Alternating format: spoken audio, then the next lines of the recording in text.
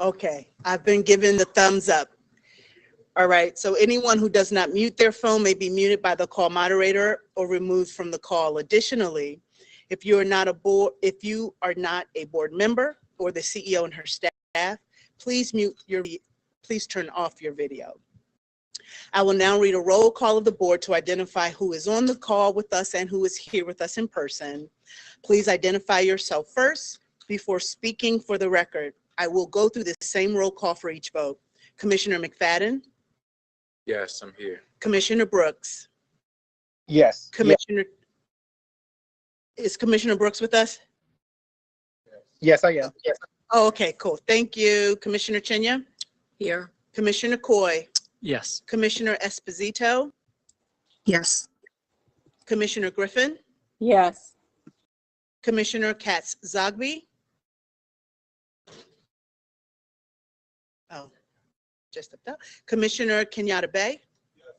Commissioner Reed? Present. Commissioner Roberts? Here. Commissioner Sally? Present. And I am present. Commissioner Katz-Zogby, I'm gonna give you a chance we're in roll call. I'm also present. Okay, awesome. That makes us here 12 present with no one absent. Is there a motion to reopen the meeting? So move, McFadden. Thank you, Commissioner McFadden. Is there a second? Second. Thank you, Commissioner Kenyatta Bay. I got to get used to your voice. Thank you, Commissioner Kenyatta Bay. All in favor, Commissioner McFadden? Yes. Commissioner Brooks? Yes. Commissioner Chinya? Yes. Commissioner Coy? Yes. Commissioner Esposito?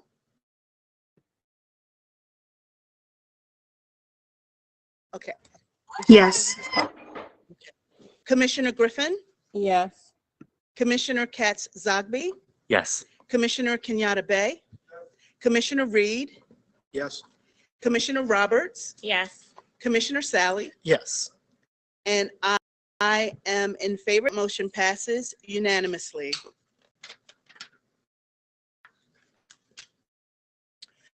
So we will now have the presentations of colors by the JROTC at Reach Partnership High School. Can we all stand?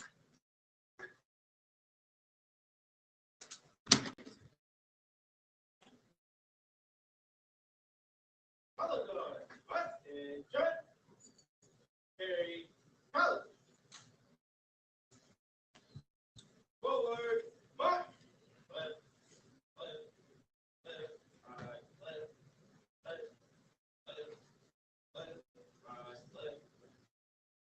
Color guard, oh. Left, right. Raise it, oh. Lieutenant Colonel Ransom, Reach Partnership High School, Army Junior, ROTC request present colors, ma'am. Permission granted. Thank you, ma'am.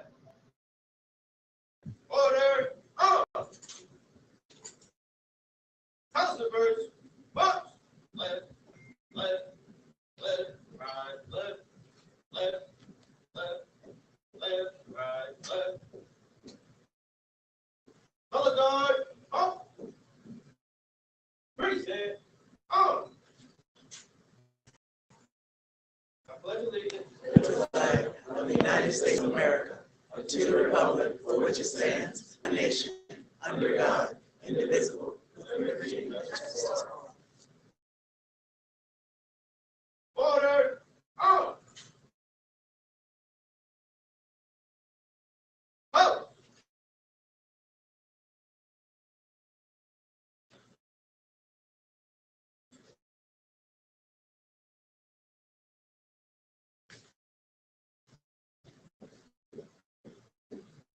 Color guard, up.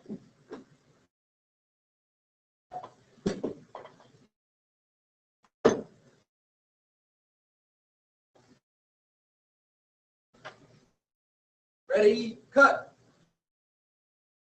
Raise it, on. Thank you for letting Reach Partnership present colors, ma'am. You're welcome, and thank you for being here.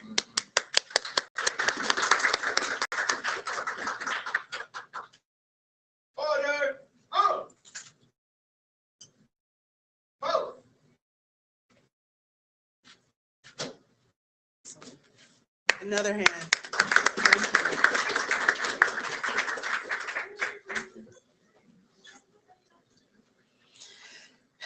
So I want to thank Commander Cadet Lieutenant Colonel Ransom, Cadet Command Sergeant Major Yearby, Cadet Staff Sergeant Wardrick, Cadet First Lieutenant Spriggs, and Cadet Captain Jackson. Is there a motion to approve the prior open session minutes? So moved, Robert. Thank you, Commissioner Roberts. Is there a second? Second, Sally. Thank you, Commissioner Sally.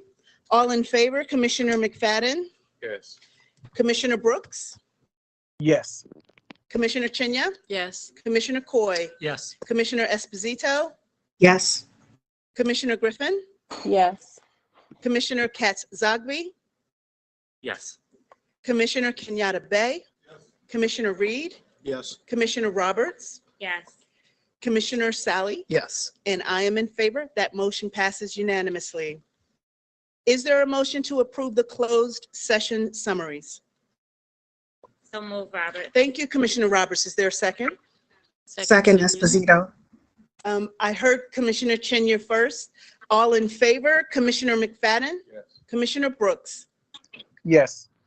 Commissioner Chinya, Yes. Commissioner Coy, Yes. Commissioner Esposito, Yes. Commissioner Griffin, Yes. Commissioner Kenyatta Bay, Commissioner Reed, Yes. Commissioner Roberts, Yes. Commissioner Sally, Yes. and I am in favor. That motion passes unanimously. So hello, everyone, again.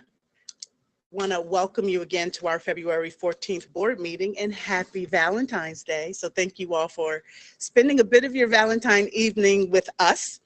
I am really happy to be with you all here tonight. Last week, the board hosted its third Family and Community Board Forum at Edmondson Westside High School. Commissioner Reed, Commissioner Roberts, and I had a great time engaging with the community and really getting to the heart of some of the community's concerns. We appreciate everyone who attended and supported the event. The passion and commitment we saw is the driving force for all of the work that we do as a school board. The board will be hosting 2 more family and community board forums, one in April and another one in May. More details on those will be posted in the coming weeks. Tonight's meeting is the first official public board meeting for Commissioner Ashley Esposito and Commissioner Kwame Kenyatta Bay, the 2 newest members of the Baltimore City Board of School Commissioners. Both commissioners were recently voted onto the board by Baltimore City residents, making them the first ever elected school board members in the history of Baltimore City. That's really, really big. My colleagues and I are excited for this addition to the school board and look forward to working with each of them. I would like to give the commissioners an opportunity to share their thoughts. So Commissioner Kenyatta Bay.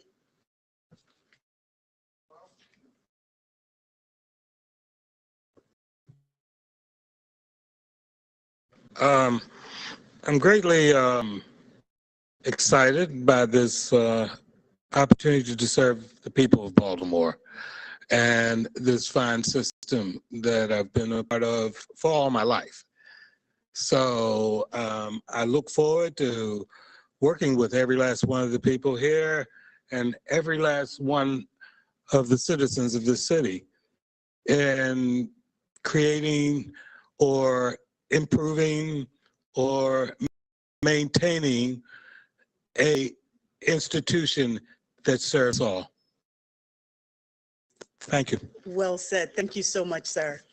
Commissioner Esposito. Thank you so much. Yeah, I'm really appreciative to be one of the first elected members as a mom of a future Baltimore City Public School student.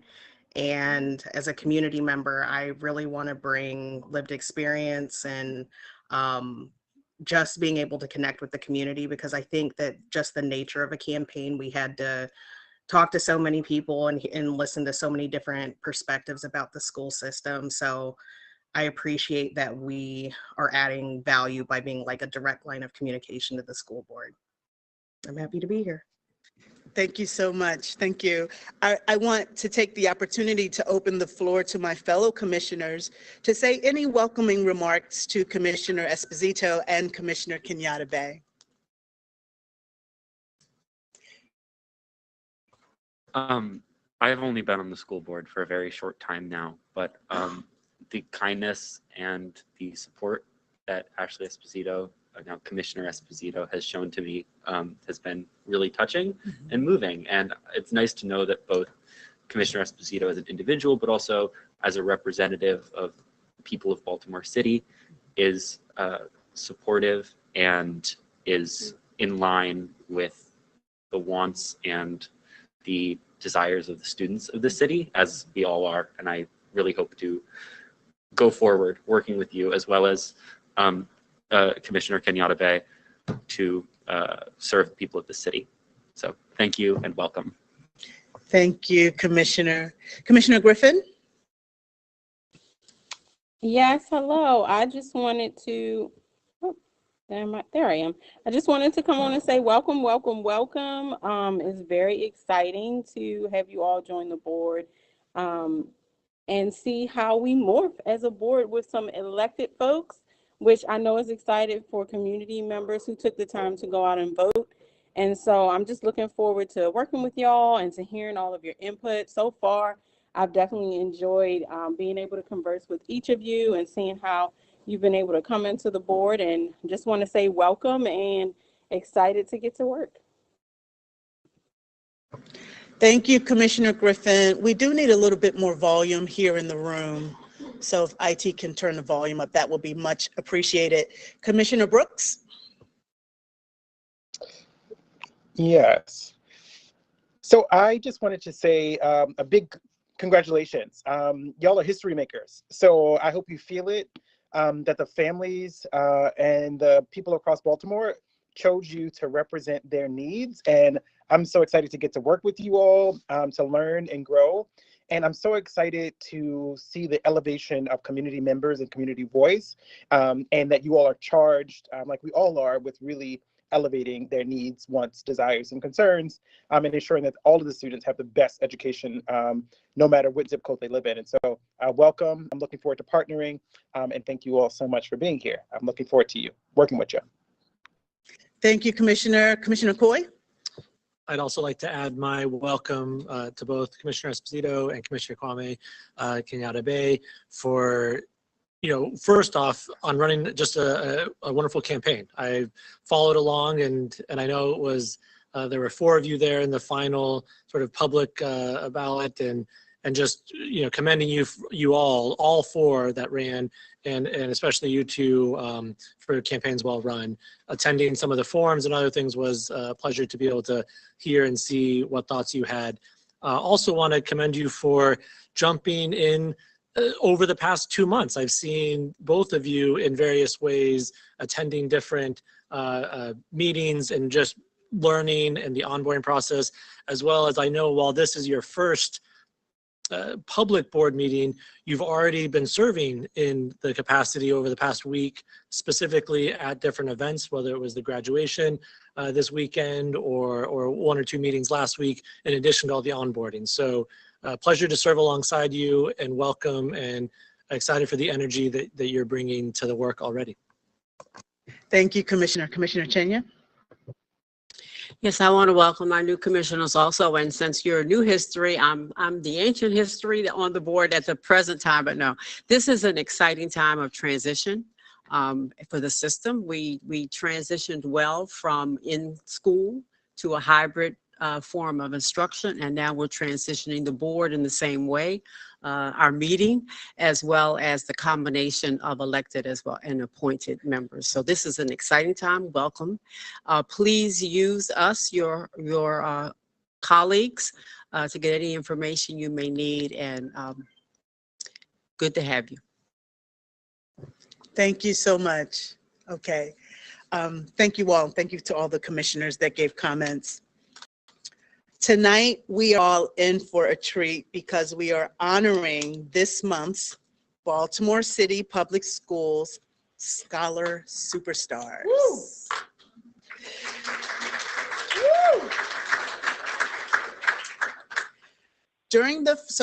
As we move forward, during the first public board meeting of each month, the board will honor 2 students from various grade levels for their excellence and exceptional contributions in a segment we're calling Scholar Superstars.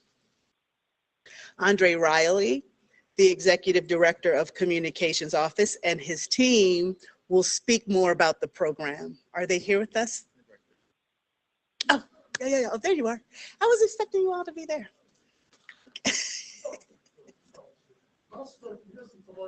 Yeah, sure. Good evening, everybody. Hi. Before the pandemic, our Chief Communications Officer, Tina Highcover, she had a vision for us to redouble our efforts to celebrate our students. We believe that every single day in this organization, there's a student doing something exceptional. There's a staff member doing something exceptional. And given all the discourse around us, and just our own pride in our work, we're going to celebrate that as an organization. And Scholar Superstars is one of our tent poles for that. To be a Scholar Superstar, we look for great attendance, students that have avoided disciplinary infractions, but most importantly, students that have made a difference in their school communities. Before we move on and celebrate our young people, I want to shout out my 2 folks to my left, LaShawna Williams, our board communications specialist, and Rochelle Goff, our external communications specialist. Speaking of celebrating, you guys celebrate your team if nobody else does. But this project was their hard work. I gave them a few words on a piece of paper, and now we're going to begin to celebrate some students. So let's do it. This is so exciting. I'm so happy when LaShawna emailed me this concept. I was like, oh, I love it, I love it, I love it. And then she had asked myself and Commissioner Katz-Zogby to be judges, which was it hard for you? I think that it was really difficult for me, especially when I think that it definitely poses a challenge to have to in any way evaluate the merits of these incredible students. But also as a student myself, I was like, wow, these people are doing so much incredible stuff. And I am sitting in my room on a Zoom meeting. But it's really incredible. And I really commend everyone, our 2 winners today, as well as hopefully the many more students that will be honored through this new tradition. Yeah. Awesome. So without further ado, February's Scholar Superstars are 2 special young ladies. Our first winner is Josiah David. Josiah,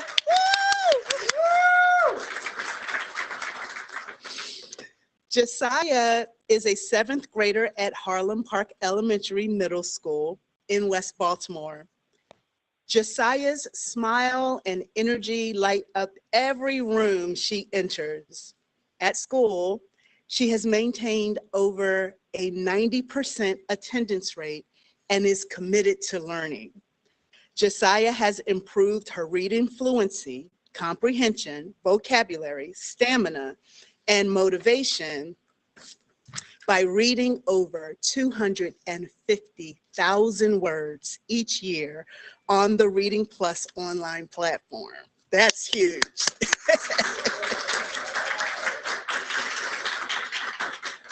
To date, she has read 214,430 words. Outside of academics, Josiah participates in the Harlem Parks After School program, and she's a member of the Step Dance troupe, Green Team, and all quarterly HPEMS activities. It is now my pleasure to invite Josiah's family, and our Harlem Park Elementary Middle School staff to join me to say a few words in acceptance of our inaugural Scholar Superstar Award. So you can go to the mics right there. Andre, can you help them? Thank you.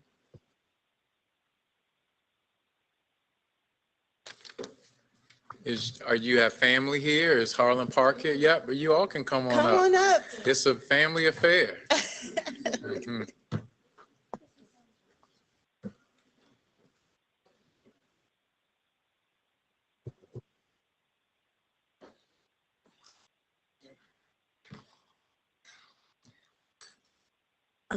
First, I would like to thank Principal Jackson and Mr. Pope for nominating me for this award. And then also, I would like to thank my mother, my brother, and my father for being on my side at any point in time that I needed them or any point I was struggling. One of them has always kept their promise to help me and help me do better in life. Because I wasn't always a great...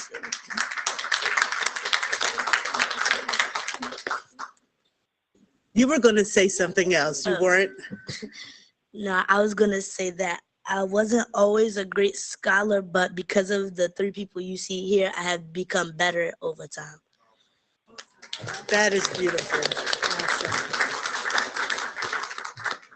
Mom, Dad, brother, you want to say something? I would like to Hit the button, Mom, and yeah. I would like to say something. Over the years, I've seen Saya grow, but not just grow in her work. I've seen her grow up. Like the person over right next to me is my mother, my father, and my sister. They always been my ride or die, and like every time I would fail, they would just be right there. But Saya deserved this award because she has a good heart. Yes. How old are you, man? I am 11. Thank you. I just want to say thank you guys for having us. I'm so proud of my Boom. I call her Boom because she's always making noise in any way, whether it's in her dance and green team or in her work. She's booming everything. So I'm just so proud of her. Yes, I want to thank you all again for recognizing our baby. That's my princess. We've been working hard on her, like been a journey. Got a long way to go. She ready to hit them teen years, so you know how that's gonna be. But we got our next superstar coming right behind us, so hopefully we'll be with him next year in the same seat. So he's a superstar in training next. But Saya's doing great. Thanks for the recognition, and we're gonna keep pushing. Thanks a lot. So I want to, I wish somebody had taken a picture of that. I want to hand you your award, and I want the board to join me. We want to take a picture, and the CEO, with Josiah, her family.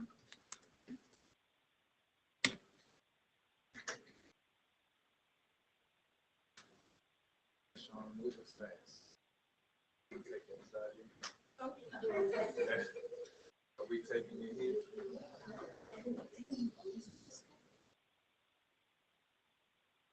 Oh, you make us so proud.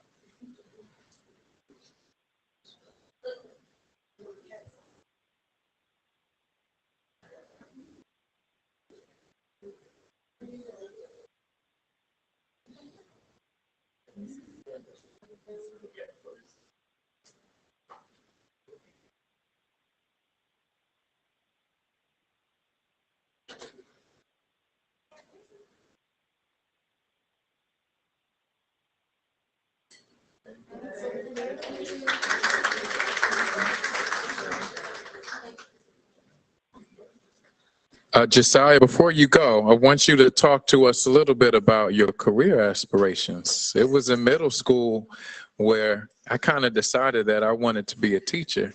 And so what do you plan on doing with the next 4.5 years in city schools? I said that when I grow up, I want to be an astronaut or maybe someone in the military, because military people, they fight for their country, and it also gives you discipline. And I know that is something I would like to build up, more discipline.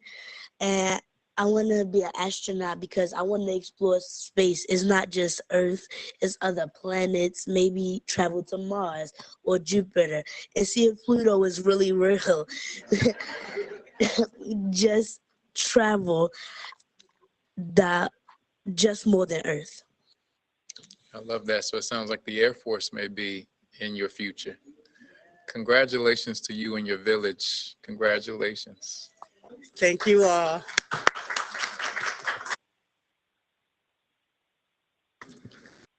Our second winner is Kira Cairns. Kira is a 12th grader at Patterson High School in South Baltimore. Woo. Kira is such a ray of sunshine. Kira is an active participant in athletics, student government, and peer tutoring.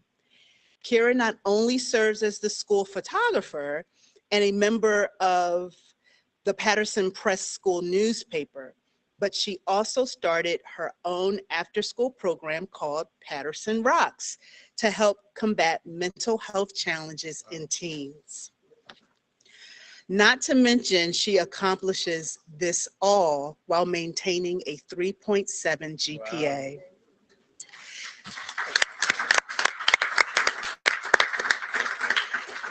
It is now my pleasure to invite Kira, Kira's family, and our Patterson High School staff to join me to say a few words, to join Kira in saying a few words in acceptance of the Scholar Superstar Award. Is Kira here?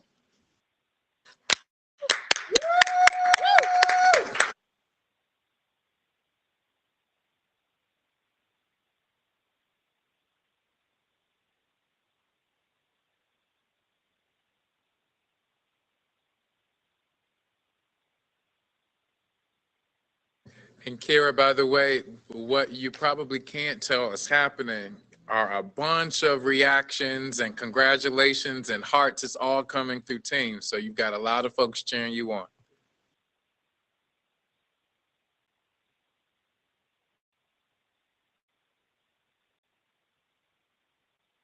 Oh, I can be heard either way, so. Oh, that makes sense. Hello, my name is Kira. I'm in the 12th grade. I do Patterson Rocks, volleyball, swimming, JRTC, a whole bunch. I'm not gonna list all of it, it's too much. But I'm very grateful for this award. I'm very grateful to be noticed, especially since I know a lot of people that would enjoy this opportunity, so I'm going to enjoy it while I have it. I'm very grateful for all the people who nominated me without telling me. But I'm also very grateful for my mom and my stepfather and all my siblings because they really did help. My mom really kept on me. And she really helped motivate me to keep my grades up. And my stepfather for really keeping on me as well to make sure he always had high expectations so I could always, because he always knew I could do better instead of just sticking with the same B in certain class or C in a certain class. They both like always wanted me to be better every quarter. And to Miss Styles for nominating me because she made me realize last year that I could do better, especially with my academics and whatever. But and she made me want to become better, and she's one of the reasons why I want to become a teacher. So I'm very glad for this award.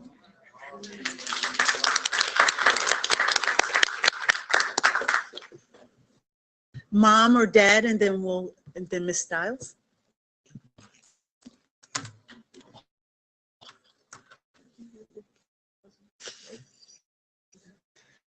Okay. Kira, it's been a long road. I mean, we bumped heads a lot, but you know what? I mean, she's very voiceful and she's steadfast and has an opinion. But all I got to do is say I'm proud of you. I mean, you've come a long way, and I mean, there's no other words that I can express, but I love you and I'm proud of you, and you're gonna do well. Thank you.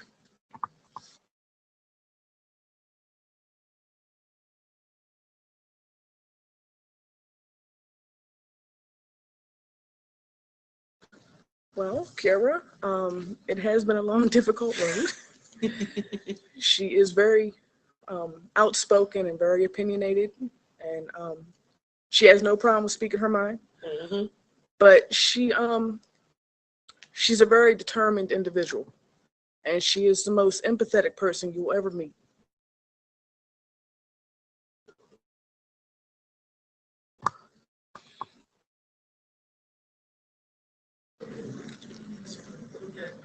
I'm gonna cry. It's okay. I'll do it for us. Oh,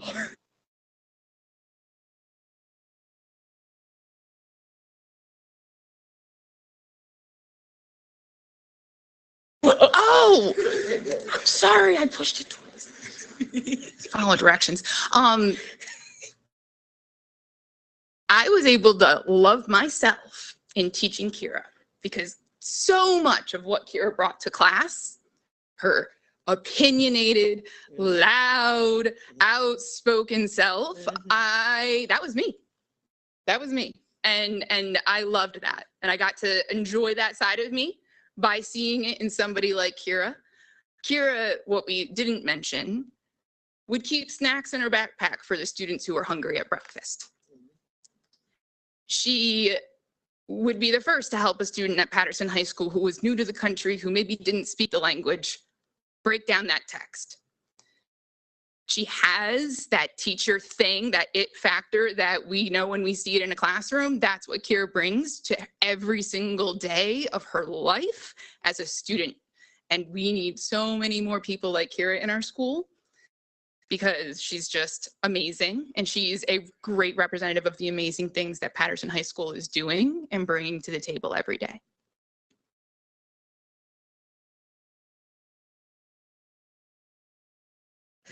This Kira, was so beautiful. Go ahead. really quickly, we've got some folks in the chat saying that when you graduate college, you've got to come back to teach in city schools. We've got a job for you. Okay. You're hired. This is beautiful. Would you mind joining us all for a picture?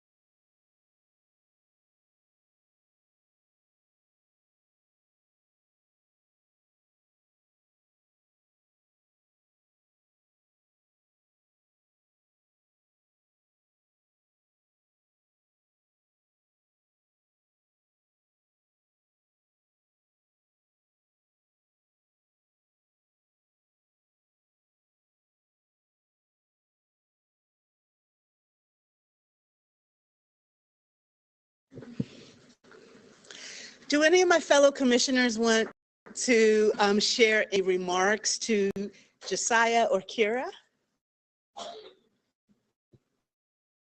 Just opening up the floor, we can move on. I am so proud of you guys. I guess one thing's make me think when I was a middle school student at LaMelle or a senior at Forest Park, the principals hardly knew me because I tried to be invisible. I didn't do anything. And I'm just proud of people who try to make a difference. This took me forever to figure it out. That's important to have a purpose and a meaning. You guys figured it out early. And Baltimore's got to be proud of you guys. Thank you very much. I just gotta say, I'm so proud of everything that our scholars are doing and how they're moving forward and feeling confident about our future when I see it in such hands. And Kira, I used to see her taking care of people in the halls every day. Kira is one of the reasons I'm going to miss the classroom.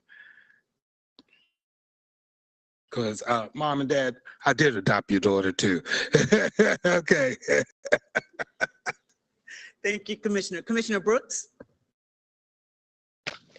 Yeah, I just wanted to say how amazing both of you all are. I was so moved and touched by the love and support that you show to each other and the care of your families. And I just was left sitting with, for both of you, that your voice is your most powerful attribute. So be loud as you need to be in order to make this world deserving of your brilliance. And so thank you and congratulations again.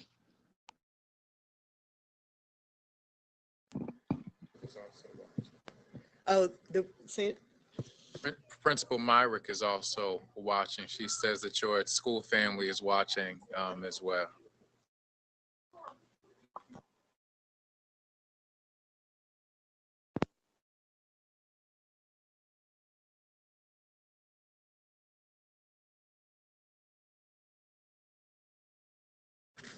Thank you. If there are no other comments, I just want to again thank both ladies. You all make me so proud to do the work that I do with city schools, and and the family unit is just so encouraging and inspiring. So thank you for coming to be with us on this evening. Again, a slither of your Valentine's Day evening. Thank you for spending with us. We're going to move on in our, Commissioner Katsagbe, I'm so sorry. Yeah, sorry. I just wanted to say again, I read over both of your applications and I was deciding for who my votes would be for who would win this award.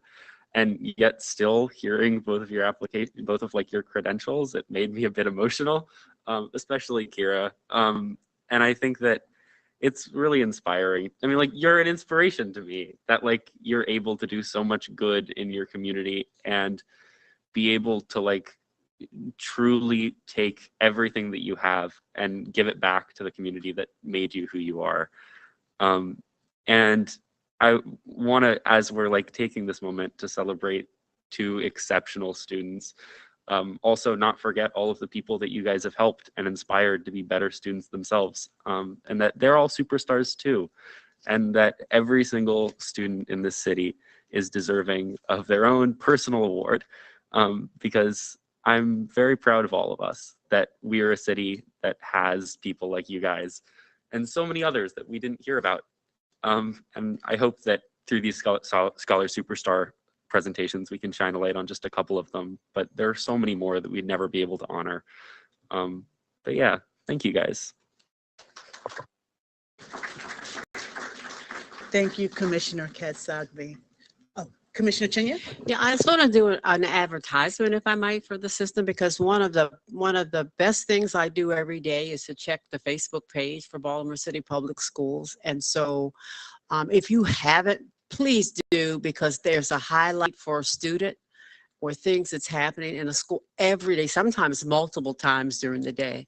But that's one of that's one of the best ways of expressing how I'm feeling today on Valentine's Day. So thank you to the two of you for starting us off, but please, everyone else who can hear me, get on Facebook and like those pages and help support our students. Thanks. Thank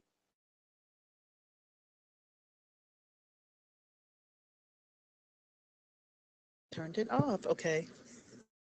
I will now acknowledge a gift from 4 cities that City Schools has received. Thank you to our donor for your generous support. The board acknowledges a monetary donation in the amount of $40,000 for media equipment and educational supplies for classrooms and staff lounges from Rough Roofing and Sheet Metal Inc. So thank you so much. Thank you again. Is there a motion to approve the personnel and quasi-judicial matters? So moved, Robert. Thank you, Commissioner Roberts. Is there a second? Second, Sally. Thank you, Commissioner McFadden. All in favor? Commissioner McFadden? Yes. Commissioner Brooks? Yes. Commissioner Chinya? Yes. Commissioner Coy? Yes.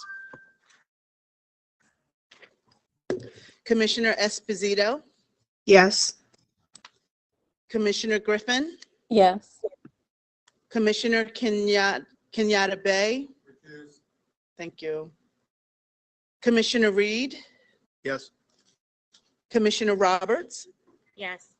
Commissioner Sally? Yes.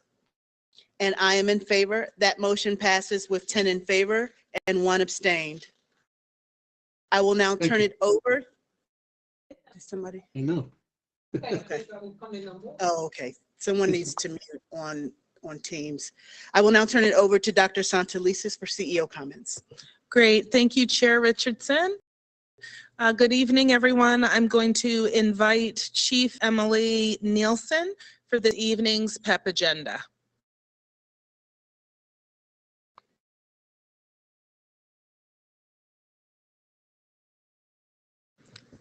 Chief Nielsen? I'm having some technical difficulties. Oh, Can you sorry hear about me? that. We can hear you. Great. Good evening, commissioners. I'm joining you from the Council of Great City Schools HR conference today, where I'm representing Baltimore City. We have a very short PEP report for tonight from the Office of the Chief Academic Officer. We have an interim appointment recommended that Matthew Barrow, currently Coordinator, Academic Tutoring, Multi-Tiered Systems of Support, be appointed Interim Director, Specialized Learning, Multi-Tiered Systems of Support, effective February 15th, 2023 through June 30th, 2023. That is it. Thank you. Thank you very much, Chief Nielsen. Last Saturday, we celebrated winter graduation ceremony, honoring more than 100 young men and women who overcame numerous challenges to earn their high school degrees. I want to thank all of the members of staff, Board of Commissioners who attended the event.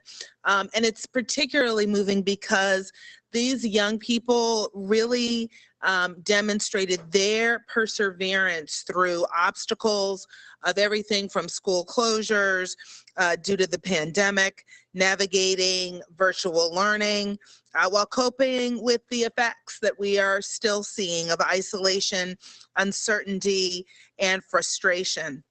But they didn't give up. They put aside that frustration, focused and pushed all the way to the finish line. They did what they needed to do and achieved their goal, many with the help of caring teachers, administrators, friends, and most importantly, family members. Words really don't describe how proud I am of this accomplishment. Our winter graduation is now a few years in place, and I will tell you, each and every graduation during the winter, we have seen an increasing number of our young people graduating. So I just want to congratulate all of the new Baltimore City Public School graduates and their families again for this remarkable achievement. Next, since our last board meeting, I am sad to say that we have lost 2 coaching greats from city schools. On January 27th, we lost Mr. Freddie Lee Hendricks, the legendary Mervo coach who led the school's track team to 7 MSA state titles, despite the fact that Mervo did not have a track at the school during his tenure. Coach Hendricks, compensated by having sprinters run up hills behind the school and jump hurdles in the hallway, while long distance runners ran around Lake Montebello. The Freddie Hendricks Sports Complex at Mervo is named in his honor.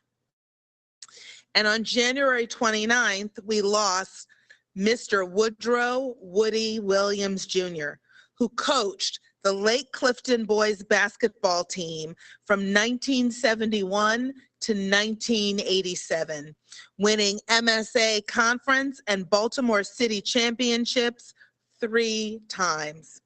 In addition to being highly successful coaches, both these men served as powerful examples and trusted adults to hundreds of young people in city schools.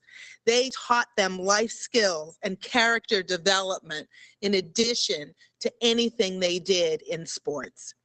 We are grateful for their service to their sports, their schools, the community of Baltimore, and most importantly, their students. Now, as I discussed at our last board meeting, the progress shown by our students in literacy for the most recent MCAP data was not reflected in our math data. While the math results absolutely are concerning, they were not surprising. And like many districts across the country, we anticipated that our math results would be low. In fact, across the world, math results are down. And that we knew there would be many students who would not meet their grade level requirements. It's important to remember that the math results are a picture of where our students were in May of 2022, the end of an extended period of pandemic-related disruption. We knew that the critical foundational skills in math were not secure for many students, and we understood that students were going to need more intensive investment in things like tutoring, personalized learning opportunities, and small group instruction in order to address their unfinished learning. And these are elements that were part of our recovery program long before we saw the actual MCAP results a few weeks ago. Now, naturally, we are absolutely looking closely at these results, and we're using it as one source of information. In fact, if we had waited the additional 10 months between when students took the scores and when they were released, we would have waited too long to begin the effort. The Chief Academic Officer has already held several strategic planning meetings with both internal and external partners to plan the next steps for math-focused improvement strategies to put into place this spring, summer, and the upcoming school years. These important goals from pre-K to 12 mathematics will be finalized by early February and will be shared with the board in May. Most importantly, in addition to our current high-quality instructional materials and diagnostic tools, we are listening to those who are closest to this work, our teachers and our school leaders, to understand what they are seeing and learn what their students need and what they, the teachers, need. We anticipate many new professional learning opportunities focused on math to provide our job-embedded professional learning opportunities for teachers, as well as having more math coaches in our schools through additional funding City Schools has received. These math results are a powerful baseline and confirmation of our concerns. They're concerns that impelled us to reopen schools for in-person learning well before most districts across this state. Now we must focus forward on what our teachers need in the teaching of mathematics in order to meet the needs of their students. This concludes my remarks for this evening. Back to you, Madam Chair. Thank you, Dr. Santelises. We will now hear a presentation from the Office of Legal Counsel for the first reader of Board Policy EHB, Data Retention, and JRA, Maintenance and Release of Student Records.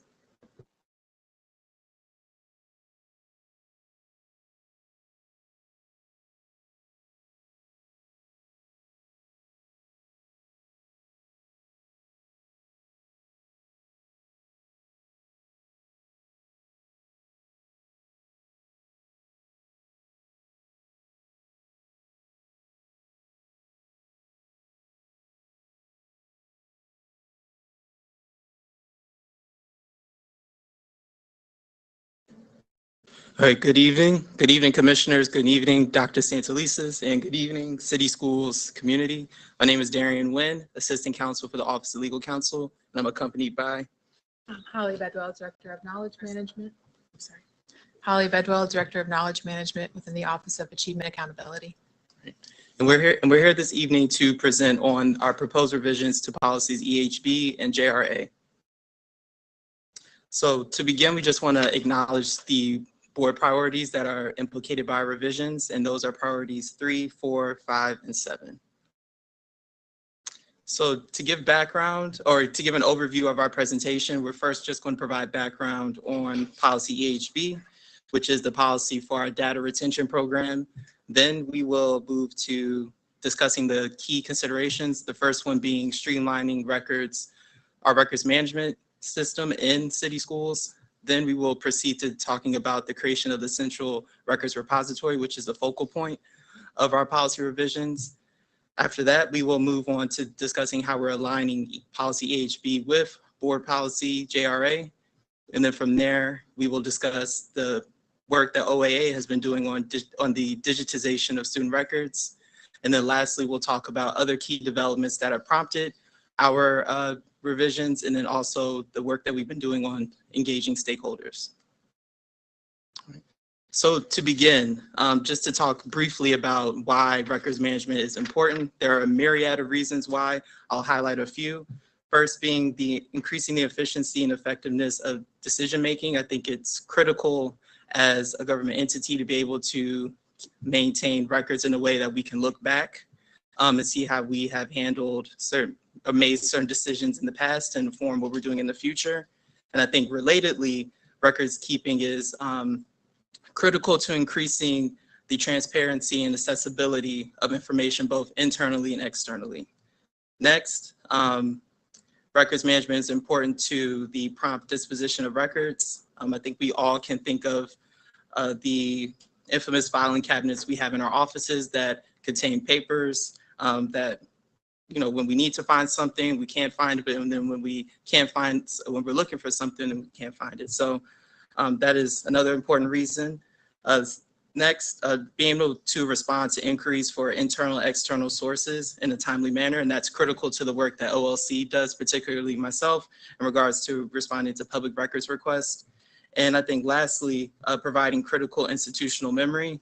When we think about the longevity and sustainability of city schools, this is very important.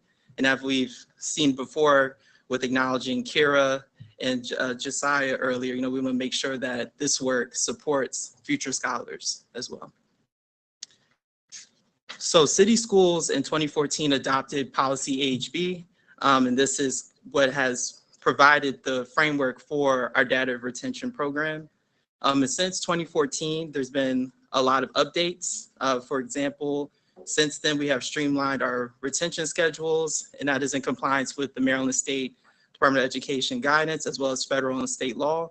We've also, since then, over a decade ago, we've made increasing advancements in technology, and as well as being prompted by the pandemic, we've had to move to a digital world. And I think that's why this work is very important, and us being able to update the policy. And then next, just being able to consult with the Maryland State Archives and other state agencies who provide guidance in this work, and then benchmarking from other school districts such as our neighbors in Baltimore County, as well as Howard County, that both have very robust records retention programs. So key consideration number one. So one of the major, first, just starting off with our proposed revisions, we've updated the definition of record. And as I mentioned before, we're moving to a digital world. And so we want to make sure that our definition of record includes electronic documents as well as written materials as well. As you can see, this is a non-exhaustive list, but this is a list that is informed by Maryland state law.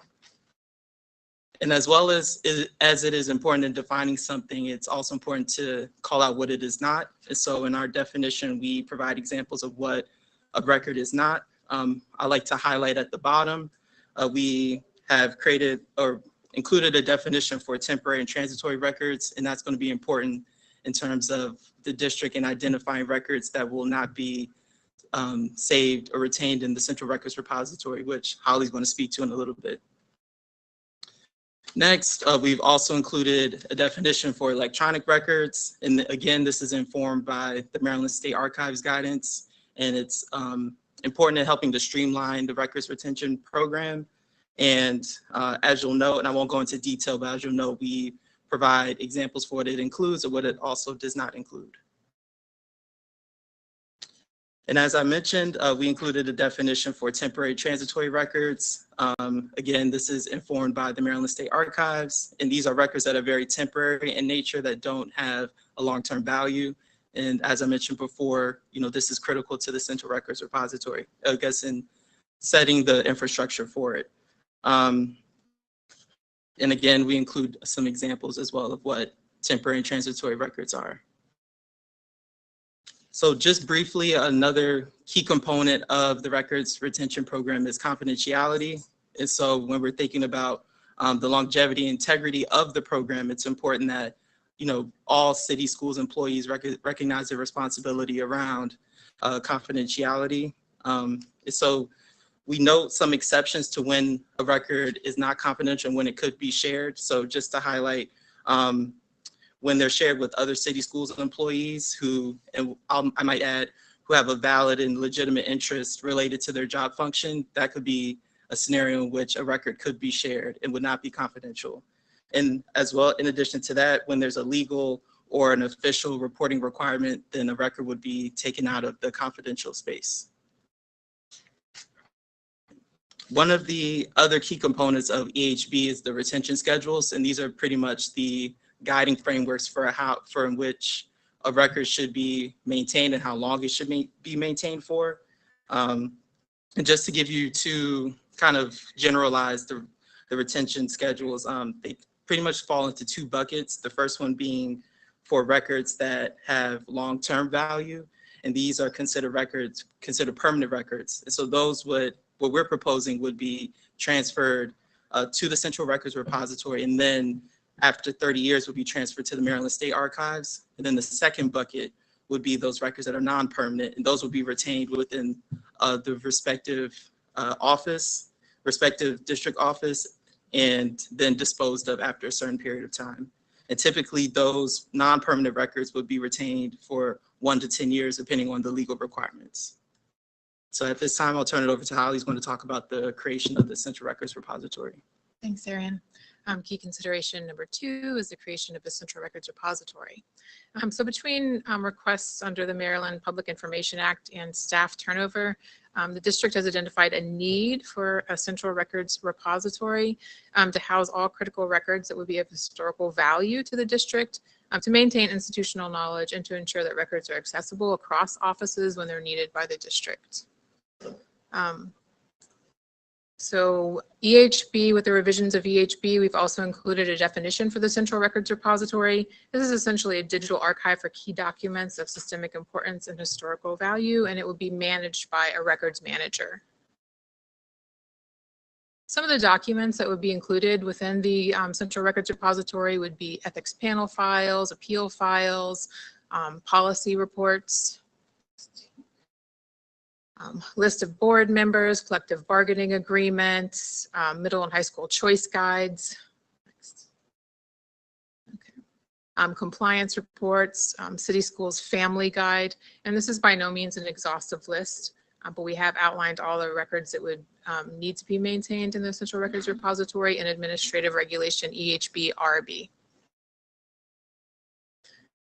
So to manage the Central Records Repository, we would propose 2 new roles. One would be the records manager.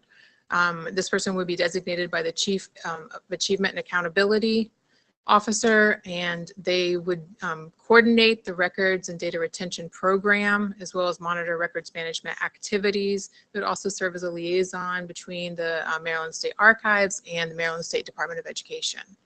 We'd also identify records liaisons, of which there would be many across the district and schools, to directly work with the records manager to make sure that records are archived according to the retention schedule and in a timely manner. So in addition to that, the records manager would also provide oversight of the Central Records Repository and management of records retention activities, and provide training to records liaisons and any other city employees as needed. The Central Records Repository Working Group has met several times to discuss what functionalities would be needed for this type of system.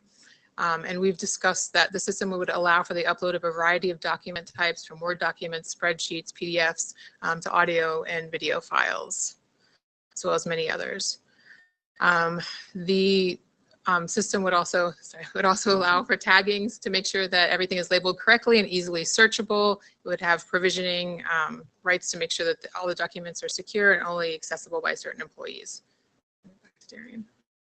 All right, thanks, Holly.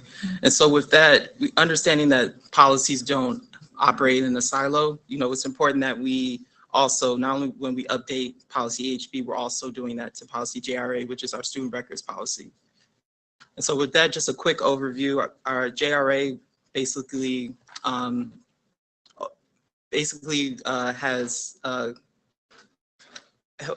governs our guidance on the maintenance and the keeping of student records. And with that, it is in compliance with federal law, namely FERPA, which provides protections for student privacy, as well as other state law and board policies as well.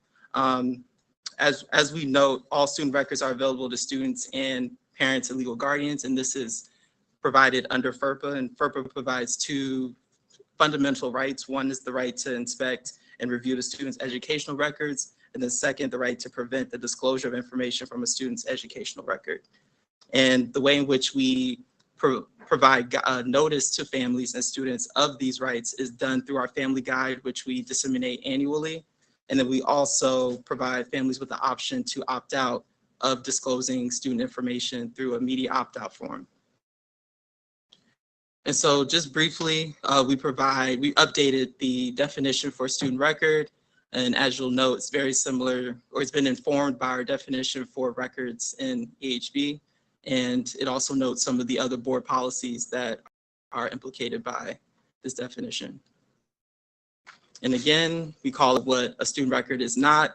I'll just make quick note that child abuse and neglect records and state mandated bullying, harassment, or intimidation reports, those are confidential. And so those are kept separate from the student record, and they're also not transferred with the student record when a student is transferred to another district. And then, so with that, I'll turn it back over to Holly, who's going to talk about the digitization efforts. So key consideration number 4, digitization of student records. So we just wanted, as the district is moving more in the direction of using electronic data systems, we wanted to give you an update on the digitization of student records. So the required student record cards are currently available on Infinite Campus. Schools have begun digitizing student records, specifically birth certificates and proof of residency. The whole idea behind this is ultimately so that the student record itself would be completely electronic, and so it could be transferred electronically when students matriculate to a new grade or transfer within the district. Inactive student records are being digitized by a vendor. And with, we're just aligning all of our revisions to JRA with EHB and our digitization efforts. Okay, next slide. We have met with schools this year a few times, most recently in the November school stat meeting, we see schools as our partners, so we want to reiterate the importance of continuing the digitization efforts, using a phased approach, but mostly focusing on grades where students are matriculating or graduating. But ultimately, we want to have all student records digitized by the end of school year 25-26. We've provided schools on guidance on how to scan and upload documents to Infinite Campus to move these digitization efforts forward. We're also offering weekly office hours to schools so they can call in or reach out via Teams with any questions that they have about how to digitize student records. And we're working with 5 high schools this year to pick up inactive student records to get those scanned from the buildings. And so to conclude, we just want to go over some of the other key developments that have informed our revisions and then talk about stakeholder engagement. So a lot of this we've touched on earlier, but pretty much all of our proposed revisions are influenced by Maryland State Department of Education guidance, the Maryland State Archives, as well as other board policies that are implicated by EHB and JRA, as well as some other key developments, such as there's been new laws around access and the retention of school videos, as well as some of the work that OLC and OAA have been doing around the process in which we respond to subpoenas and other records requests. So in terms of benchmarking, I believe Commissioner Coy had asked us a question about this. So we've done a lot of benchmarking on it's been twofold. So first being the digitization of student data. Before we chose Scribbles, which is our vendor for processing transcript requests, we've reached out to Baltimore County as well as Prince George's County to during the RFP process, and that's been informative. We've also looked at other school districts in other states around the digitization efforts that they've been undertaking to kind of guide and inform what we're currently doing. And then on the data retention side, again, we've really relied on the Maryland State Archives guidance as well as federal and state law. And then we've also looked at our sister districts, Howard County and Baltimore County, who have very robust policies and regulations on this topic. So as you can see, we're at our timeline. We've already updated the retention schedules, and we've already started reaching out to district office for feedback, and we've been scheduling those meetings to kind of review what documents each office has. And in addition to that, we've also been soliciting feedback from external stakeholder groups as well. And we have attended a few meetings and we're waiting for feedback, written feedback from other groups. And again, kind of already touched on this, but our revisions are being vetted both externally and internally. And the revisions are also going to be reviewed by the Maryland State Archives and the Department of General Services. And so here, this is just a timeline, or this is just an overview of the external stakeholder groups that we've reached out to. Some of them we've attended meetings already, some of which were last month. And then we've also sent out our proposed revisions to other groups as well, some of which have responded, but we're expecting to receive responses by early next month to inform our work going forward. And I won't go into too much detail here, but this is just some of the feedback that we've gotten from stakeholders, namely from the charter and operator-led meeting that I believe Commissioner Sally had attended. And he has some questions on how we're thinking about incorporating charters into this work. And so we've just made a note here that, pursuant to board policy, specifically IHBJ and their charter agreements, that charter schools are supposed to maintain student records and other educational records consistent with our policies. And then as well, but even with that, and I know our big initiative is the Central Records Repository, charter school operators wouldn't be responsible for transferring any of their documents to the Central Records Repository. So we wanted to make that distinction. All right, and with that, we'll open it up for any questions.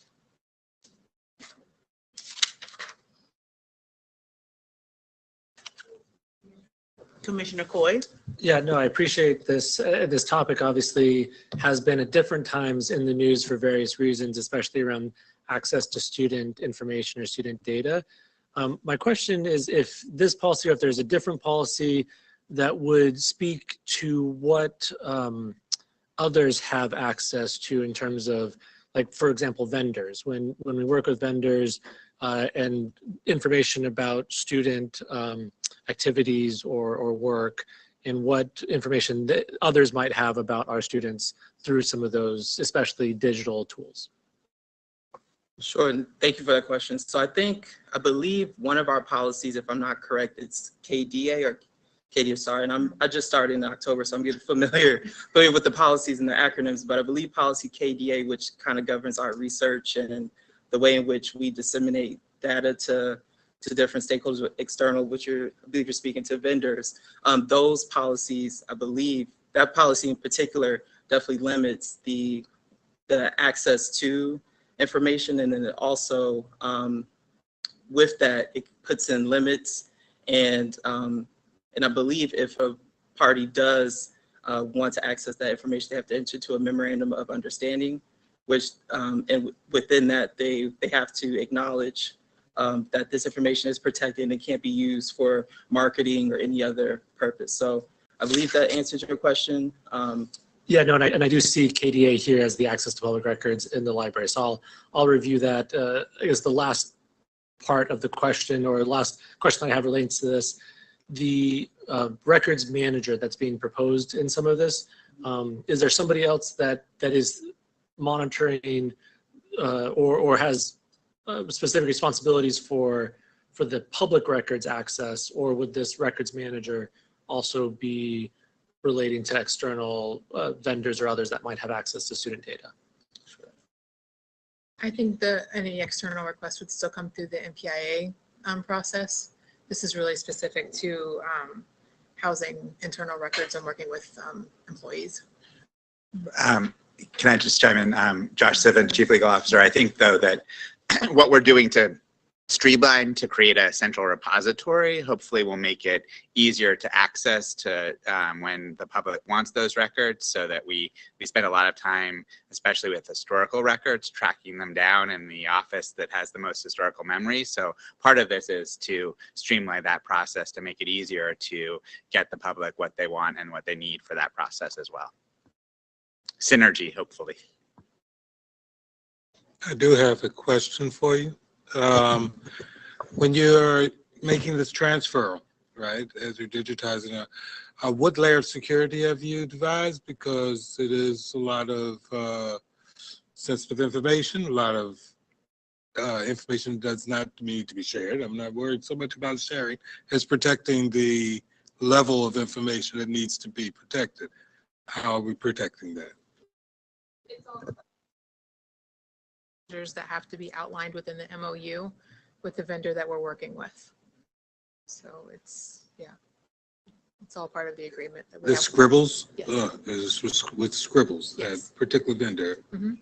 Okay. Is there a check and balance on that? What do you mean? Well, because when you talk about a single source of security, usually has to be backed up, Mhm. you know, by another source of security. Do you have a backup for that So to protect these records? Yeah, they back up the data, but it doesn't link to our internal systems. And just as if I might chime in with all of our vendor contracts, there are elaborate safeguards around privacy of information. We recently, a year or so ago, upped that, and then our information technology office really constantly checks the connections between our vendor systems and our own system. And we are also doing all the backup and security provisions. And if you want follow up on that, but we're acutely aware of both the need for security of data, but also the need for backup of data should we have any sort of issue with that as well.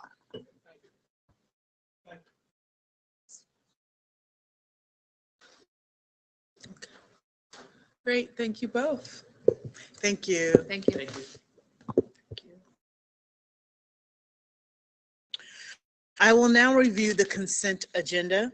Board colleagues, please let me know if you would like an item removed, and please state your question for the staff. I will be pulling item 8.01 waiver request so that our student commissioner can vote on that. I'm also going to be pulling annual school review items 8.04 through 8.08 for presentation and vote. 12.01 Leaders of Tomorrow Youth Center. 12.02 the Fund for Educational Excellence. 12.03 Wide Angle Youth Media, Inc. 12.04 Child First Authority, Inc. 16.01 Robert Half International, Inc. 19.01 Future Makers. 19.02 Pride Youth Services, Inc. And 19.03 Thread, Inc. Okay, we're going to move into public comment. Speakers from recognized groups will have the opportunity to speak for 5 minutes. First, we have Zach Taylor representing the Baltimore Teachers Union.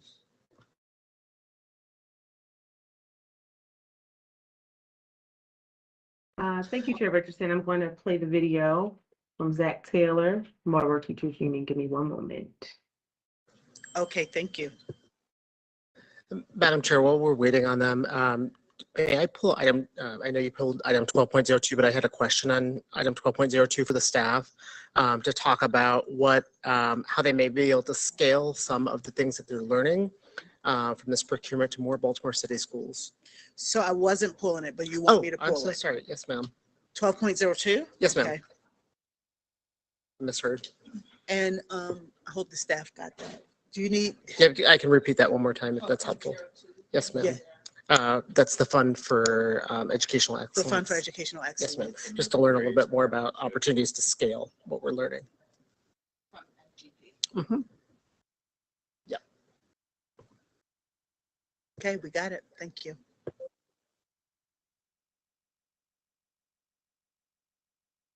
All right, we're ready, Jessica. Okay.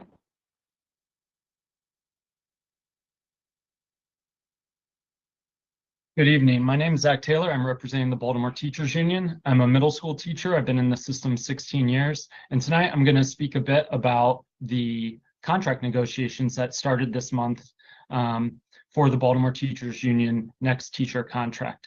We're excited to work together. We have a number of very important issues we're trying to address collaboratively. And there are a lot of problems that we think that with the district's assistance, we can come together, improve the situation for our schools, for our students, and for staff, and taking on a lot of the challenges that are facing Baltimore City.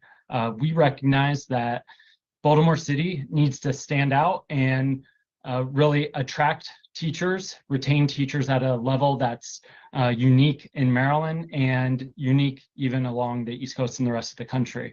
We have to address issues of teacher burnout, and we see what's going on in other school systems, and instead of leading, too often we're falling behind. One of the areas that we're falling behind on is the issue of planning periods.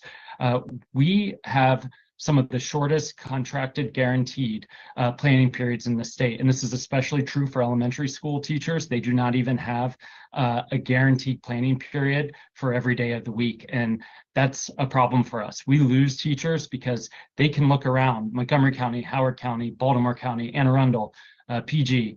They all guarantee planning periods every single day for their elementary school teachers. We need that for our elementary school teachers. They're struggling, and we need to make sure that they're there, completely present for their students. And this is one small way to make improvement. We need additional planning period across the board. This is a big item. Another issue we hear all the time from teachers who are considering leaving the district is the issue of class coverage. We know that we have a number of staff vacancies in practically every school building, every floor of every school building, and we have a substitute crisis. We're not attracting the substitutes we need to fill in when someone's absent, or when there's a long-term absence, or it's just a vacant position. And so staff are regularly taxed with staffing those who otherwise should be planning. Sometimes they should be co-teaching. They're a special educator, they're an ESOL teacher. Every other district in Maryland that is a large district, any of the other 5, 6, 7 largest districts, they provide compensation for their teachers when they plan and when they fill in for these absent teachers. So Baltimore County has an agreement with their teachers union to provide compensation. Same with Anne Arundel County, same with Howard County, Montgomery County, PG County. This is something we desperately need. We've come to the district before about this. It's a huge item. It's one of the things that's regularly cited as a leading reason that contributes to dissatisfaction and to leaving the district. We need to solve this problem together, and we look forward to working on that. We also want to look at proposals on supplies. We recognize that this year the district provided a couple $100s to certain staff to provide supplies, and they could purchase supplies that they need for their classrooms. This is something that was greatly appreciated, and we want to see continue. So we're going to be making proposals on that, and it's something that keeps us in line with some of the other large districts. Montgomery County, PG County, DC provides money directly to their staff. It also follows our principal autonomy model of school budgeting, where those who are closest to students really know where funds are best met. Our staff spend hundreds and hundreds of dollars of their own money, and that will continue. But every little bit helps, and it really fills gaps and shortfalls. We also have a number of safety concerns we want to address. There are issues at dozens of schools where we don't even have locking doors, or keys have never been provided to staff. So their doors, even if they have a working lock, functionally it doesn't work because they can't actually lock the door. This is an issue that we've raised in a number of forums. It's something that we want to address during negotiations and make sure that our schools are safe. We also want telephones in every classroom. We need to provide adequate parking where possible, and there's creative ways we can do that. These are some of the things, especially locking doors and telephones, that have been recommended by some of the commissions that have come after school shootings, just saying, we need doors that lock from the inside. We need keys to be widely available. And these are some of the things that we're going to be talking about and continuing to press to make our schools safer, to have the supplies our students need. And we'll have many other proposals to help collaborate and build the schools our students deserve. So I appreciate this opportunity to speak, and we look forward to hearing more from the district in negotiations.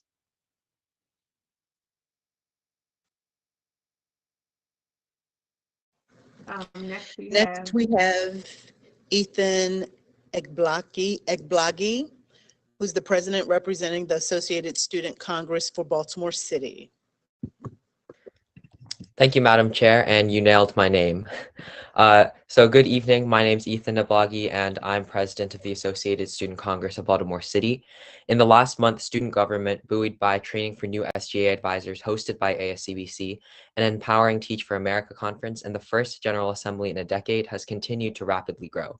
City Schools now has 60 student government associations from every part of Baltimore City, doubling in the 5 months since the beginning of the school term. These student leaders are making youth voices heard on a range of issues of pressing importance to the general public. The systematic mobilization of SGAs and student-led organizations last week led to the unanimous passage of Senate Bill 31 in the City Senate delegation, which will make the student commissioner an elected and voting position. While this came with the unfortunate amendment put forward by Senator Ferguson, removing the rights of middle schoolers to cast a vote under the proposal, ASCBC was able to call upon middle schoolers across Baltimore to ensure their objections were duly noted, with a timely response from a coalition of directly impacted students that would have been unthinkable 3 years ago. In large part due to the commendable process established by the Strategy and Compliance Office, SGAs at the pilot schools for the new weapons detection systems will finally get an opportunity to sit down with district staff and share their feedback on the controversial proposed contract in the days to come. ASCBC was glad to meet with district staff to provide feedback on their youth engagement plan and is enthusiastic to see City Schools do its due diligence in guaranteeing that students are centered in the implementation of policies that the district reports will keep us safe. However, I would be remiss if I did not also offer, first and foremost as a fellow City School student, my sincere concerns at the process beginning this week to consider a number of schools, mostly charter middle schools on the east side, for non-renewal. The Parent and Community Advisory Board, which released an extensive report a full year ago as of tomorrow, of concrete data-driven points about the academic performance drawbacks of closing primary schools, makes many arguments better than I could. Citing their findings, ensure school communities fully participate in the decision-making process. Authentic engagement before and during the process will translate to a more effective transition after a school closure as well. As community organizers at Utah Marshburn Elementary and Stuart Hill Academic Academy, slated to close at the end of this school year on the west side, feel like they were not given adequate time to prepare meaningfully for engagement in the City Schools process, these words ring as true as they did last.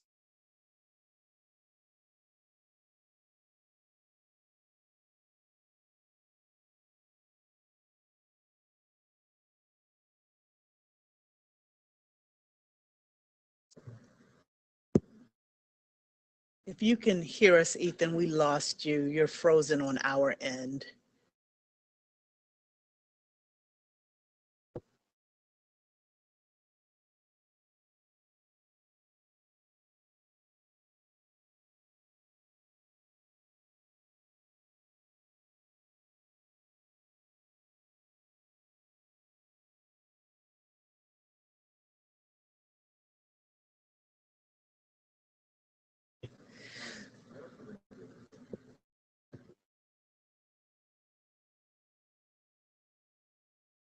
Hi, sorry, I think that my colleague,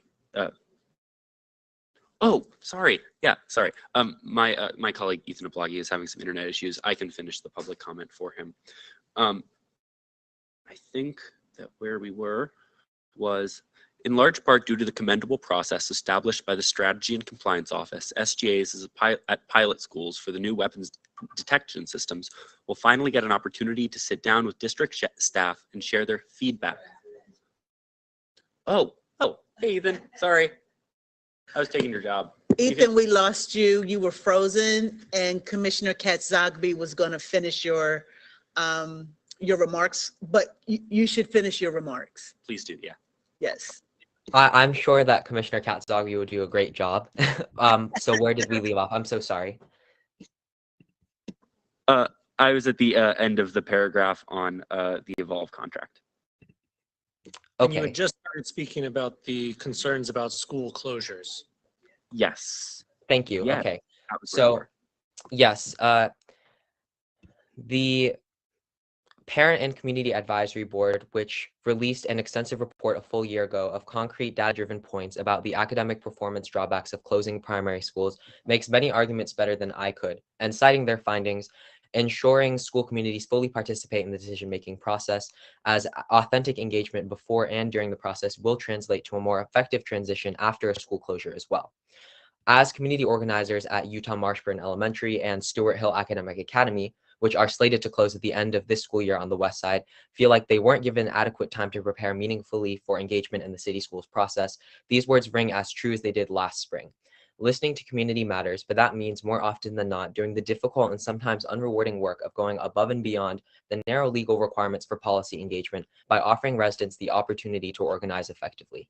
I have no doubt that were you to ask some of the brilliant student leaders that I have met, from Henderson, Hopkins, or Reach, two East Side schools likely to absorb hundreds of displaced students, were we to close schools like Baltimore Collegiate and Lily Mae Carroll Jackson, you'd meet students with grave concern about how overcrowding at their schools will further exacerbate what they perceive to be an unsafe learning environment, or how we risk pulling entire families apart by making students and parents commute further for less.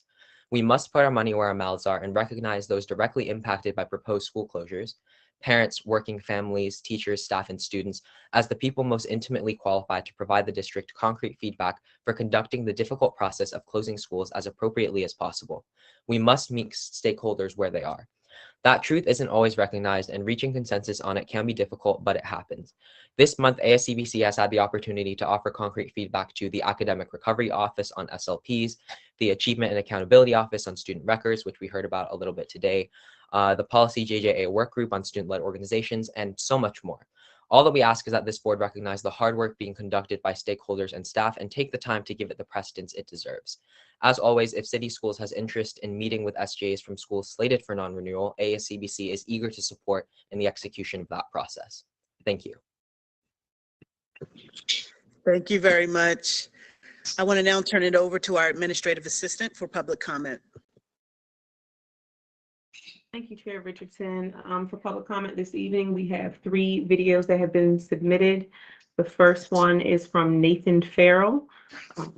And I will play it 1 moment.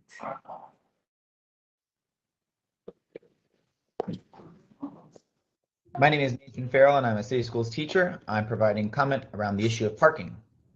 There are many additional costs and challenges associated with teaching in Baltimore City Public Schools. These costs and challenges are borne by the hardworking employees who show up every day to serve our students. Some members of this board are very familiar with the issue of parking. Both Commissioners Griffin and Katz-Zogby worked at or attended schools where there was an absence of parking for staff. It is likely that other members of the board have been personally touched by this issue. I worked for years at a school with no parking. This is a more broadly felt issue than is often realized. The following are individual comments from my colleagues affected by the issue of parking. If there is no street parking in the morning, staff are forced to block others in the parking lot until street parking frees up. This is a safety issue. There are limited parking spots available in a paid lot. We pay nearly $70 a month out of pocket just for parking. Our staff parks on the street surrounding the school. With road and street parking changing on alternative days, staff often incur parking tickets. It's mind-blowing that the new 21st century buildings are being constructed with inadequate parking for staff. Our school only has parking on the residential area. A teacher's car was stolen this past year while parked on the street. Parking is so limited, we're forced to park illegally in front of our school. The neighborhoods around our school requires residential parking permits. No matter when you arrive, you're forced to drive around for 15 or 20 minutes looking for parking. We work at a brand new building, but the parking is so inadequate, nearly a third of staff are forced to park on the street. My car and my coworker's car were hit while parked. Our staff has experienced multiple break-ins. We have a lot, but it's full every day, and the only other parking requires a city permit or payment. The The need for parking adds financial strain to teachers considering all the other expenses a teacher has to cover just to do our job. Parking shouldn't be on that list. Teachers shouldn't have to worry about a safe place to park. Not having adequate parking causes additional stress and anxiety for teachers. Many at my school pay over $100 a month just to park. This is a necessity of the job, but we bear the cost. The lack of parking impacts parent and family attendance for school and community engagement. I worked at a school for 7 years where I paid for parking. I paid nearly $5,000 of my wages that were taken from my family. It's nearly impossible to get substitutes to work at a school that doesn't have parking, or worse, requires them to pay for it. This is a safety and an equity issue. The board should engage around creative solutions, ranging from transit passes to partnerships with municipal garages and even working with local electeds to get neighborhood parking permits issued to teachers who are a vital part of the community. In order to recruit and retain educators in city schools, the issue of parking must be addressed thoughtfully. I look forward to the board's collaboration. Thank you.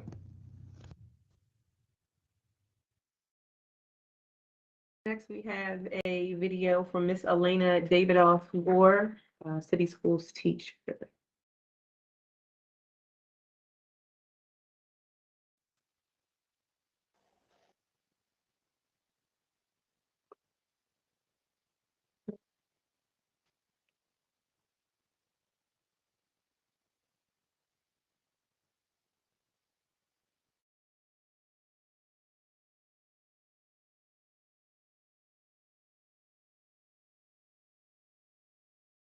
Bear with me one moment.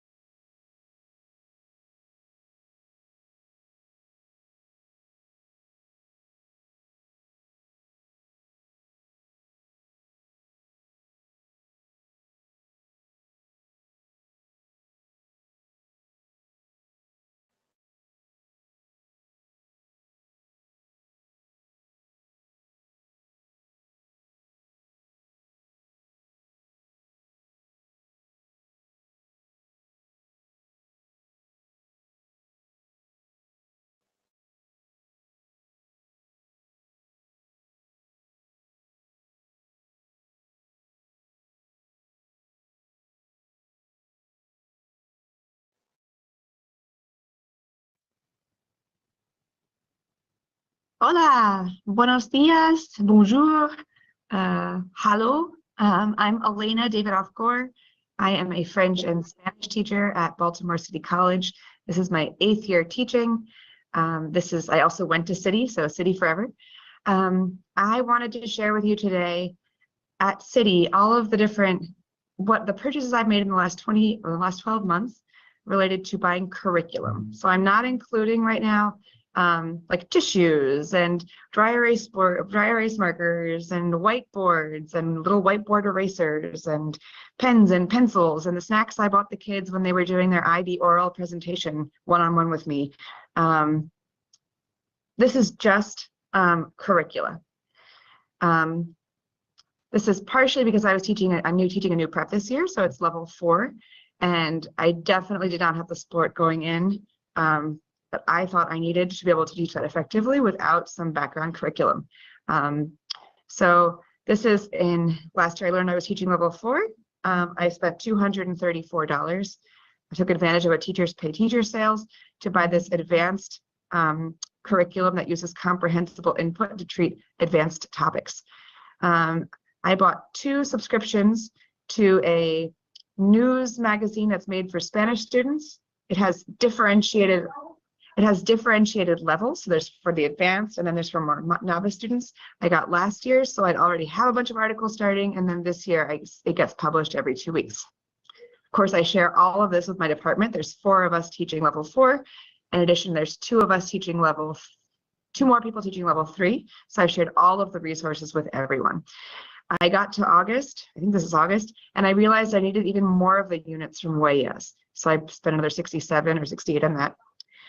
This is for French. I teach French too.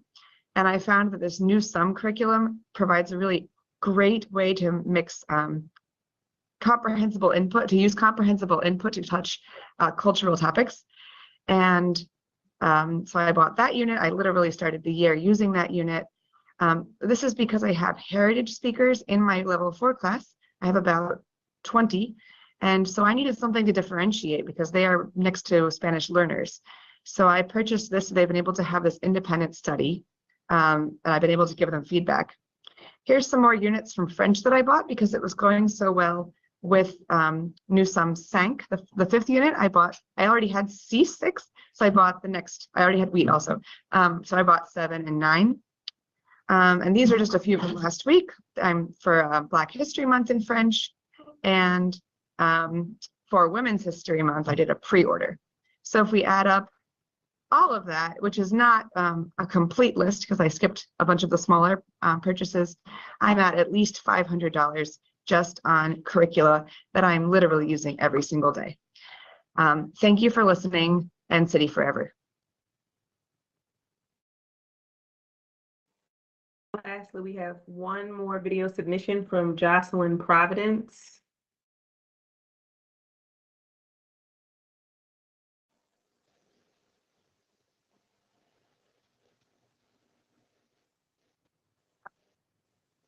Good evening. My name is Jocelyn Providence, and I'm a math teacher in Baltimore City Public Schools. Tonight, I would like to speak to you about parking.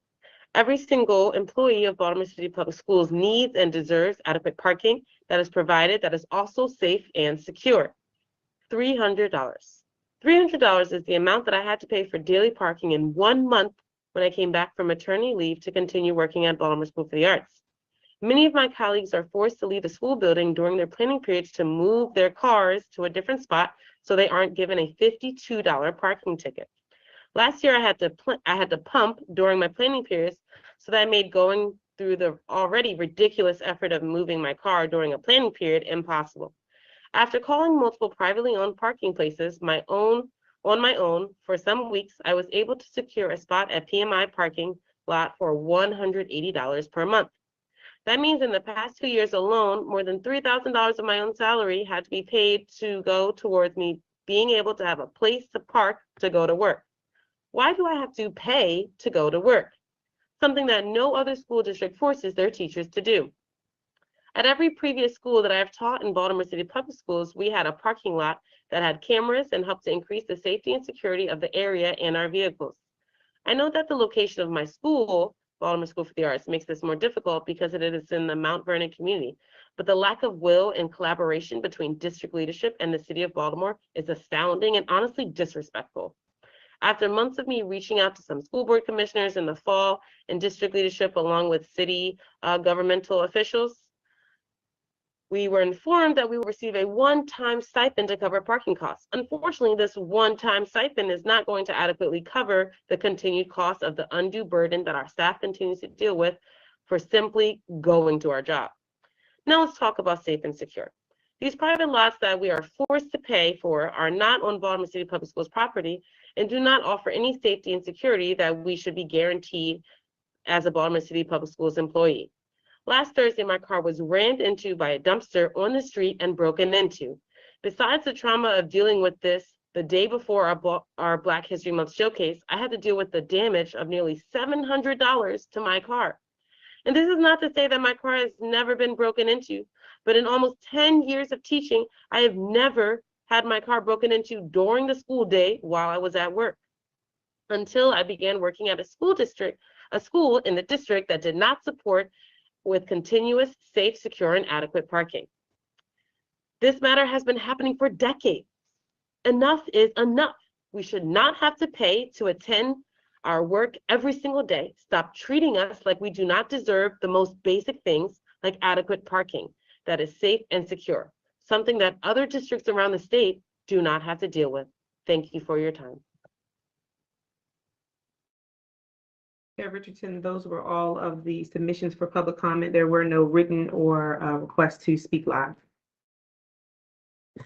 Thank you, Tanisha. Well done. I'm sorry. Thank you, Jessica. Well done. I want to go back to the consent agenda, hearing public comment. Was there anything additional that board members wanted to pull? And I have to say, I forgot to call out as a part of the consent, 8.02 gift and donation. We acknowledged the $40,000 gift in my comments, but because of the size of it, we do also need to vote. So I forgot to pull that out. And 8.03 paraprofessional and school-related personnel. Okay. Okay. So that's a part of the consent. Okay, I want to go to 8.0. Oh, okay. I was going to give you a chance, but go ahead. No. Go ahead right now. I was just going to say that I think that speaking on, I think that I'm positioned to speak on what Ms. Providence as well as Nathan mentioned during their public comment. I've gone to Baltimore School for the Arts for 4 years now, and for this time, no students nor staff have ever had a place to park that has been funded by the city. I have ridden the bus to and from school every day for the past 4 years, and at the end of this board meeting, I'm going to have to take the bus home. And having to deal with that, as well as, not to say that obviously there are not other forms of transportation available, but that's the transportation that at least most of my peers do take, if they're, especially if we don't have necessarily a parent who is able to drive us to and from school. And obviously if you're a teacher, a lot of which have children who also attend Baltimore City Public Schools, being able to get to school and have a place to park is really important. A lot of my peers have been splitting parking spots 3 or 4 ways to try to just like be able to have a place to park at their school. And I know that teachers also will set up carpools, simply because even if people want to ride buses, buses are often not there or so inconsistent that I have showed up to school late multiple times this year just because buses don't come. So I understand the frustration and the pain that the transportation situation has caused to both Mr. Farrell and Ms. Providence, as well as all the other teachers at my school and other schools that don't necessarily have the ability to have parking. And it's a situation that doesn't necessarily have an easy solution. Like, we can't really just buy up a parking lot in downtown Baltimore City. But it's something that should not be a problem. There are other ways to solve this issue, whether that be trying to subsidize further the personal expenses of teachers in regards to parking and transportation, or trying to fix some of the issues with public transportation in the city, all of which I would like to continue to look into and I think should be priorities of the board going forward. Thank you. Thank you so much. Is there a motion to approve 8.01? So move, Robert. Thank you, Commissioner Roberts. Is there a second? Second, Katzogby. Thank you, Commissioner Katzogby. All in favor? That's the one he can vote on. No, this isn't gifts and donations. This is the waiver request, 8.01. So he can second that if we could capture that for the notes. Commissioner McFadden? Yes. Commissioner Brooks? Yes. Commissioner Chinya? Yes. Commissioner Coy? Yes. Commissioner Esposito? Yes. Commissioner Griffin? Yes. Commissioner Katzogby?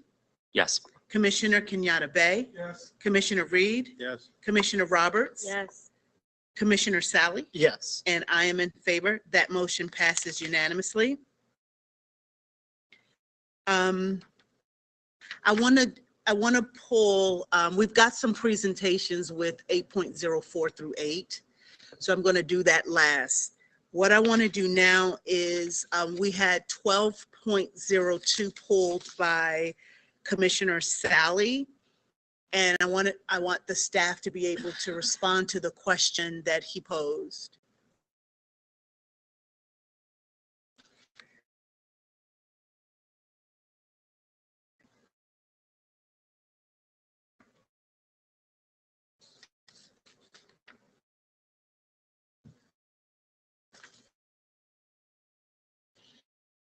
Is staff available? Oh, okay.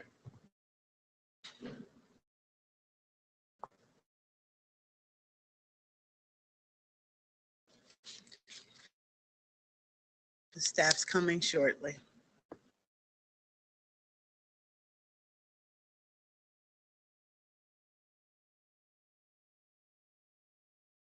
For sure. Can you repeat your question? Absolutely. So the question that I posed here is, when we look at this opportunity that's coming before the board this evening, is where are there opportunities to scale where we know there's things that are working from the work that MDP is supporting?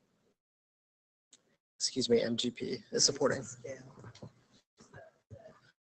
Yes, Yes. specifically the middle grades partnership.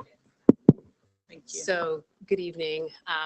So what we know in this work, and I believe Lori Lynn Sutton, she may be online and able to join. This program, like any program that comes through the PQS and ends up in one of our schools or in the expansion that we're doing, we will, as part of all of our extended learning programs, we do site visits. We check in with the schools, we see how it's going, we check implementation. If we're seeing promising practices, we bring those back for discussion, and we're always looking at where do we grow. We're intentional on how we go slow with particular programs. This one, I think, and again, Lori Lynn can speak to more detail, and I will find out for her, but she has a very robust way of going in with all of these new partners and existing partners to check for where we're seeing sort of the impact, because I think that's part of the work that we have to do, especially as we're doing a number of different programs in our schools. So I will certainly check, because I know that Lori Lynn knows exactly where those expansion is happening, so I can get that information for you. And I would also say that middle grades partnership has expanded over the past number of years, because it is an independent school partnership with the city. We are within the realm of what partnerships independent schools want to partner. But middle grades partnership has been around for a bit. We do know that the professional development opportunities really around public school teachers working with private school educators is beneficial. I think we have other examples of that. There are, for example, some charter schools that promote partnership with traditional schools and have district-wide professional development opportunities. So I think part of the question in terms of scale is what's the capacity of the partner, and the coordination and oversight of middle grades partnership is a smaller not-for-profit. So I will say there was a time when the partnerships were contracted, and the expansion again really was due to kind of a redoubled effort by all the schools involved, including city schools. So I do think your question is a good one. I think when we talk about scaling, though, we need to look at what's the capacity of the facilitating partner. Part of what's made this successful is that you've had an entity that can actually facilitate the collaboration. Each school commits someone to do that, and frankly, not all schools are able to do that. But MGP has been a long partner of city schools, and I think in recent years has doubled down on that. I guess based on past history, scaling, yes, by nature, the fact that these are independent schools, and this is a small cluster of independent schools. I guess it's been around about 20 years. What's changed probably most has been the public schools that have engaged these independent schools. But it's a small cluster of schools. In terms of them bringing on and creating more capacity, I would say it's daunting and it's going to take a while. That's helpful. That's really, really helpful for folks to really understand about that. So I mean, I can't speak for this. I just know from what I know about it. No, that is true. And I think part of where, to the point about expansion being limited in number, what I would say where the expansion has come is in the depth of the relationship. So more frequent partnerships between schools. And I would say some accountability from some independent schools, frankly, who were not ready to partner with city schools. So part of the depth or expansion in this case is not expansion in number, but expansion in the depth of the partnership. It's fantastic. Thank you. Are you good? I am good. Okay. Thank you. Do we need to pull it for vote, or can we put it back into We can put consent? it back. Yep. Okay, Perfect. So what I want to do now is vote on the remaining items for consent. Remember, that is everything except 8.04 through 8.08. Is there a motion to approve the remaining consent items? Thank you, Commissioner McFadden. Is there a second? Second, Commissioner Kenyatta Bay. I am going to learn your voice, I promise you. All in favor, Commissioner McFadden? Yes. Commissioner Brooks? Yes. Commissioner Chinya? Yes. Commissioner Coy? Yes. Commissioner Esposito? Yes. Commissioner Griffin? Yes. Commissioner Kenyatta Bay? Yes. Commissioner Reed? Yes. Commissioner Roberts? Yes. Commissioner Sally? Yes. And I am in favor. That passes, that motion passes unanimously. Now I want to turn it over to Angela Alvarez and her team to walk us through items 8.04 and through 8.08.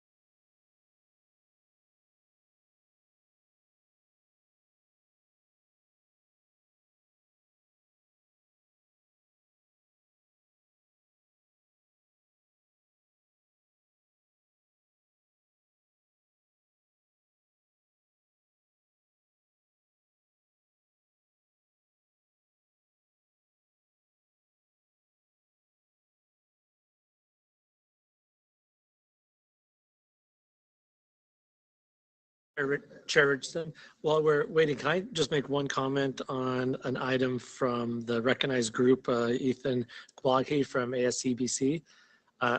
Just complimenting everybody involved in having 60 student government associations. You know, I mean, that, thinking back to October when we were talking about pushing the vote for the student councils, the student Congress members, to be in line with the general election. And the numbers I recall then were 30s, and that was a growth already. You know, and I know Ms. Haley Tilt has been instrumental in that from the office with Chief High Hubbard and team. But the students that have been participating in that, you know, and Ethan lifted it up, but I just wanted to like underscore that point and how valuable that is to be building the opportunities for young people to be directly engaged in their student government. Thank you. Thank you. I also wanted to say, I over last weekend on Saturday, I attended the Maryland Association of Student Congresses in Montgomery County, and on behalf of ASCBC. And I wanted to say how incredibly valuable of an experience I thought that it was, especially going with a lot of these people, some of which I had been to elementary school with, and now was like going on this entirely new thing with. It was really incredible and inspiring to see so many other young people who are so passionate about public policy and about education. And it really gave me hope to see that like Baltimore students were right there alongside people from the rest of Maryland in a place where we weren't necessarily recognized before.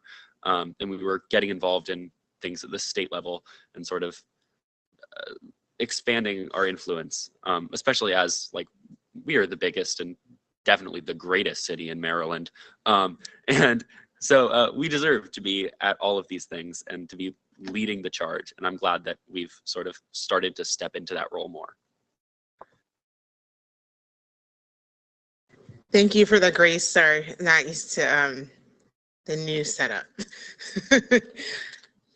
So I'm Angela Alvarez. I'm the Executive Director of the Office of New Initiatives, and I'm joined by I'm Lindsay Anderson. I'm a specialist in the Office of New Initiatives. And I'm Cindy Smith. I'm the Executive Director for Facilities Planning, Design, and Construction. All right, and so we're going to share this year's annual review of schools recommendations and have some votes happening.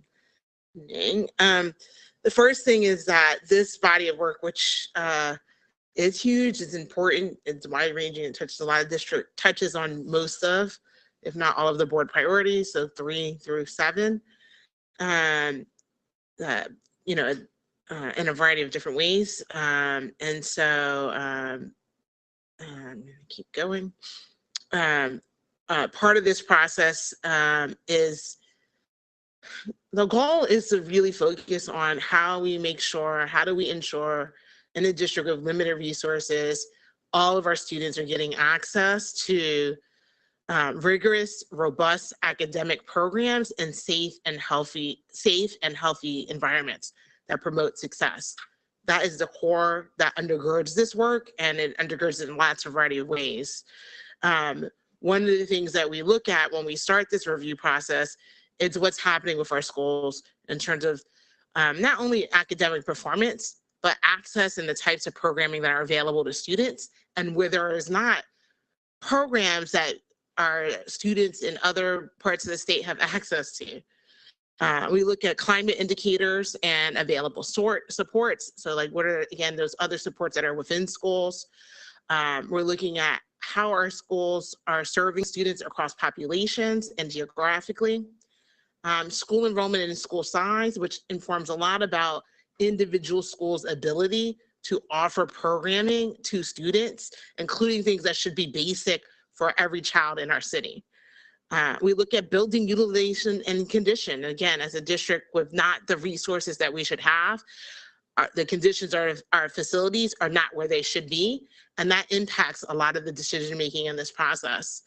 We look at actions that are necessary for the implementation of the 21st Century Buildings Plan, a plan that across the city, we all fought to get the funding to implement, and we prioritize for that funding school communities and underserved areas of the city where we knew we were going to have to close schools first. So they got those resources first, which included not just renovating a facility, but making sure there was strong leadership in place, doing academic planning to strengthen what was being offered to students, upgrading the technology and the furniture. So holistically, we were meeting the needs of students. And then operator renewal is also, we're going to share some recommendations tonight, which is also an extensive process with public feedback. And I'll talk more about that when we get to that section of the process. But I just wanted, I just wanted to kind of underscore the reason why we do this. Some of the decisions and some of the recommendations are hard, but they're really truly centered in trying to do what's right for students.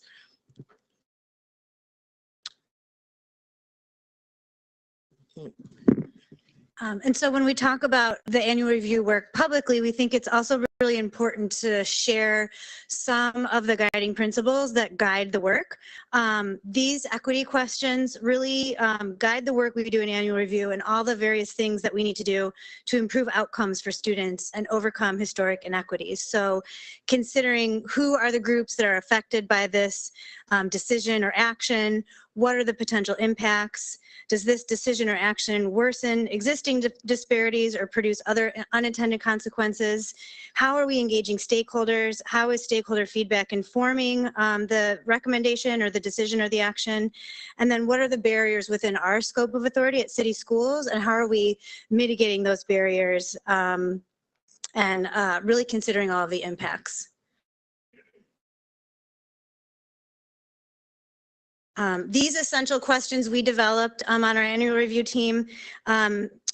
We really understand that schools are important institutions in their communities, and we want to understand the full context of that and the history of our schools and their communities.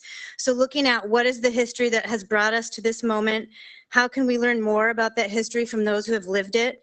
What do our schools mean to the communities that are closest to them? How does power, race, and identity inform development of recommendations, adoption of recommendations, and board decision-making?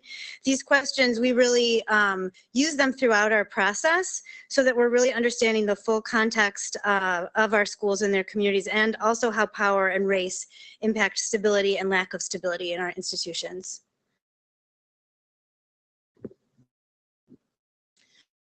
And we have certain guiding principles. These are not, this isn't a mathematical review. We're looking at how do we continuously improve our system. We center in the belief that every student in city schools deserves a high quality education and healthy facilities that support teaching and learning. And that communities that have experienced the most disinvestment, when we have opportunities to invest, should be invested in first. That the historical context and current context of our school communities matter, and we need to deeply understand that in this work, and that we should only bring changes and recommended changes to this board when there are certain precursor conditions in play. That we know that there's strong leadership in place, that the facility has the capacity for more students, that we have dollars to even invest in those facilities to support strong learning, and that we have partnerships and dollars to invest in strong partnerships and alignment of resources so that students are better served by taking such a strong action such as this. So as we mentioned at the beginning, part of the guiding principles and the leadership behind this was, of course, the 21st Century Buildings Program.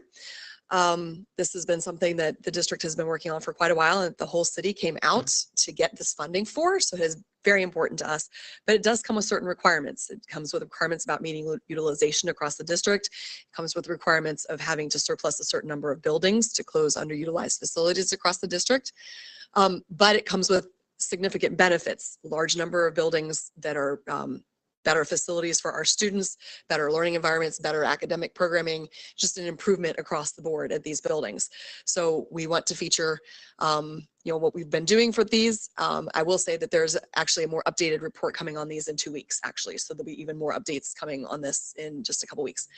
But we did open in January our 25th and 26th buildings. Highlandtown Elementary Middle School, 237, make sure it's 237, was a renovation. Minor renovation and addition. So that one opened in January for students. In addition, Montebello, which would be number 26, which is also a small addition and major renovation, opened for students in January. Keep going. So in 2019, 2020, we announced a focus on focusing on high schools. The Built to Learn Act was being proposed at that time, and in determining what to do with that funding and where we would have the most impact, we announced focusing on high schools for that. And the reason for that is that we really wanted to maximize the impact to as many students as possible across as many communities. And high schools really hit a large number of students, really impact a large number of students. You get, 1,000, 1,500 students at a time rather than the 400 in elementary schools. So that really does impact a significant number of students that way. We wanted to increase the ability to offer robust academic programming to lead to college and career readiness for our students and really impact that way. High schools are citywide, so they serve students from across the city, so we can hit a large number of communities and really impact a large number of students from all the way across neighborhoods that way, with focusing on high schools. And the facilities to serve high schools are significantly more the facilities that are high schools are significantly more expensive to maintain, to renovate, to operate. They're so much larger than an elementary school or a middle school, so they just cost that much more to be able to do those renovations for. So an example as to why that is. So for example, the district currently receives approximately $29 million in our capital improvement plan from the state, which is how we fund the majority of our capital improvement projects. Just to do a system at City College, for example, one system would cost $44 million. So that's, not quite double, but, it makes a significant impact. It means that for either a couple years, other schools don't get any work done, or it makes it take that many years just to be able to devote that much money to a system. And that's just one system. To be able to improve the entire building, we're talking over $100 million or more. Cindy, can you repeat that again so everybody can hear that again, please? The fact that it takes multiple years to build up. So we either have to go multiple years to build up enough money to be able to do those systems, or it just takes that much longer to do that, or it means that we don't impact other buildings while we're doing that because we're devoting all of our money to that school. So either way, there's a significant impact. It's either on the students in that particular building or the students in other buildings. So for City College, for example, just to bring the systems up, just to adequately improve the systems, not including academic spaces, not improving the CTE spaces, any like Poly-Western CTE spaces, science labs, media centers, it's $100 million or more to impact one of our high schools. So because of that, because the amount of capital that we receive from the state can't make that much of an impact on those, with this large amount of money from Built to Learn, we really thought that the best focus would be to put it on high schools and really impact those schools while we had that funding. So, as I mentioned, we opened 25 and 26. Those were the buildings. The focus for high schools then would be schools number 33 through 37. So we were going to be the 33rd and 34th school in the plan then would be Frederick Douglass, which would be housed and co-located with Briscoe Academy. So it would be a renovation of the Frederick Douglass building, which would be prepared to house the Briscoe program there as a co-location when it's ready to open. And then 35 would be Baltimore City College. And then 36 and 37 as a shared campus is Baltimore Polytechnic Institute and Western High School. I just want to add, like, these are our most historic high schools that we're talking about that we have not had the dollars to touch in this way. When we got the first set of funding for 21st Century, we focused on other high schools like Reach, who really needed it, ACE, who really needed it, Forest Park. So we focused in other communities. When we got this next set of dollars, we knew it was important to touch our legacy schools that are as in bad shape as any other schools in the district. Many of them having to close. I think a lot of people don't realize that these schools have had to close a number of days, loss of instruction due to facilities concerns. And so being able to have the funding to make those improvements, and a Douglass, which is the oldest school in the United States that was built specifically to serve African-American students, even though it's in a different location than the original location, the history of that school stands, and the building that it is in does not meet that criteria. Joseph C. Briscoe, which is a special education school, one of our tenants. Again, when we talk about across populations, we mean that. And so when you look at the first phase of 21st Century, you saw us do that with Patterson being paired with Claremont. You see that with Lois T. Murray being paired with Walter B. Carter, thank you, and Sharp with Harvard Heights. So we wanted to make sure we did this. And Briscoe is named for an important civil rights icon in Baltimore's history. And so the building should also live up to that. City College and Poly, are also legacy schools, as we all know, some of the oldest schools in the United States. Western is the oldest all public schools, girls, school for girls in the United States, sorry. So,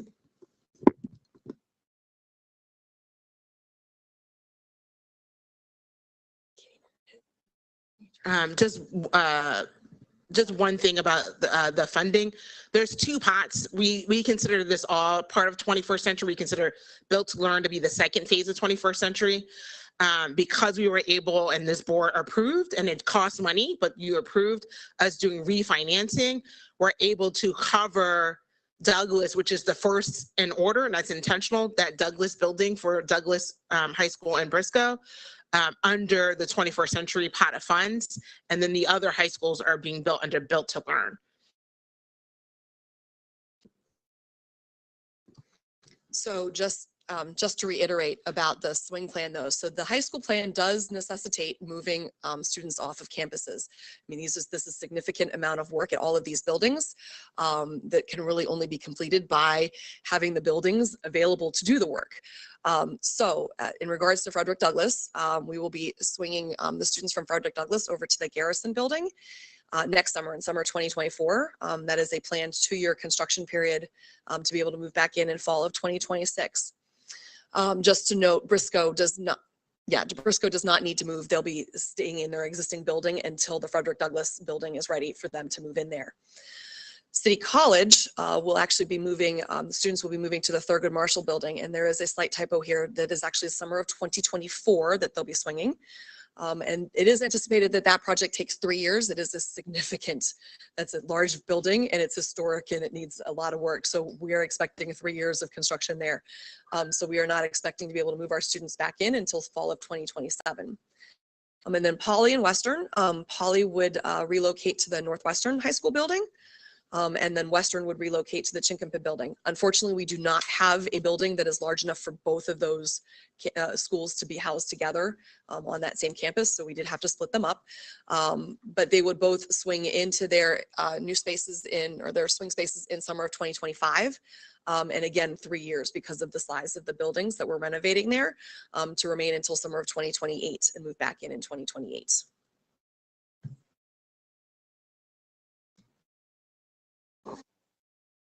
I have a question, if I may. And this actually goes maybe, Dr. Sangelitsis, to some of your remarks earlier in the fall, earlier this school year. The work of the IAC, and specifically around some of the ways that they were messaging or the indications were that they were shifting some of the evaluation or some of the ways that they were looking. Has there been any additional insight or updates on how they are doing their work, given how it, from what I recall you speaking to, is likely to negatively impact and moving the goalpost, if you will, on how they support city schools and just the inequities in that formula and that approach.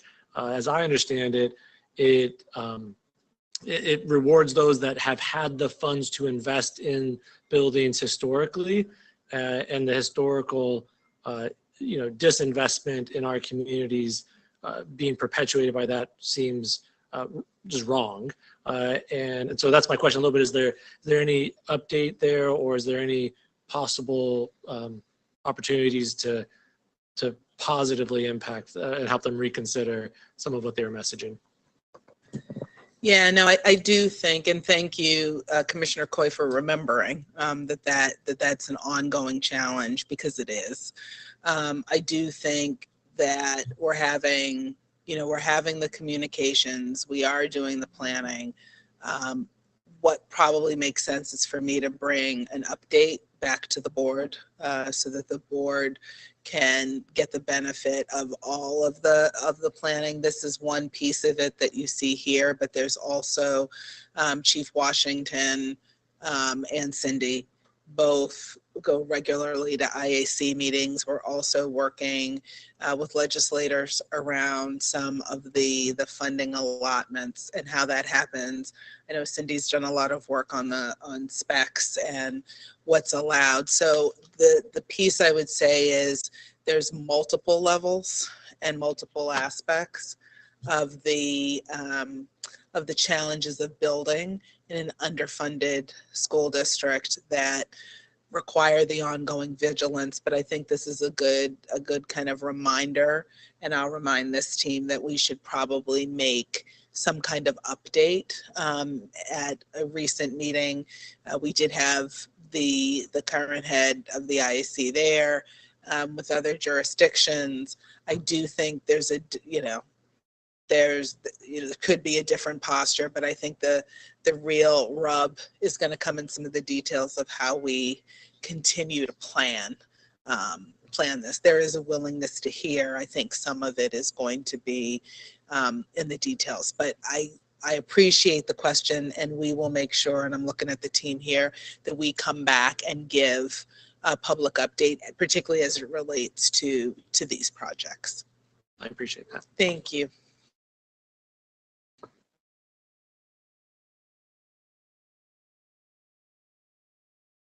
We are going to go ahead and now get into the summary of recommendations, and we're going to start first with our traditional schools. So we have 2 building surpluses to consider and 3 amendments. This process, just want to remind everybody, started on November 9th. We extended it a little bit with the hopes that we would be able to have everything connect with operator renewal, but we ended up having to extend that a little bit longer. So that's partially why there is a extended timeline this year. And so first, let's get into recommendations for surplus. And we shared this when we originally shared the recommendation in November. One of the things, and so like community input is really important to our process. It does drive our process, and it's evident in the process. And so one of the things we heard loud and clear from the Cherry Hill community and other families that live in South Baltimore that attend New Era Academy was understanding the severity of the challenges with the current facility and our limitations in being able to get state funding to fix the facility. So the facility is not in a condition long-term that is suitable for students. So again, there was a lot of talk about like why we recommend schools for closure. This is a facility with serious HVAC issues where the state would not approve, right? Because utilization is a factor in us being able to get approval for funding. The necessary repairs among the other needs of that facility. And so for folks who visit the facility, you can feel the uncomfortableness of the building that our students are experiencing on a day-to-day basis. So I just kind of want to remind people of that history. As part of those meetings that were robustly attended and took place over a couple of years, the community expressed the desire in seeing if we could partner with the city to see if in the future there could be a high school. And we said, well, let's figure this out. Let's see if we could do that. And so we did partner with the city and put out an EOI, or expression of interest, to see would there be interested entities who could, in exchange for being able to build on that land, create a small a high school that's appropriately sized for South Baltimore in the future. So it doesn't help current New Era students, but it could help the community in the future.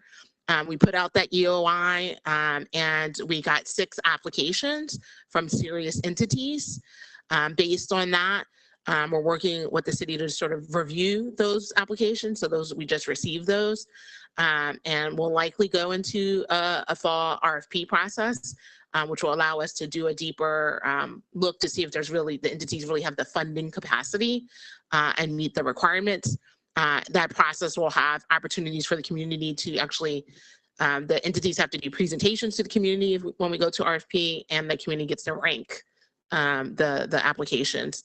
And so because of that, we shared when we put this on the table that we would potentially pull this depending on if the EOI was successful. We didn't know if it would be successful. Everybody that were the quote unquote experts in this told us, no one's gonna wanna do that.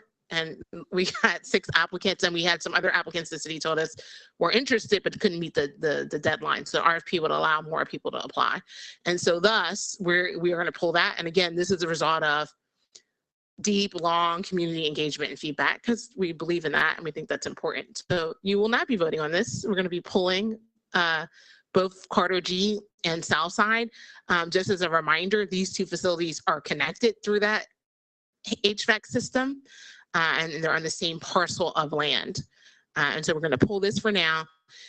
If the RFP, we've had a mixed history in working with public and private things, they don't always work out. If the RFP is not successful, it is possible that we could in the future surplus it. So I just want to also just be clear about that, but we want to fully explore this. Maybe Dr. Sandelises would like to call her girlfriend, Dr. Bondima, and tell her about this pool. Thank you, Commissioner Reed. I will take that under advisement, sir.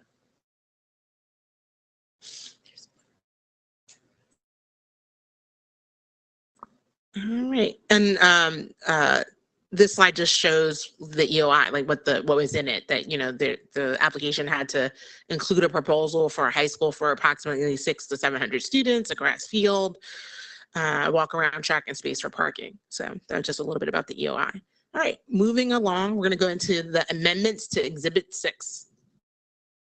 So these are amendments to Exhibit 6, which is, as Cindy referred to earlier, it's an agreed upon list of 26 buildings that we will surplus as a part of the 21st century school buildings plan. So these changes all relate to the high school swing plan that you heard about a couple minutes ago. The first recommendation is to change the surplus date of the Northwestern High School building from 2025 to 2028. This is because Cross Country is still in the building while their 21st century building is being worked on or built. And then after that, Baltimore Polytechnic Institute will swing into the building from 2025 through 2028. So again, the recommendation for that one is to change the surplus date from 2025 to 2028. And now I'm going to pause for the board to take a vote. Thank you. Is there a motion to approve this recommendation for Northwestern High School? So move, Robert. Thank you, Commissioner Roberts. Is there a second? Second. I heard Commissioner McFadden. Thank you. All in favor? Commissioner McFadden? Yes. Commissioner Brooks? Yes. Commissioner Chinya? Yes. Commissioner Coy? Yes. Commissioner Esposito? Yes. Commissioner Griffin? Yes. Commissioner Kenyatta Bay? Yes. Commissioner Reed? Yes. Commissioner Roberts? Yes. Commissioner Sally? Yes. And I am in favor. That motion passes unanimously. So the next amendment is for the Southeast Middle School building. Highlandtown 237, which you just saw, was in there until this last January. Commodore John Rogers will swing into the building this summer and will be there through summer 2025. So the recommendation is to change the surplus date of the Southeast Middle building from 2024 to 2025. And now I'll pause for the board to take a vote. Thank you. Is there a motion to approve that recommendation? So moved. Thank you, Commissioner Kenyatta Bay, with all of the power behind that. Is there a second? Second, Esposito. I'm going to take Commissioner Esposito on that one. Okay. Yay. All in favor, Commissioner McFadden? Commissioner Brooks? Yes. Commissioner Chinya? Yes. Commissioner Coy? Yes. Commissioner Esposito? Yes. Commissioner Griffin? Yes. Commissioner Commissioner Kenyatta Bay? Yes. Commissioner Reed? Yes.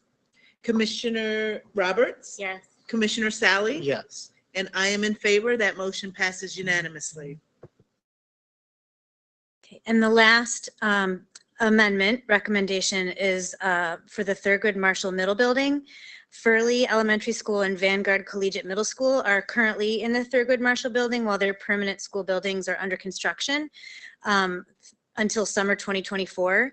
As you saw a couple minutes ago, City College High School will swing into the Thurgood Marshall Building in summer 2024 through summer 2027 while their building undergoes construction. So the recommendation is to change the surplus date of the Thurgood Marshall Middle Building from 2025 to 2027. And now I'll pause for the board to take a vote. Thank you. Is there a motion to approve this recommendation? So moved, Griffin. Sally. I just love it. Thank you, Commissioner Griffin. Is there a second? Second, Commissioner Sally. Thank you, Commissioner Sally. All in favor? Commissioner McFadden? Yes. Commissioner Brooks? Yes.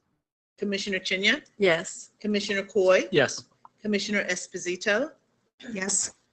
Commissioner Griffin? Yes. Commissioner Kenyatta Bay? Yes. Commissioner Reed? Yes. Commissioner Roberts? Yes. Commissioner Sally? Yes. And I am in favor. That motion passes unanimously. Thank you, team. That was the last one, right? Oh. We have the Oh, operator I'm sorry. renewal. I'm sorry. I'm rushing this along. I shouldn't be doing that. Back over to you. All right, I'm gonna have different people join me.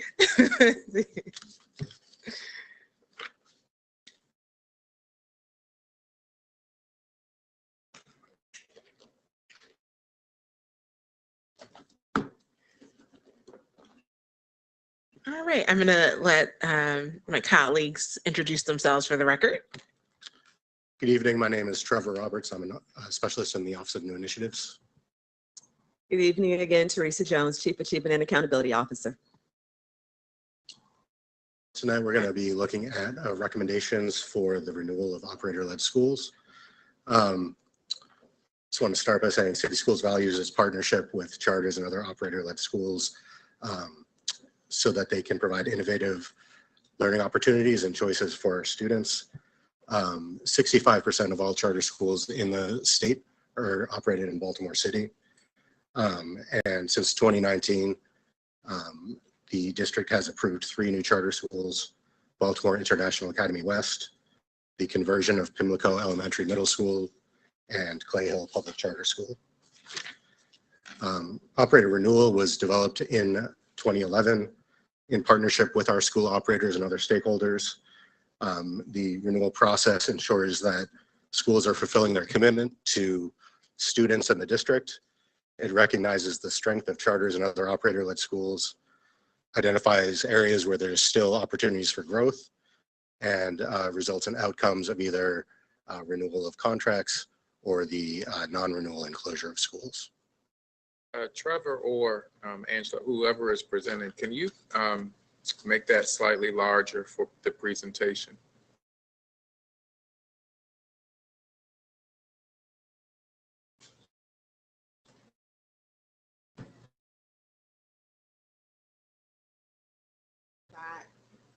Does that work? Or is it still too small? Let me see if I can make it.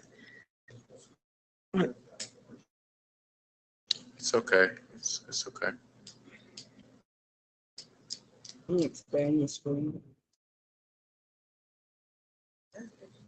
It's okay. Thank you. So the renewal process assesses the performance of schools every 3, 5, or 8 years, depending on their contract terms. And it ensures that these schools are delivering high quality educational options for students in Baltimore City. The process uses 5 components: the renewal rubric, evidence that schools present in their applications for renewal, data tables that are prepared by city schools, the school effectiveness review, which is a 2.5-day site visit that does classroom observations, focus groups, and document review, and the 5 essential student and teacher survey.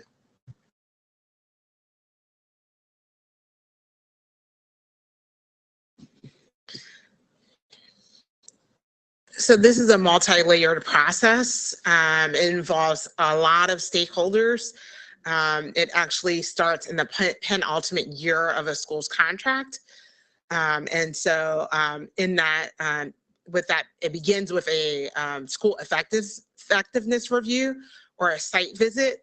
That visit includes focus groups with staff of the school, students in the school, parents, community partners, and the operating organization.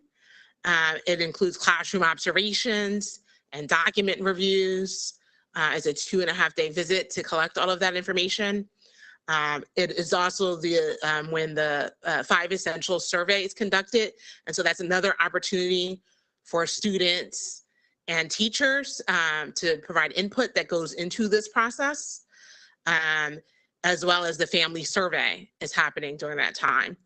The schools also submit an application with their own evidence of their success for operator renewal that is also considered as part of this process. All of that, as well as the data tables that come from the measures, are then reviewed first by our charter and operator-led schools advisory board. This board is a group of volunteers who agree to, on behalf of the district, provide advice to the CEO and spend a significant amount of time reviewing the applications and the data to provide advice on the renewal recommendations. And so that's a very important part of our process. It then goes to the CEO for administrative review. The CEO is the official, makes the official recommendations. And so what we're going to share tonight are Dr. Santelisa's recommendations.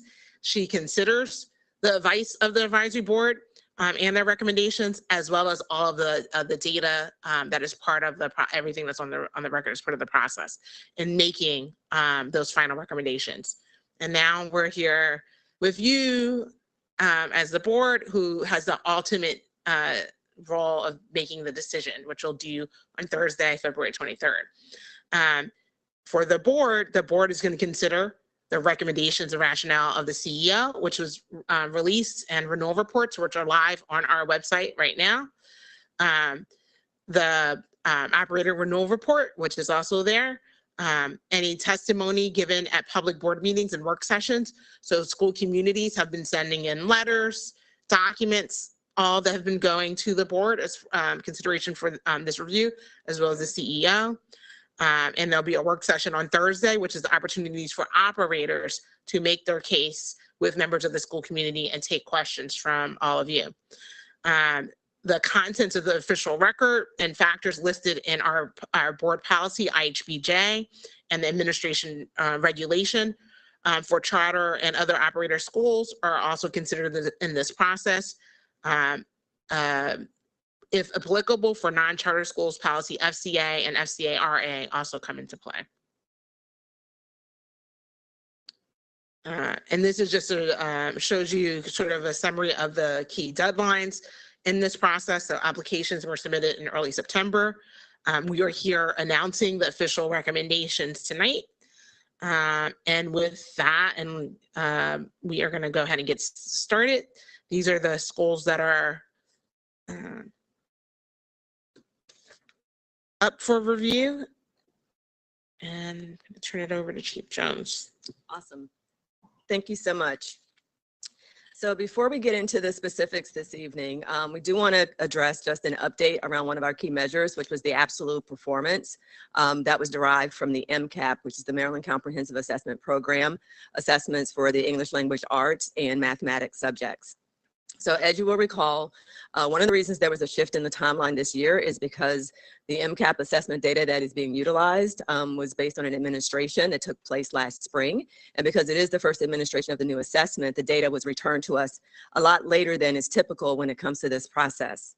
So when we received the data, which was actually in January, one of the things that we noticed is that the scores, based on the preliminary data set that we received, were highly clustered, which is unusual when it comes to taking a look at assessment data. You typically see a pretty decent spread of results when you look at individual student performance. That is not the way this particular data came back. So under those circumstances, we took a look at the data from a variety of different perspectives and realized that we would not be able to use the mean scale score, which is the basis for the methodology that we've used in the past, because it lacked the ability to provide the level of differentiation that would be meaningful for this process. Also, when we took a look at that, we thought that, the data actually would put us in a situation where we would be penalizing or elevating performance that was actually very similar when you actually looked at the characteristics of the data. So instead of using the percentile rankings, which is what we normally use when we take a look at those data, we decided to actually use the average performance levels that are based on how that data creates a performance level from a level 1 to level 4 that I'll describe momentarily, and then assign a rating based on that. So for this process, based on the clustering and how we were seeing data differences for English language arts versus mathematics, we recognized that it would not be appropriate to assign a not effective or highly effective rating on the basis of this data set. And so for this process, we will be utilizing an effective or a developing rating. As we had to make that adjustment based on looking at the characteristics of the data, we did, of course, explain that to the schools themselves and gave them an opportunity to not only provide an addendum after they had a chance to look at the data, but also an opportunity to connect with us and address any questions that may have posed in light of the data and the change in the methodology. When it comes to the use of the average performance levels, what that actually means is that we're looking at what is characterized as the proficiency levels for the MCAP. And this is the summary here. So basically what this speaks to is that when students receive their results, they receive them not just based on skill score, they look at what is the performance level as an indication of their proficiency. So what you have here are the descriptions for each of the 4 different performance levels that are a part of this MCAP administration. And you'll see the descriptors are pretty straightforward. Key difference here being when we look at a performance level 3, when it comes to proficiency, it means that it does indicate that the students are prepared for the next grade level or course and are on track for college and career readiness, which is not the case for those that are rated developing or beginning.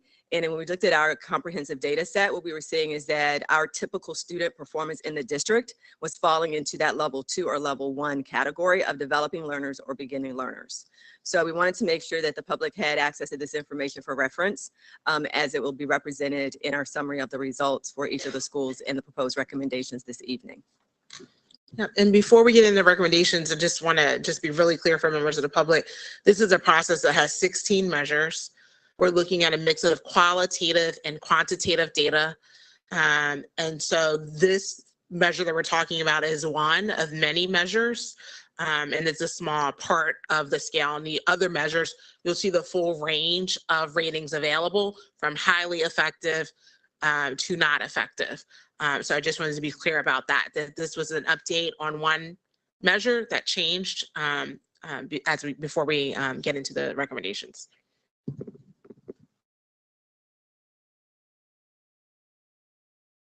So the first school we'll be looking at tonight is Hampstead Hill Academy. The school is operated by Baltimore Curriculum Project, and it is recommended for an 8-year renewal. The school was rated highly effective in academics, highly effective in climate, and effective in financial management and governance. For this 2022 MCAP results, the average performance level for students at the school in ELA for both elementary and middle grades was a level 3, meaning students demonstrate proficiency and are prepared for the next grade level or course and are on track for college and career readiness. In math, the school is rated developing, meaning that students demonstrate partial proficiency and need additional academic support to ensure success in the next grade level. School is rated highly effective in PARCC growth for ELA grades 3 through 5 at the 93rd percentile in the district, and for grades 6 through 8 at the 96th percentile. And for math, for elementary grades, they were at the 95th percentile, and middle grades, 100th percentile. And the student growth percentile looks at the extent to which the school improves individual student performance year to year from the years 2017-18 to 18-19. The school is rated highly effective in fidelity to charter and application overall. This measure considers the extent to which the school has fully implemented its mission, stakeholders understand the mission, and the school understands and addresses challenges in its data, particularly in the areas of enrollment, student attendance, dropout rates, attrition, and student choice and demand data. They were also rated highly effective in the 5 Essentials survey with a score indicating that the school is well organized for improvement in the future. And finally, they were highly effective in suspensions, where the school has a myriad of interventions and strategies that have kept the suspensions low over the course of the contract. And just one more thing about that 5E, that schools that are strong in the 5E, based on 20 years of research, are 10 times more likely to improve student outcomes than other schools. So that finding is significant and correlates with the other measures for the school.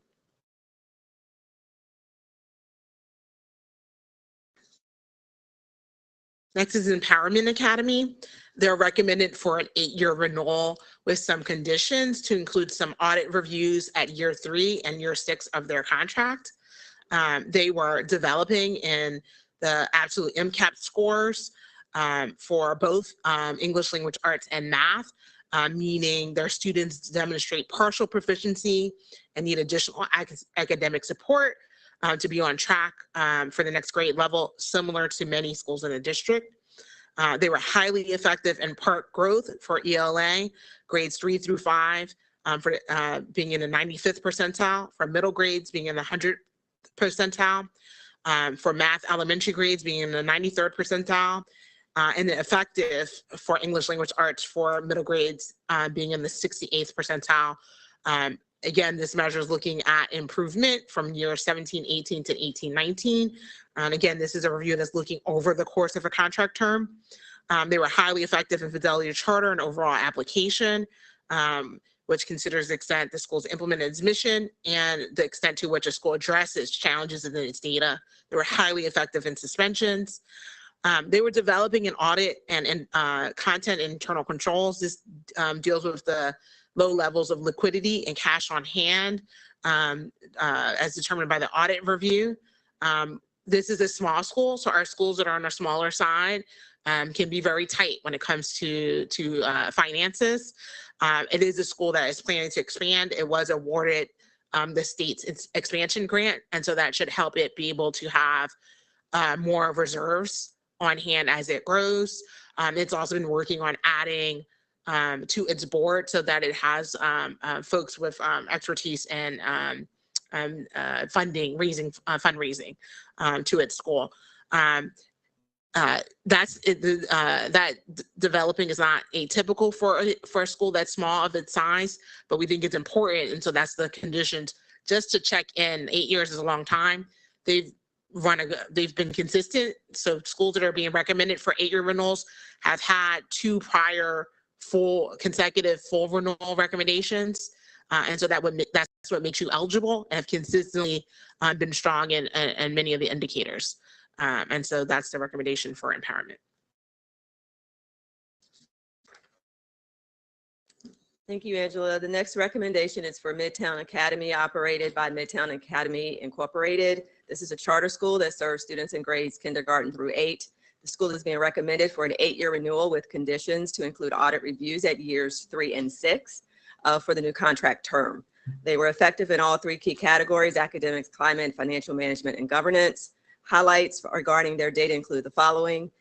They were considered effective for the 2022 absolute MCAP measure based on the average performance level of students in both their elementary and middle grades, which was a level 3. Again, level 3 indicating that students have demonstrated proficiency and are prepared for the next grade level and or course and are on track for college and career readiness. For mathematics, they were developing where the average performance was a level 2, demonstrating partial proficiency. When it comes to looking at their growth data, they were highly effective in part growth, looking at ELA grades 3 to 5, where they rated in the 95th percentile, and for grades 6 to 8, where they were in the 82nd percentile. For mathematics, for grades 3 to 5, they were in the 89th percentile, and they were in the 70th percentile, which rated them effective when it comes to performance in math for grades 6 to 8. Again, the student growth percentile is a measure that looks at individual student performance compared over time versus their peer group. When it comes to fidelity to charter and application overall, their rating was effective. Again, considering the extent to which they have implemented their mission, stakeholders understand it, school understands and addresses challenges in their data in a variety of areas as noted. When it comes to the 5 essential survey, they also were rated highly effective, with the survey score indicating that they are well organized for improvement in the future. And then in this particular case, they've been recommended for audit reviews in years 3 and 6 based on the developing rating in their audit content and internal controls area, where the school had expenses exceeding revenues in each year of the audit review. However, there was a notable finding around their ability to keep sufficient cash on hand, and noted that they were conditionally approved for grant dollars to expand enrollment pending the approval of city schools. So again, this is another one that we want to keep a close eye on them, knowing that they're recommended for an extended renewal of 8 years.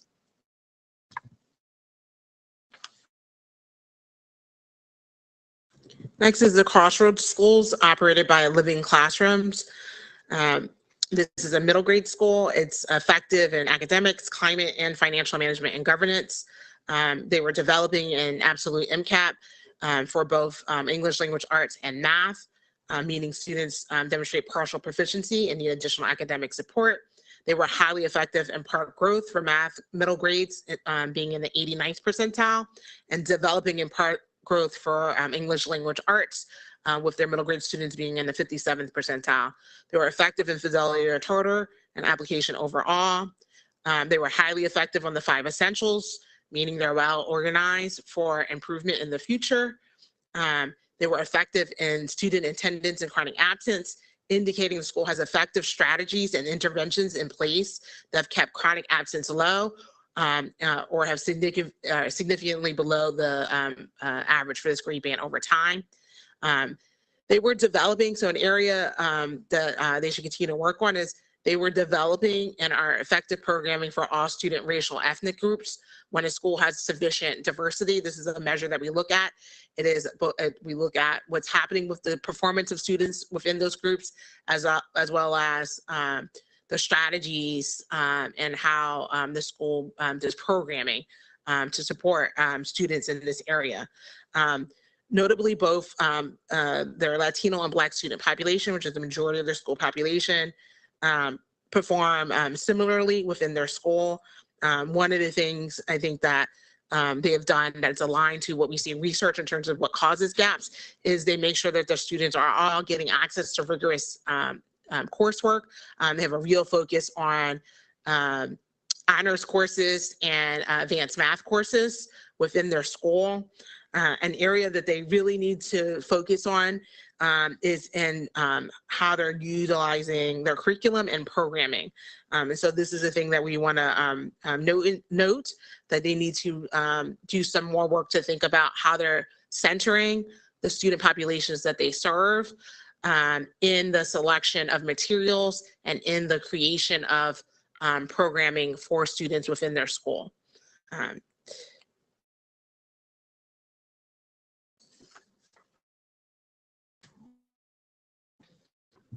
And now we're going to look at Patterson Park Public Charter School and its operator, Patterson Park Public Charter School Incorporated, is a charter serving grades K through 8, and the recommendation is for an 8-year renewal.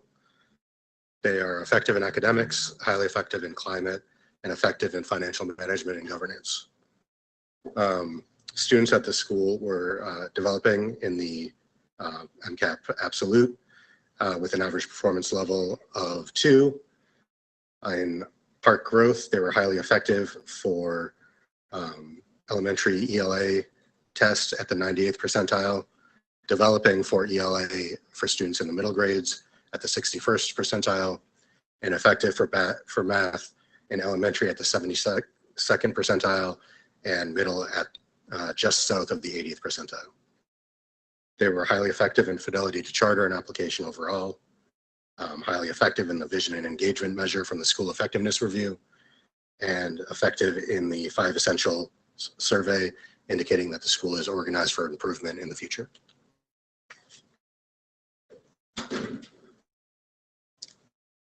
For our next recommendation, we'll take a look at the Baltimore International Academy, operated by Baltimore International Academy Incorporated. This is a charter serving students in grades kindergarten through 8.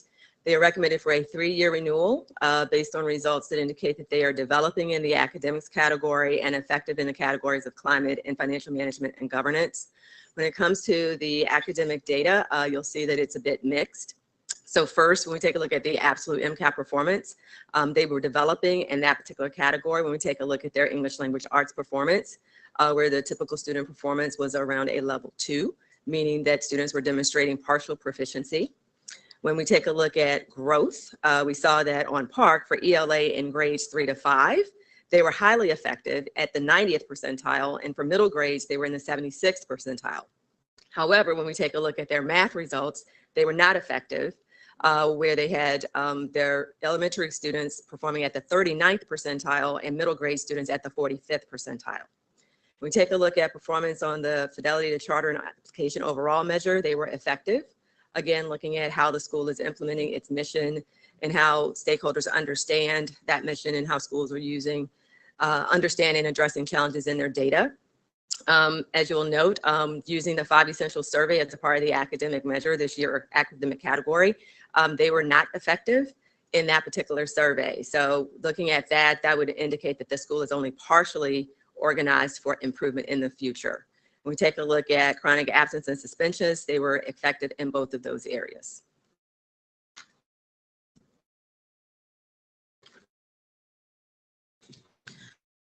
Reach Partnership School is operated by Civic Works. They're a high school. They're a transformation schools. They're a different type of school. They're effective in academics, climate, financial management, and governance. They were highly effective in the 5 essentials with a score showing they're well organized for improvement. They were effective in fidelity charter and overall application.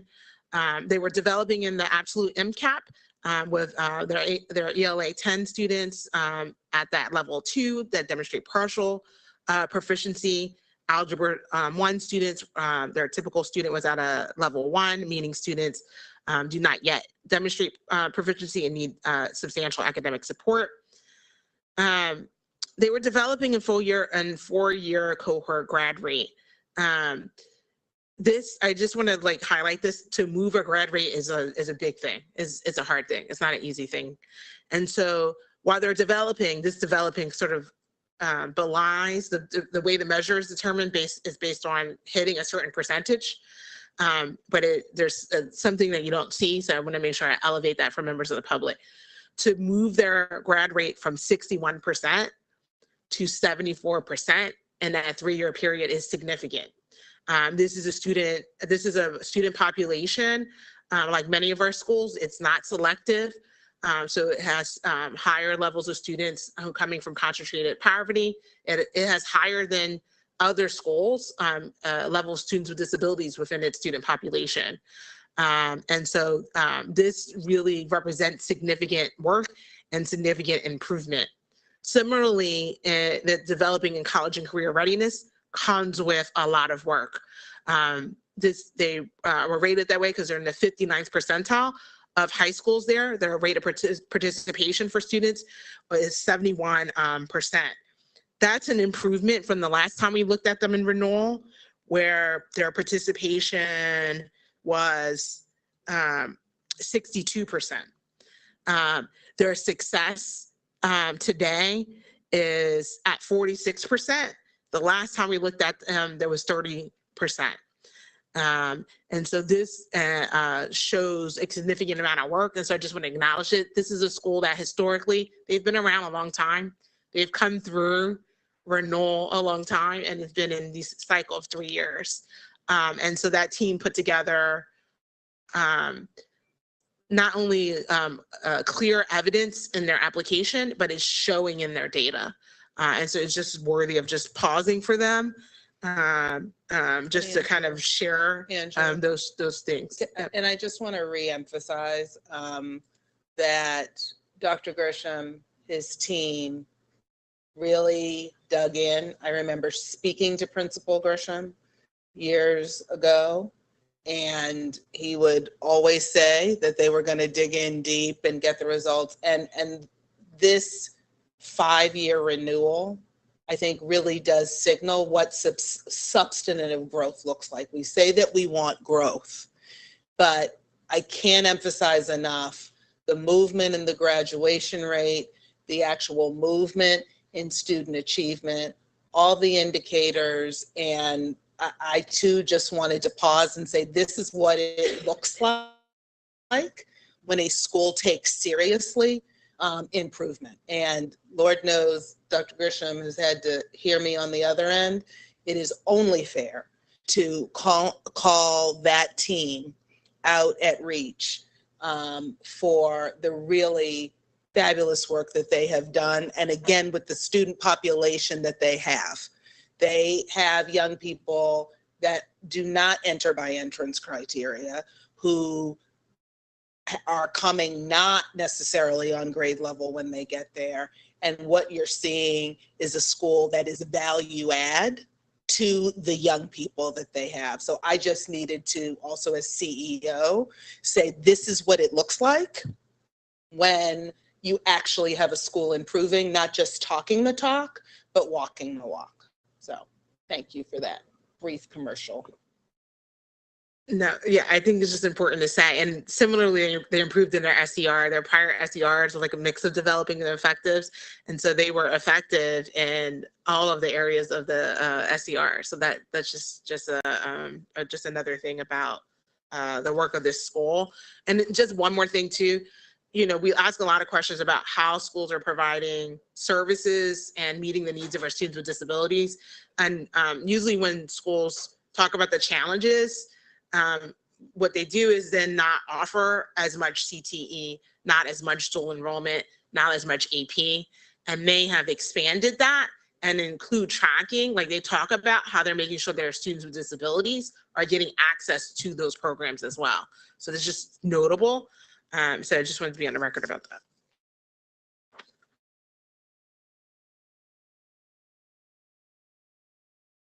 And now we're going to look at Baltimore Leadership School for Young Women, operated by Foundation for Baltimore Leadership School for Young Women. It is a charter serving grades middle and high school. The recommendation is for a 3-year renewal. In academics, they're rated developing, and they are effective in climate and financial management and governance.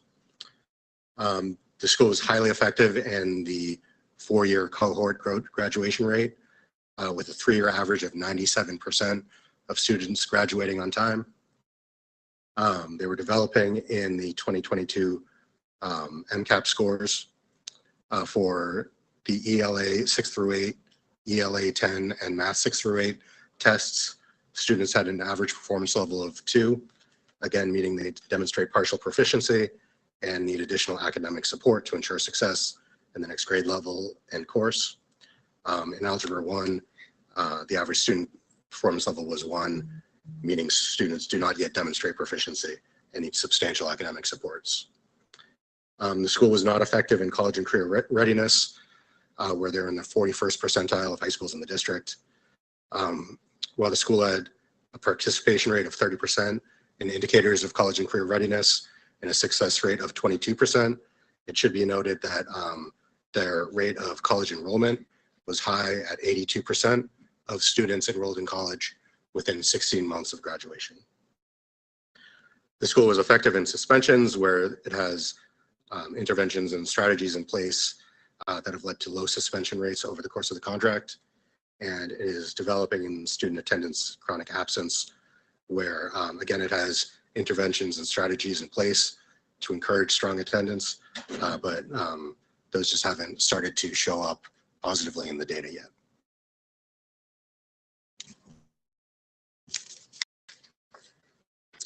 Next, we'll look at results for Lily Mae Carroll Jackson School, which is operated by Girls Charter School Incorporated. It is a charter that serves students in grades 5 through 8. It's being recommended for a 3-year renewal based on the results that are characterized as developing in the academics category and effective in the areas of climate and financial management and governance. When we take a look at their academic performance, we noted that they were developing for their absolute MCAP performance in both mathematics and ELA, where their average performance level was a level 2, again, indicating that their students are demonstrating partial proficiency. When it comes to the part growth metric, we see that they are not effective in part growth for math in grades 6 to 8, where they were ranked in the 32nd percentile. And then for English language arts, they were in the 46th percentile. When we take a look at their rating on the fidelity to charter and application overall measure, they were developing. Again, that takes a look at the extent to which the school has fully implemented its mission, stakeholders understand it, the school understands, and is addressing challenges represented in its data. We look at student attendance. They were effective in student attendance in the chronic absence measure, indicating that the school is aware and that they have effective strategies and interventions in place that have kept chronic absence low over time. And in this case, the school's rates are significantly lower than the average for this particular grade band. When it comes to performance on the school effectiveness review, a couple keynotes there where they were rated effective in 2 of the areas, talented people and vision and engagement as the measures from the school effectiveness review.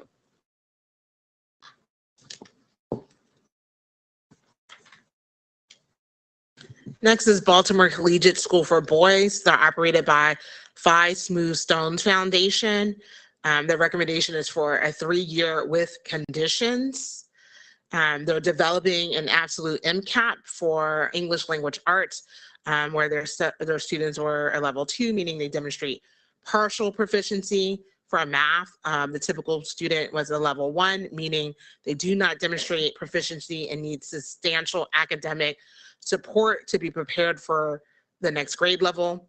They're developing in part growth for math, for grades 3 through 5, where they were in the 52nd percentile, and grades 6 through 8, where they were in the 62nd percentile.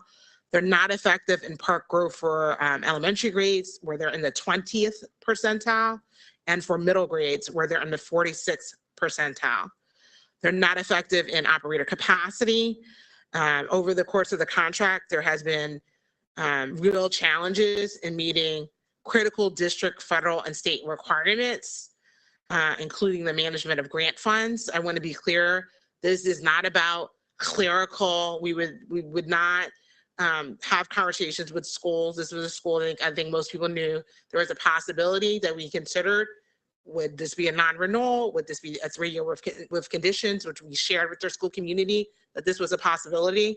And, part of, I just want to be super clear, is that we would not recommend that or not even consider that if this was just about clerical mistakes. Some of the challenges in this area for this school include management, having issues with management of federal grant dollars, where they had to forfeit close to $500,000 in federal grant funds that should be expended on behalf of students. There were challenges in ensuring that required courses were consistently offered without us having to sanction and make sure that that was happening. There were challenges in making sure that employees that work for the operator were doing roles that are allowable and that they're qualified for, because they had folks in union positions that were not qualified and contrary to state law and the contract that they signed with us. And there were issues in making sure that students had their due process rights when it came to suspensions. So these are serious concerns. There were concerns in special ed. These are serious concerns. With that said, the operating team took some significant steps to address these concerns. And so with the first issuance of a notice of probation, which is very serious, we've rarely issued a notices of probation. It's a very serious notice. We began meeting with them regularly. They took the step that most schools would not and removed the founder and executive director in order to improve these operations. They worked with the school leader that they had at the time, and then made a critical step at the end of the year of realizing they needed someone with more experience and brought on a principal with deep experience.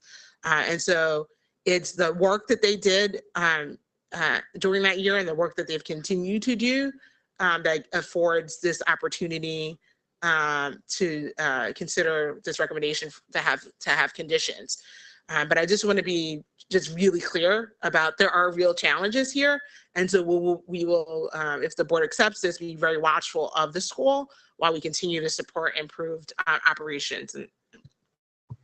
Yes, and I would just like to add, and Angela did a great job, I think, in emphasizing that this recommendation could have gone a different way very easily. I will just reiterate that regardless of a characterization of some of the challenges as being clerical error, this board knows, based on its responsibility, that citations state service of students with disabilities, access to coursework are not clerical errors, and they are those that this board knows through experience actually have severe consequences.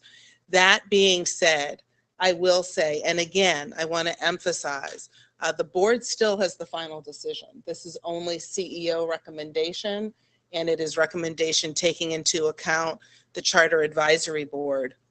I also do think, though, that it is important to emphasize the very difficult steps that this operator took. And when I sat in contemplation of my recommendation, the strongest argument was not one that these are just clerical errors, because they're not. The strongest case made was that this was an operator who did, frankly, what few operators would do, and that is to actually take the necessary steps that in the face of extreme kind of political blowback and pressure within the culture of a school could have been avoided, could have been sidestepped. They did not. And the request was, does that earn you the right to at least be able to try to demonstrate after you have taken those kind of steps that other institutions, including charters, do not take. And so I want the board to be very clear that that is the driver for my recommendation in consultation with staff. I myself have visited the school recently because I take very seriously when we close, and this board has closed schools for a variety of factors. And I take very seriously that. I will tell you that there was a palpable difference, and staff agreed, in the climate of a school that frankly, a year and a half ago, was in complete disarray. And that was not what I found when I walked in, unannounced, by the way. Most people know by now, after 6.5 years, I don't announce when I'm coming. I did not announce, and there was a palpable difference in the culture and climate of the school from the year and a half preceding. So I just wanted to add that so that the board knew why I signed on or made the recommendation that I am making. And it is with the expectation that if the board agrees and affirms that recommendation, that the trajectory of courageous moves and a diminishing or non-existence of excuse making, but actually grabbing on and doing the hard work, that we will actually have a high-performing school for young men in Baltimore. So I just wanted to add that so that the board, like I said, is clear of the context in which this recommendation is being made. Yeah, okay. Just one question, and one thing I'm noting, that in the other cases where the recommendation has been developing or there was an issue, there were clear conditions listed. Am I missing that here, or beyond the area that's listed as non-effective, are we going to be, I can't even talk now, specific in the conditions? Because I think that would be helpful for folks at the school as they move forward. I'm turning to them. There are lists of conditions.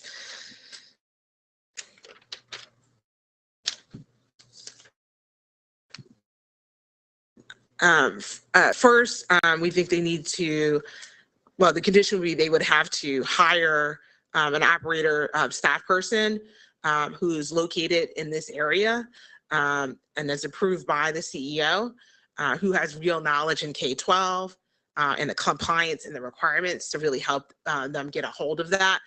One of the things they've had to do in being tactical to these changes is they have members who were serving as the board chair, which is not the same as operating the school, who stepped in to really try to get a hold of these things, but doesn't necessarily come from K-12 world. They hired an experienced principal, but he had been away from the district for a number of years. So just having someone on the ground that knows the current context and current roles is important. So that's one of the requirements. They have to show improvement in the delivery and special education services and compliance with the requirements. They have to show improvement in practices around student behavior, including making sure that they're providing students with due process and students know their due process rights when it comes to discipline and behavior. They have to ensure compliance of scheduling of COMAR. There's no excuse to not offer required courses to or complete program to students. So we should not see that anymore. You have to be compliant with the collective bargaining agreements, and that's another place where having someone who understands the local context to advise them will be important, because I think some of that was just a lack of knowledge that led to some of those issues. And then they really have to improve in that grant management piece, so to make sure that students are getting the services that come from those resources that they should have. Additionally, they're going to be required to provide EEOC training to improve their practices and creating a positive workplace for their staff. And so those sessions will include special sessions for the leadership of the school, both from the operator side and our side, as well as sessions with the entire school community to make sure that they're creating a more positive work environment for everyone in the school community. Thank you. That's helpful. Thank you. Hi, I just wanted to really quickly commend the really incredible work that you guys have been doing in gathering all of this information, and particularly advocating for things like the lack of fulfillment of IEPs, as well as lack of due process, which I know are very important to the students of this city. My main question was going to be, so like going forward with this, if this is approved and we go forward with a 3-year renewal with conditions, how will the students at Coppin University be engaged as stakeholders in this process? How will the students at Collegiate be? Yes, sorry, my mistake. Collegiate. The right school. I mean, so again, making sure that students understand their rights. So like that's one of our requirements. So I want to see that they have meetings with students, and so we want to see what those meetings look like. We want to see the presentations and the inclusion of that. And I think that's along the way. Like, you know, one of the things we've been trying to make sure all schools have is SGAs and making sure they're active in the decision making. And so one of the things we didn't, these are summaries of a small snippet of everything that we look at in renewal. And so having students be active participants in the decision making of schools are important, both in terms of if this is approved, what's happening over the contract term and how students are feeling within the process. Within this renewal process, students have voice within the process. That's through the focus groups, that's through the 5 essentials, which is a survey that all students participate within the school. That's in the ability to participate in the process and participate in meetings. So students are invited to those meetings. Their voice is considered in this process at the same level. And in fact, and a lot of times more so than the voices of adults, because our students are the ones that are experiencing it. We're open to other feedback from students about other things that we could do that we're not thinking about.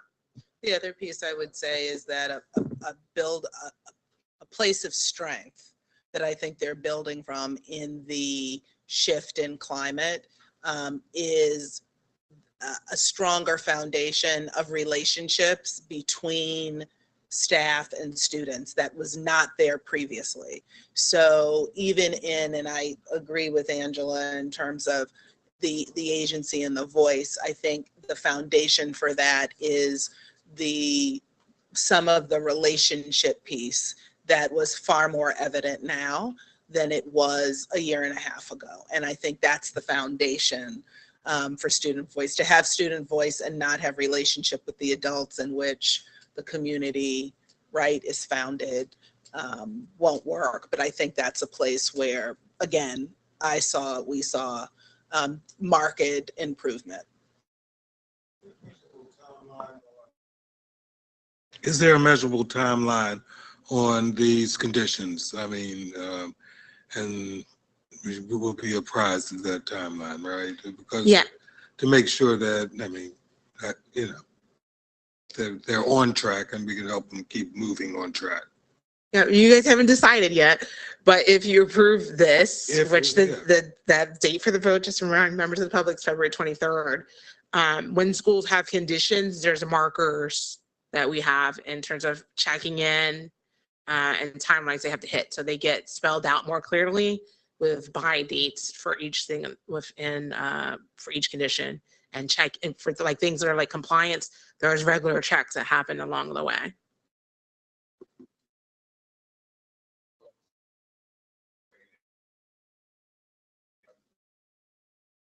Commissioner Brooks, thank you for waiting. Great, thank you. So I just wanted to, because I believe this will be my second time seeing this particular one. So I think when I came in on 2019, might have been a prior session. And so, and if my memory serves me correctly, I think there were still a lot of challenges and a lot of uproar about sort of whether or not this particular school would be able to meet the demands of really educating all of our students and doing it really well. And I know that there's a lot of love and sort of by community members for this school, and I think it serves an important role. So I'm just really grateful to see that there's progress being made. And I also want us to be able to consider and hold like that, you know, some pieces around like where there's a lot of culture and folks feeling like deeply connected but we also have a responsibility as a district to make sure that every charter school is educating our students, especially our Black students, our Black boys, in the ways in which that will prepare them for, you know, ultimate success. And so, yeah, so I'm excited for the growth, but it's also the second time I've been like in my tenure that the school has been up. And so I just want us to pay attention to that as the board, sort of moving forward.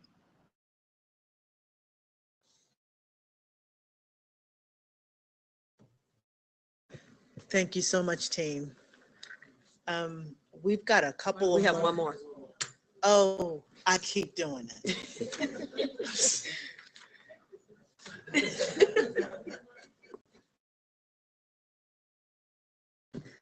Sorry, last one is me. It's Coppin Academy. So they're operated by Coppin State University. They're recommended for a 3-year renewal. They're developing in academics, climate, and they're effective in financial management and governance. They're highly effective in their 4-year cohort grad rate, with an 88% 3-year average of students within the cohort graduating in 4 years. Similar to the other schools that we shared tonight, they're developing for absolute MCAP for English 10 and Algebra 1, students were at level 2, meaning they demonstrate partial proficiency. They're not effective in college and career readiness. They were in the 38th percentile. Their rate of participation was 41.6% and rate of success was 10.4%. 50% of their graduates from the class of 2020 were enrolled in college.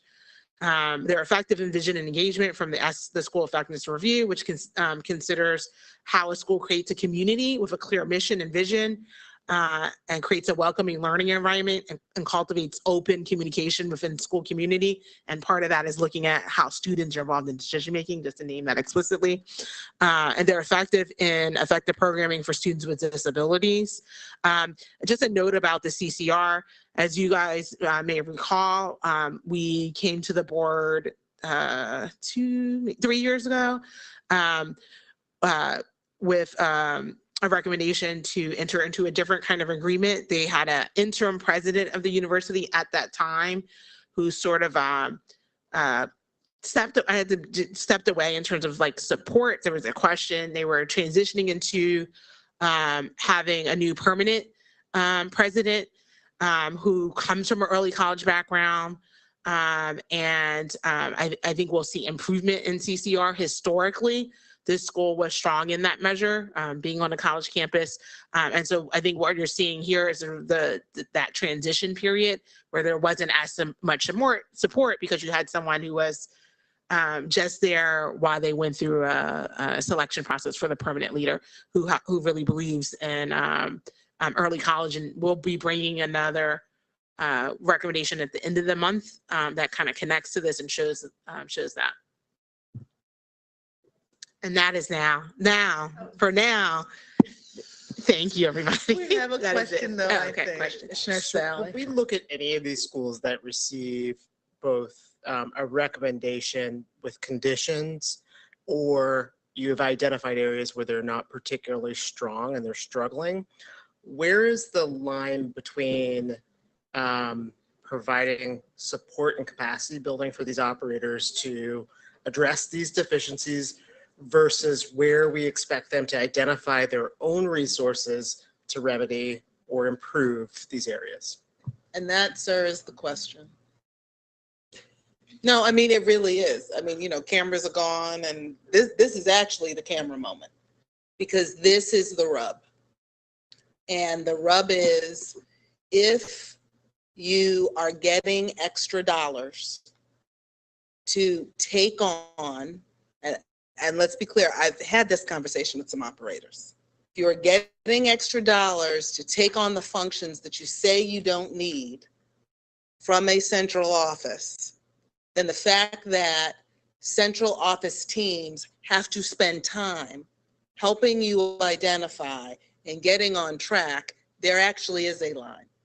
I would say that it's not a clear demarcation, and it was why in the second to last recommendation that came forward, it was one that we wrestled with. It was one I wrestled with. But I have to commend you, Commissioner Sally, because it is one that does not come up as frequently, I would say, as it should. And it is almost a given at the same time that we are talking about funding, that on one hand, right, I want the funding to do all of the administrative tasks and meet the target. But then on the other hand, right, there's a border of what I like to say, maybe I shouldn't say publicly, but the cameras are gone, an infantilization of people who on one hand want autonomy and I get all this money to replace what an ineffective, in quotes, central office does, but it is that same, quote, ineffective central office that comes in and rescues you when you aren't serving students with disabilities. It is that same, quote, ineffective team that helps you schedule your building because you're not getting kids the content that they need. And so it is a rub. It is a rub. And so believe me, I am challenged with it. And a lot of times that's what drives the recommendation, because at some point, you really aren't on your own.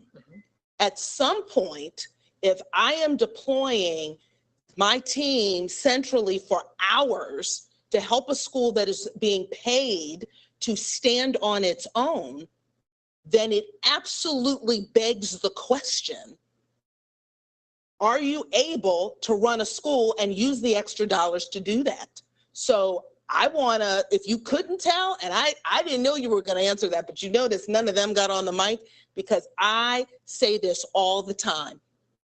And it is, and that's why I use the term infantilization. Like, which one do you want? I have 3 daughters. Do you want to be grown up and do it on your own? Then you take the consequences of when it doesn't happen. But at the same time, as a district, we have said we value a portfolio of schools. It's why we have more charters by far than the entire state put together, because we want a portfolio.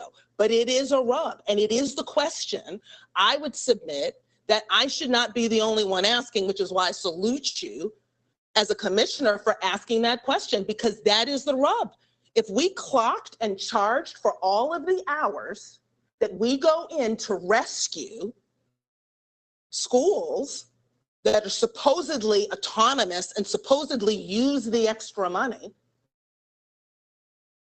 you bet, all I gotta say is people better be glad we don't charge lawyer rate, because that extra that gets released tomorrow in school budgets would be eaten up regularly. And it has been a tradition in Baltimore City public schools to brush that under the rug and to not talk about the amount of time that we go in and rescue schools that are supposedly on their own. So yes, thank you for asking the question, because it should always be the question. If we're going to ask about why we close schools and is there equity, talk to me about that equity. Equity is convenient for the definition of the minute. But if we're really going to have equity questions, talk to me about that equity. So yes, thank you for asking. I would never have said it if you didn't, but these folks will tell you it is a constant bee in my bonnet. You can't have it both ways. And I say the same thing to my 17-year-old. You want more allowance? Then you have more work you got to do on your own. You want me to help you?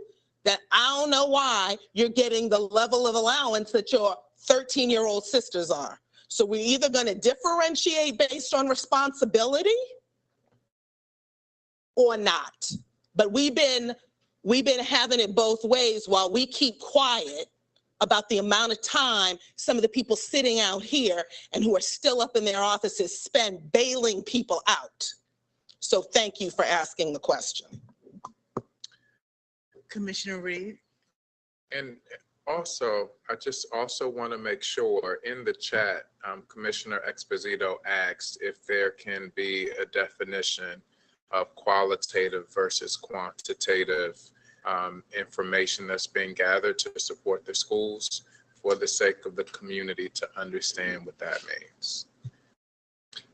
I just want to make sure I understand, to be added to like As where you we. were going through the measures and defining defining the terms, yes, Yeah. defining qualitative versus quantitative. And she has her hand up, so if you want to expound on your question, Commissioner Esposito.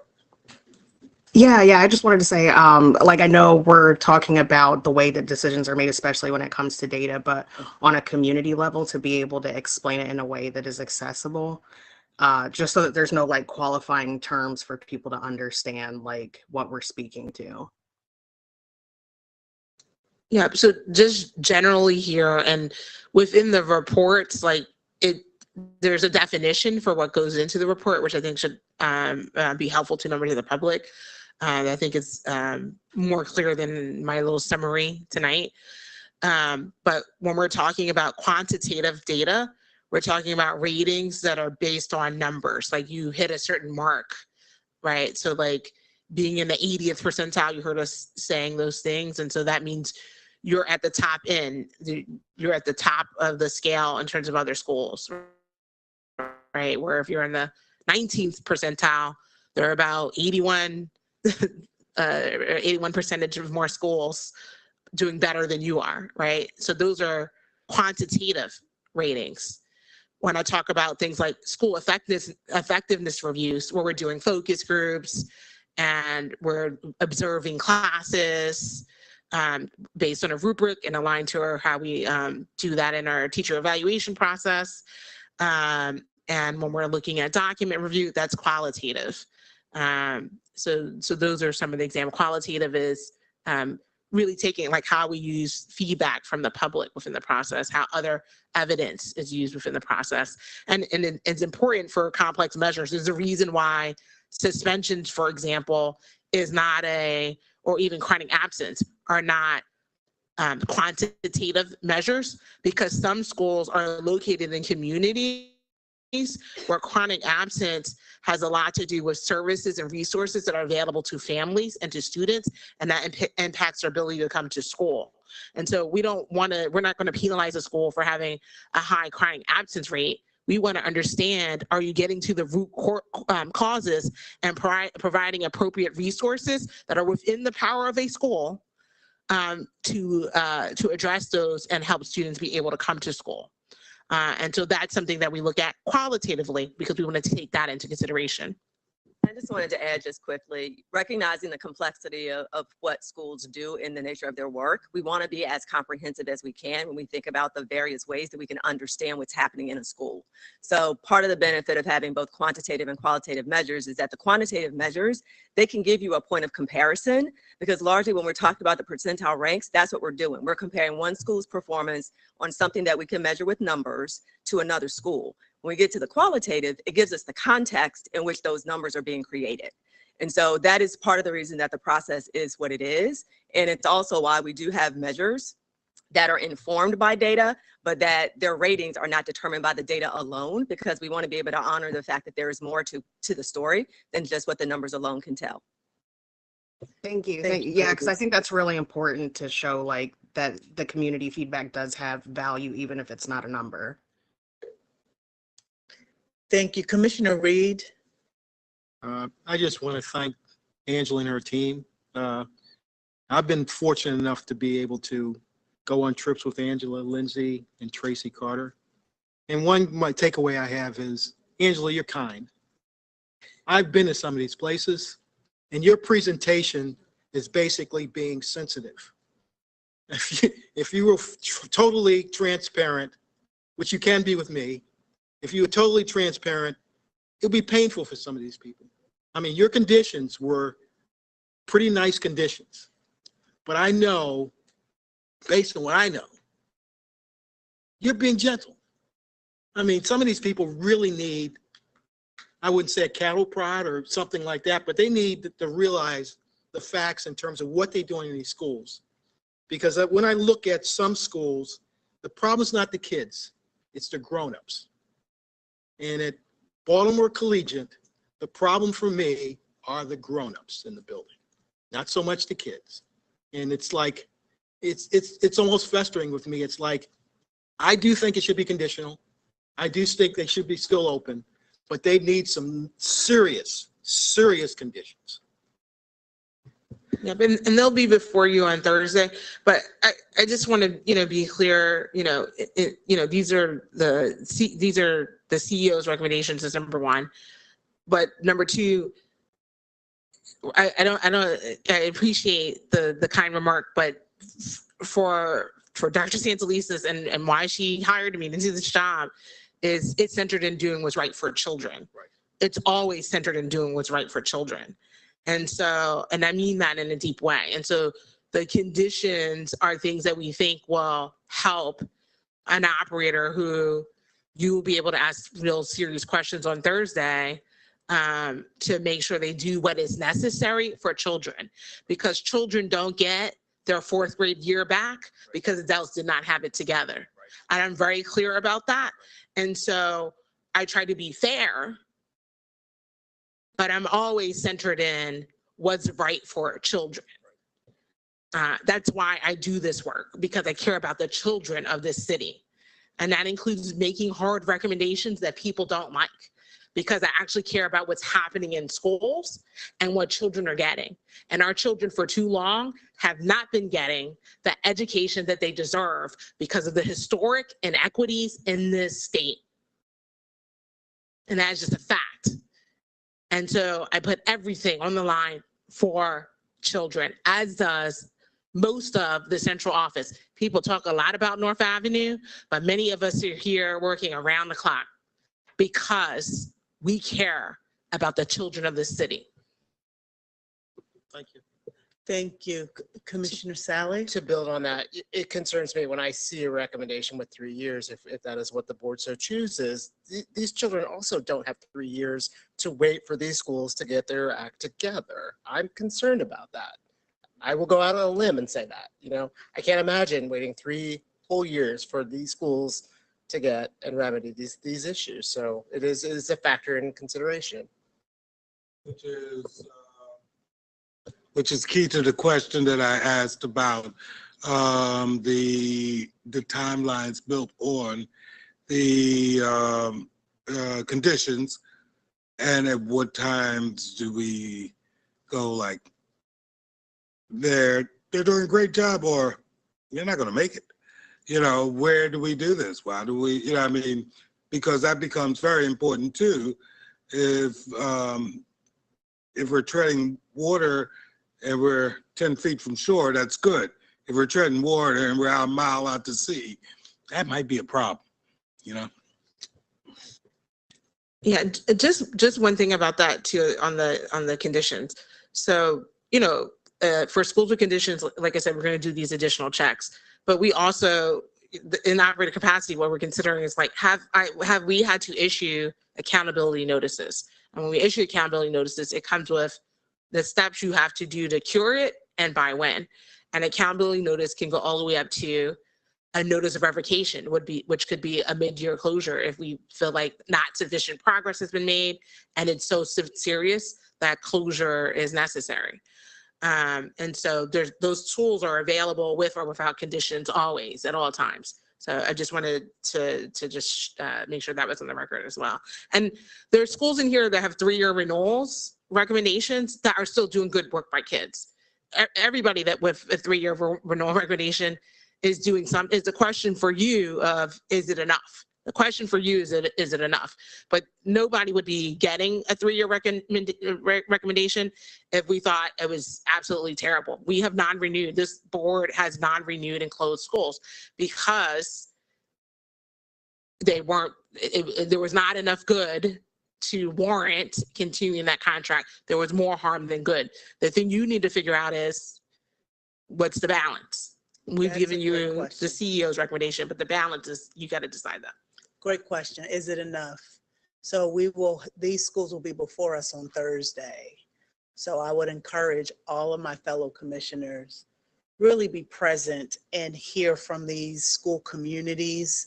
There are a lot of advocates that's going to come out and advocate for these schools. And you all have been experiencing getting email advocacies for these different schools. The question really is, right, is this school capable of providing what these young people need? Is it enough? So let's rest with that over the next couple of days. Let's be open, right, as we hear from these schools on Thursday. But do your work. If you've got to schedule another meeting to see one of these schools, Angela did that for me last year. I know she and her team, it's harder, right? But if you want to just lay eyes on the space and you maybe have not been able to do so because of the dates that these were lined up, we'll try to really work hard to get board commissioners in the space. But this is where the work lies for us, right? This is not an easy decision. It's not an easy kind of thing to do. And despite the fact that the recommendations are coming from the CEO, it is our job as commissioners to do the work to make the ultimate decision. The presentation's on Thursday, but the vote's next Thursday, right? The vote is the 23rd. Right. Mhm. Thank you. Correct. We've got 2 more presentations, believe it or not. So, and I want to do them because staff have been here all night and I don't want to push them. So if we could go to, you know what, I want to do the calendar first because I think that could be 10 minutes. And yes, Joan's here. She's ready to rock. Let's do that. And then we'll come back to Teresa's presentation. Thank you.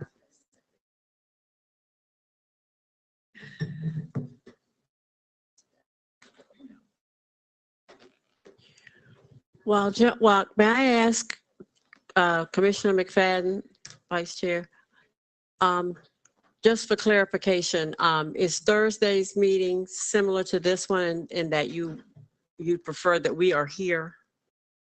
It says that it's virtual. Well, this says virtual. That's why I'm asking.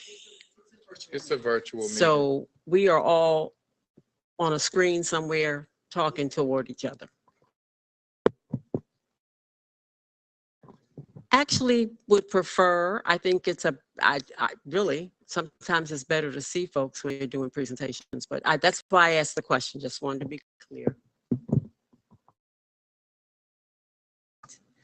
Good evening, commissioners. I'm Joan Dabrowski, Chief Academic Officer. I'm joined this evening by my colleague, Ms. Aquila James, our Director of Academic Strategy. We're here this evening to share an annual presentation that comes to the board twice. Tonight will be the first opportunity for us to share with you our proposal for school year 23-24, the calendar. We will come back to you in March for a vote. So we look forward to your feedback tonight.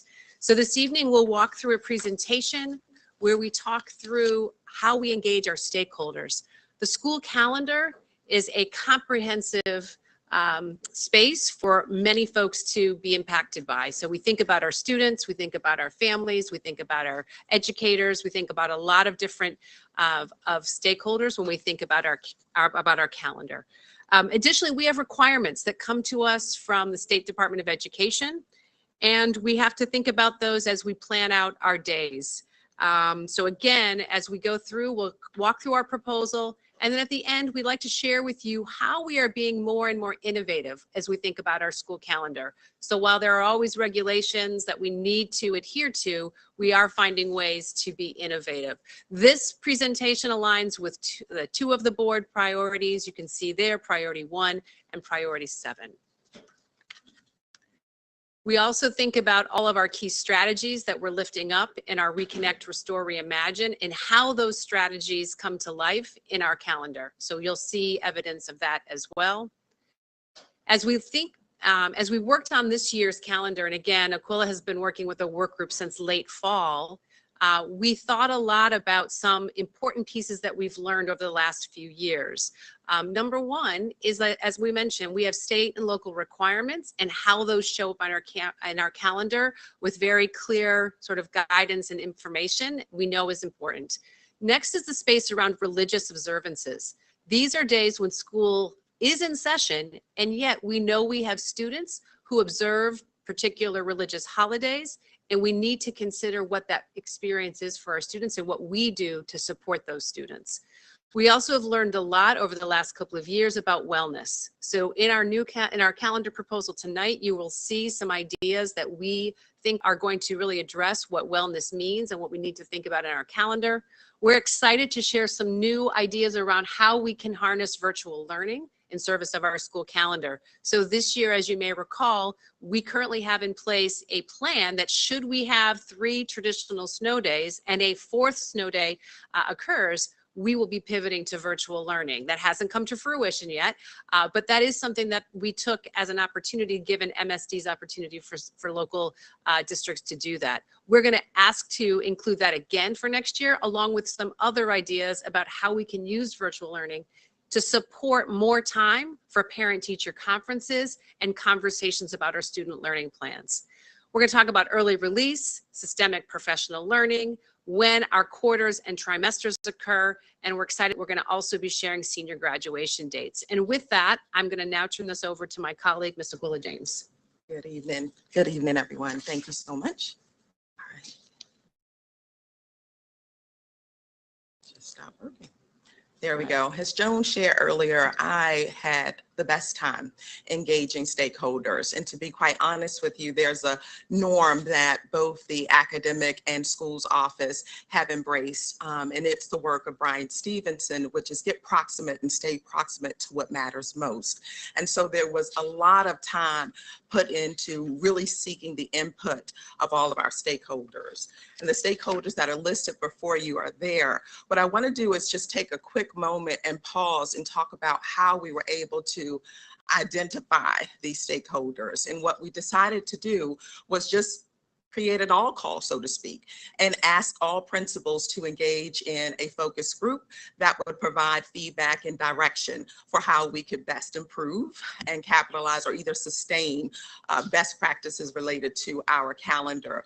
Along that same line, we certainly look to capture the voice of our teachers and our staffs at all grade levels. In fact, we were able to target teachers that were at the elementary grade level all the way through the secondary grade level. I had the pleasure of meeting both with principals and teachers twice to share, one, the initial thoughts, and then two, to also share here is where we think we've landed and just consistently receive their input. I have to say I'm a little biased when it comes to the stakeholders here, and that's when I had the opportunity to collaborate with our scholars. I had the best time really engaging with the scholars and asking them for their input as to what matters to them. And so as Joan shared earlier, there is this new initiative that I'm overjoyed to share with you momentarily around graduation dates. Again, these are proposed graduation dates, which will be new for us. Our students were very vocal, and I certainly appreciate our ability to allow and make sure that we have student voice as often as possible. And so I just had the best time with that group of young people, coupled with also just chatting with other stakeholders around how to ensure that our calendar really captures the need of all. In order for us to think in terms of building the calendar, there are some state and local requirements. The requirements buckled into 3 areas. That is state requirements. The state essentially is providing the list of hours as well as days that we must stay engaged in instruction. They also call at the second bullet, they speak specifically about the requirement of being in school for a minimum of 4 hours in order for that to count as an academic instructional day. While we know that we have many extracurricular activities that occur on Saturdays, and sometimes on some days, we don't include those days as our instructional learning days. When we take a peek at COMAR, COMAR provides a list of holidays that we'll honor, and we'll show just a little bit more boldly momentarily. And in addition to state and COMAR, we do ensure that we partner and uphold the agreement with the BTU, ensuring that there are 10 systemic professional development days. All right, so what you have now is the overall proposal for calendar year 23-24. Staff will return on Monday, that is August the 21st. And I just want to take a moment to pause here, because last year, meaning this current school year, I should say, staff came back 4 days in advance. And just in collaborating with the principals as well as the teachers, it was very clear and apparent that they requested more time. And so they received exactly what they've asked for. Students would then return the week after, and they would come on August the 28th. And I want to call your attention to the Thanksgiving break as well as the winter break. They certainly mirror the COMAR regulation. We will talk about wellness days and how they may play a role in expanding the holiday break, but certainly I want to just point out that the holiday break are listed before you. Spring break also adheres to COMAR regulation. And again, as I shared earlier, I'm excited to share with you guys, this is our proposed senior graduation dates. Why am I excited? It's the first time, at least since I've been working on the calendar, that we're able to present to this board a proposed date for our seniors to graduate. Again, this recommendation came as a result of really collaborating with our scholars. The end of the school year will take place, if approved, on June the 10th with an early release for our scholars. Inclement weather days will be 3 days of snow days for next school year, if approved.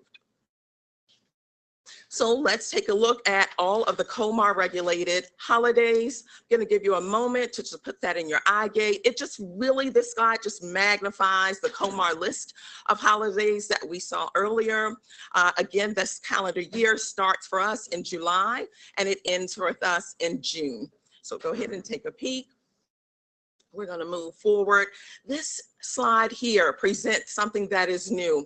Dr. Dabrowski mentioned earlier our desire to touch on religious observance days. School is in session on these days. However, city schools, we are certainly committed to being intentional about observing and or partnering with folks that have or celebrate their faith in a variety of tradition and ways. And how we want to do that buckets into these 3 specific areas. We want to hone into making sure we give clear guidance to schools as well as central office personnel when it comes to not scheduling tests and examinations. So when there's tests and examinations, we want to steer away from scheduling such activities coupled with evening events and field trips. We want to make sure we are not scheduling any of those activities on the religious observance days that we'll share with you momentarily. What we're going to ask of our schools is when it comes to extracurricular, athletic, and community events, for them to consider alternative dates that they could host such events.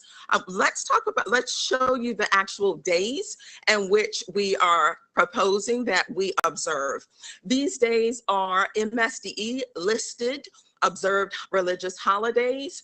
And so you'll note on the right side of your screen that there are some holidays that have an asterisk. That asterisk mark denotes that those holidays commence the evening of. And so again, we hope to ensure that we provide our schools with guidance around tests, extracurricular activities, field trips, as well as examinations, so that our school community members have an opportunity to observe those days.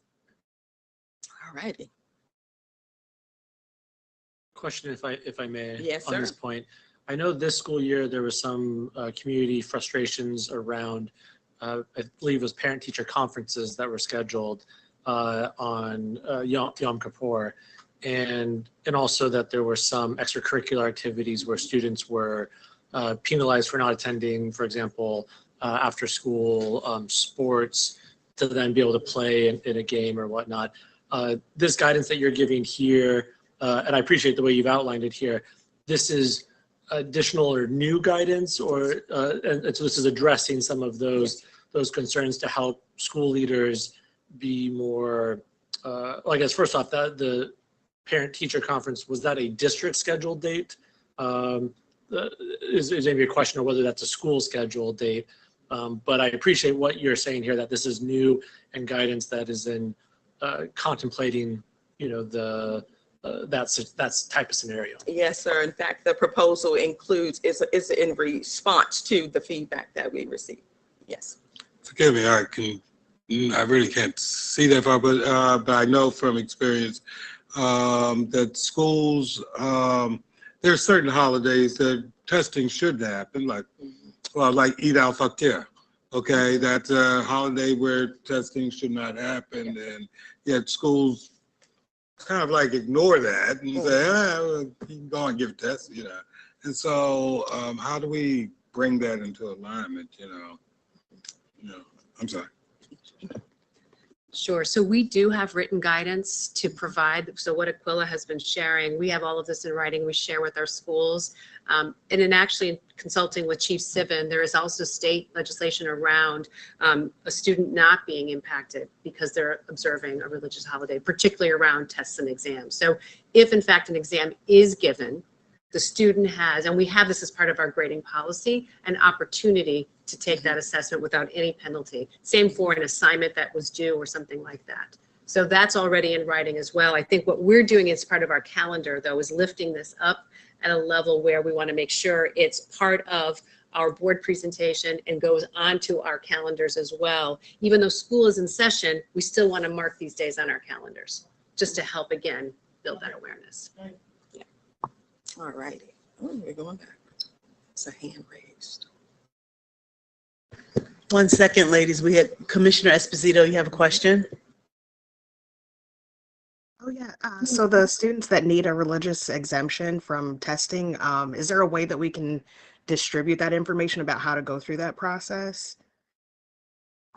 So I'll certainly take a look at what our current guidance says, but that's an excellent suggestion. Let me take that down and we can look at that between now and we come back to the board and find out how we do that or what our current approach is for that. Oh, and there's also a comment asking about Moorish American youth who have their own religious holidays. So is there ways for maybe religions that aren't as well known or aren't included in the current calendar to submit, awareness to you all directly? Yep, I think what we do, again, this goes back to, again, we are in a space where state legislation requires us, again, if a student has a particular faith that they're observing that's not on this list, they are absolutely in that space to be able to work with their schools to make sure that there is sort of that excused absence and that opportunity to make up any missed assignments without any sort of negative impact on those things, that is at a school level, that they should be certainly working with their school sort of administration to support that. Thank you. All righty. And so as we pivot and talk about something that seemed like it received a lot of just feedback, and we hope that we have approached this extremely well this time. That's our approach to wellness. And so what I want to do share that this year, we have defined wellness very clearly. And that is for time for city schools, community to recharge and attend to their own personal needs.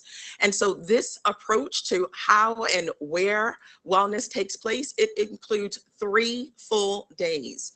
And so earlier in the calendar presentation, you noticed that there was a Wednesday, November 22nd, that is offered, which would extend our Thanksgiving break. The Friday, December 22nd, which would also extend the winter break. I do want to just take a moment and take a deep breath because I'm excited to propose this idea around Friday, February 16th, extending President's Day weekend, because that means this time next year, folks would have a 4-day weekend. And I think that our staff would be elated about that. And students, yes, exactly, and our students. All right, and so let's go ahead and pivot and talk in terms of leveraging our virtual learning. And so we, in partnership not only with our stakeholders, we also wanted to be very innovative as we created this calendar. And so we decided to look at our resources within the state. MSDE has provided yet again another opportunity for us to leverage virtual learning. And so for 23-24, we have this new chance to capitalize on at least 8 virtual days and using them in a very unique way. Rather it is for staff development, for staff to attend graduation, or however we choose, we have that ability to do so. The third bullet I want to just highlight for you guys, and that is up to 3 of the 8 virtual days can be used as asynchronous days. And we're going to talk a little bit about what we would like to do with that. Of course, our virtual learning plan must be approved by the board first, and as well as the state. Okay. All right, so let's talk in terms of asynchronous days.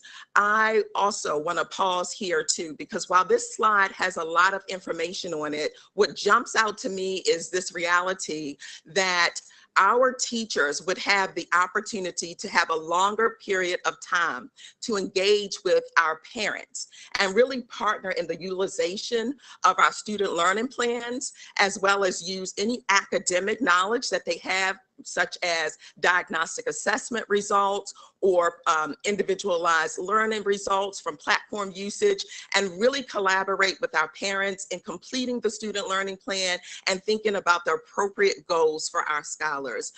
So teachers will work at schools.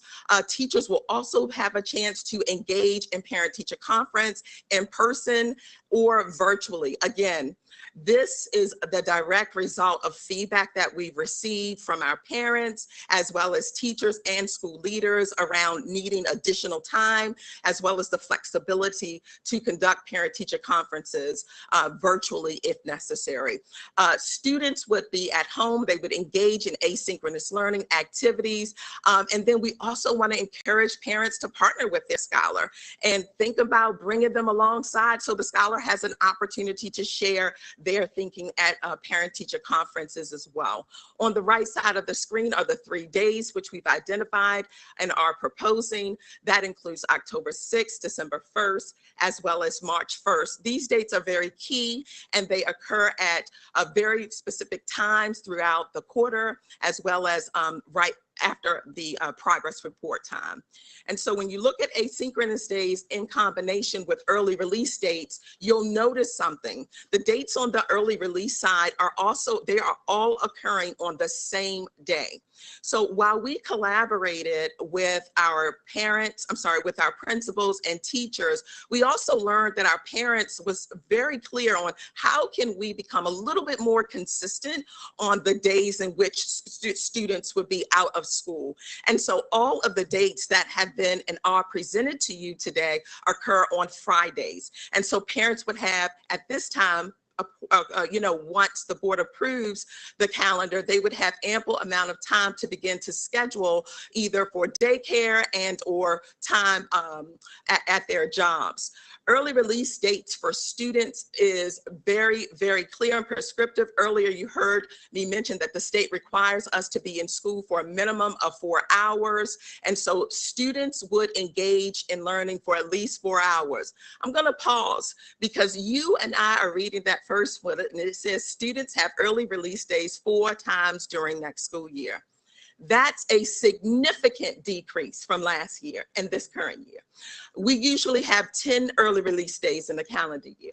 Students, parents, and principals have shared with us along the lines of attendance rates being low on our early release dates. And so in response to not only that data point, but just the overall concerns that our community has raised, we have decreased early release days by 6. And so now students, our proposal includes that students would engage in an early release at least 4 times a year.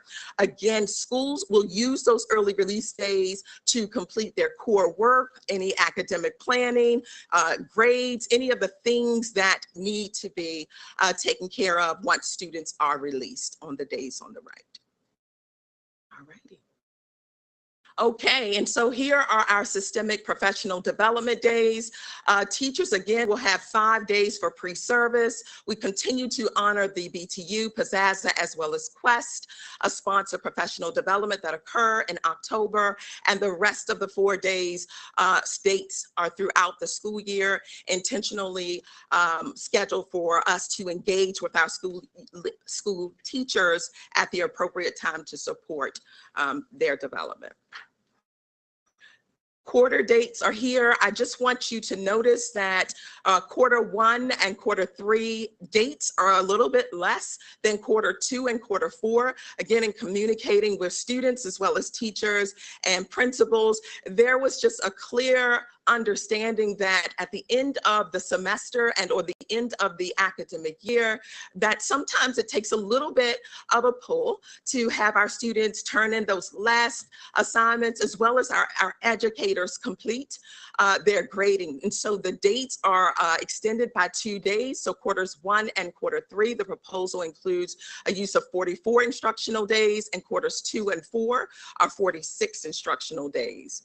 For our trimester schools, they also have very clear guidance around the term for progress reports, as well as the term for our report cards. Here we go. Boom, boom, boom, boom. I'm doing a drum roll. I am doing a drum roll because here's our proposal. We are anticipating these dates. Here are the proposed dates, June the 3rd through the 10th. And I have to tell you, when you think in terms of looking through the lens of a scholar, they're thinking about that graduation. At least that's what some of the scholars told me. They were on there. So here we are proposing that. And again, I'm so giddy. I'm really excited about it. All right, so we'll move forward. I want to take us a moment to look ahead and make sure that we talk just briefly about some of the things that are coming. Reimagining time. You've heard us talk about that as it relates to our recovery work. And so we want to talk in terms of summer learning for 2023. And we also want to just touch on this idea of exploring a 4-year calendar option for school year 24-25. So our summer learning, we learned a ton from last school year. And so as a result, what we want to do for this year is expand the number of school-based programs, as well as increase our enrichment opportunities that couple very nicely with mini camps. We also want to consider early communication, early summer registration for our family members so that they have time to plan. And so when it comes to summer learning, the work has started. We're communicating with families early, and I think that helps position students as well as families to prepare for supporting their students during the summer. Earlier, there was a discussion around what else to do, or earlier, for me, that was during the day, not you. But alongside our Reimagining Time includes the launch programs. There are specific grades that we desire to support our students as they transition to one grade to the other. And so these programs would take place at around August 7th through the 17th. The dates would occur Mondays through Thursday. And keep in mind that these are specific grades. The topics are to be determined, as well as the grades. Again, we're just exploring. We're thinking in terms of those transition grades, such as the 6th grade, as well as the 9th grade.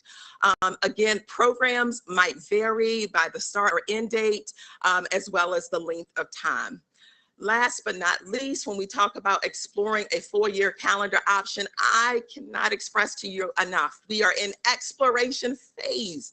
And as a former science teacher, that's probably our favorite time because we get to think about all of the things. And some of the things that a focus group has started to think about and just highlight for us are these additional instructional days. Wondering if we can increase the number of professional learning days and even consider adding these academic enrichment and mini camps as we think in terms of exploring this option of a 4-year calendar. All righty, I'm going to open it up for questions and discussions. First, I want to say at 9:18, you really kept my attention. So kudos to just your presentation skills are amazing. Are there any questions from any of Commissioner Chinya? I really don't want to prolong it, but what are the dates for, I'm looking at the dates for launch and just wonder what the dates are for summer, because I just making certain that there is a little gap of time for some folks, because if folks are going back on the 21st and students on the 28th, and if anyone's in summer, if launch falls right in the middle, there's no vacation. No, it's a great question. And really, as Aquila said, this isn't something we're going to sort of say is a must for everyone.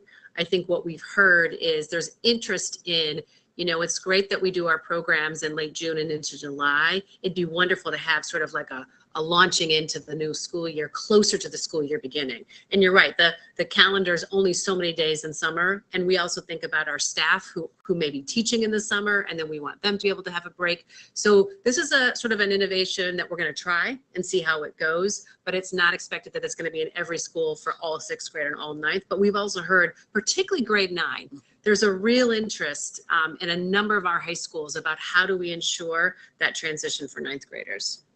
Please get me correct. I think it should be for all. I just want to be certain that Of it's the dates. that the date gives everyone a little rest before we launch into the new. Yeah. Thank you. Any other questions? Oh, well, I'm sorry, I wasn't watching. Commissioner Roberts and then Commissioner Katz-Zachary. Thank you. Oh, okay. Yeah, so this is, I think, a kind of time where my job is kind of hard, because on one hand, I think that I completely understand the arguments that you all are making, especially around sort of trying to increase attendance and make sure that our time is best utilized to be able to increase educational opportunities. But at the same time, I really like early release days, and they're really fun. And I know that at least going, as someone who goes to Baltimore City Schools, we love the early release days. They're a really great time to catch up on work and hang out with friends and be able to try to stay real human beings while not sort of being crushed under a deluge of work.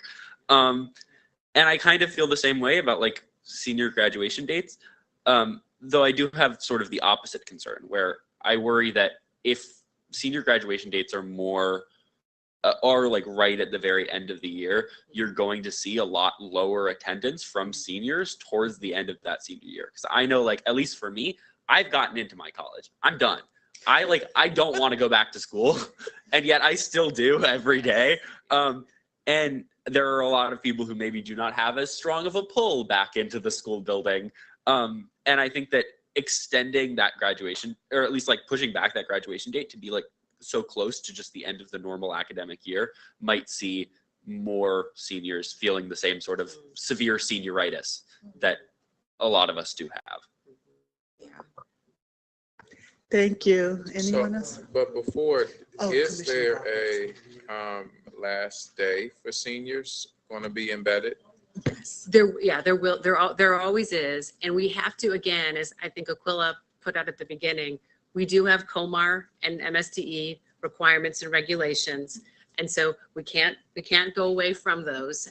And yet we do understand the senior sort of space and trying to hold them and keep them engaged as long as we possibly can.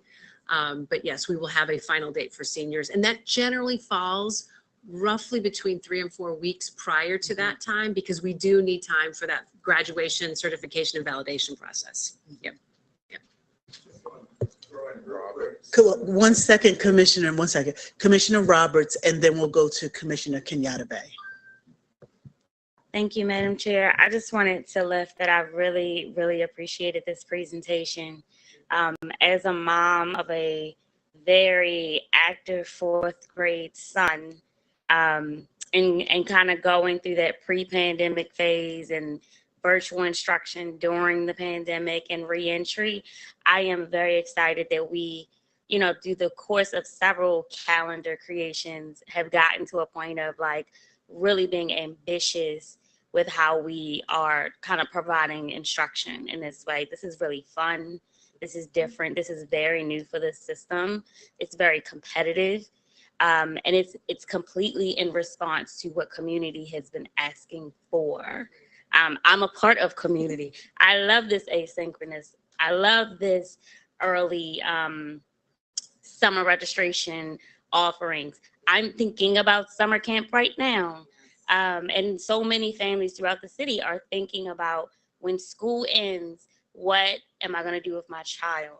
How are we going to continue academic enrichment throughout the summer? How can we afford it? And to know that the school system is able to offer that programming in a meaningful way, I'm really excited about that. Thank you so much to your team for really being responsive to community in that way, and being thoughtful in your approach on how to roll it out.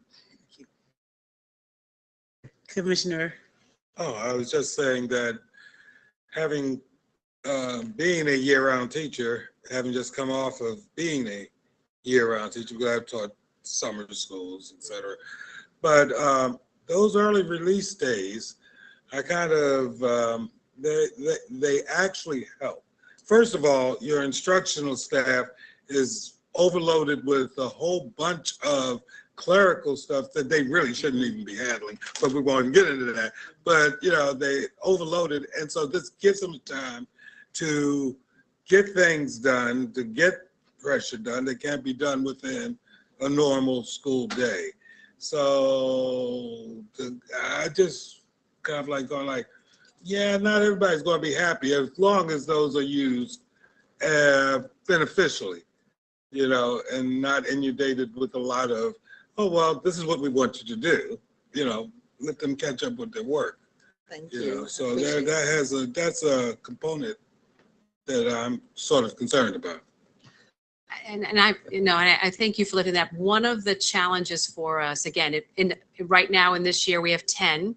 They count towards the 180 days. We have looked at the data. Our attendance is very low on early release days. And so that's the other piece we're trying to balance, is attendance across 10 of those days impacts our overall sort of chronic attendance and absences. So that's the space, but you're right. I mean, there's the value of, and I think our staff do, really need that time. We're hoping that the 3 full days for that parent-teacher conference student learning plan, along with 4 of the early release, might be that space, but we'll certainly, again, take this feedback back and certainly revise if needed.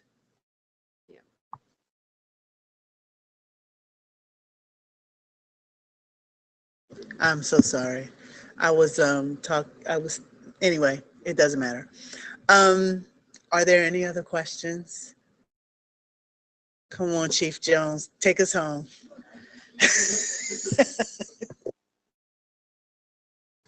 Mr. Kennedy, cue us up. Okay, so it's nothing more exciting than accountability presentation to wrap up the evening for a long board meeting. So Mr. Kennedy, if you can pull that up, I'm actually going to go ahead and start talking while he does so, if that is okay with the board. Okay, so again, Teresa Jones, Chief Achievement and Accountability Officer. This evening's presentation is really intended to provide an update around the information that we've received from MSDE regarding the accountability system return and the issuance of the school report cards. So this is our attempt to maintain transparency and a timely sharing of information as we are made available, as is made available to us. Next slide, please.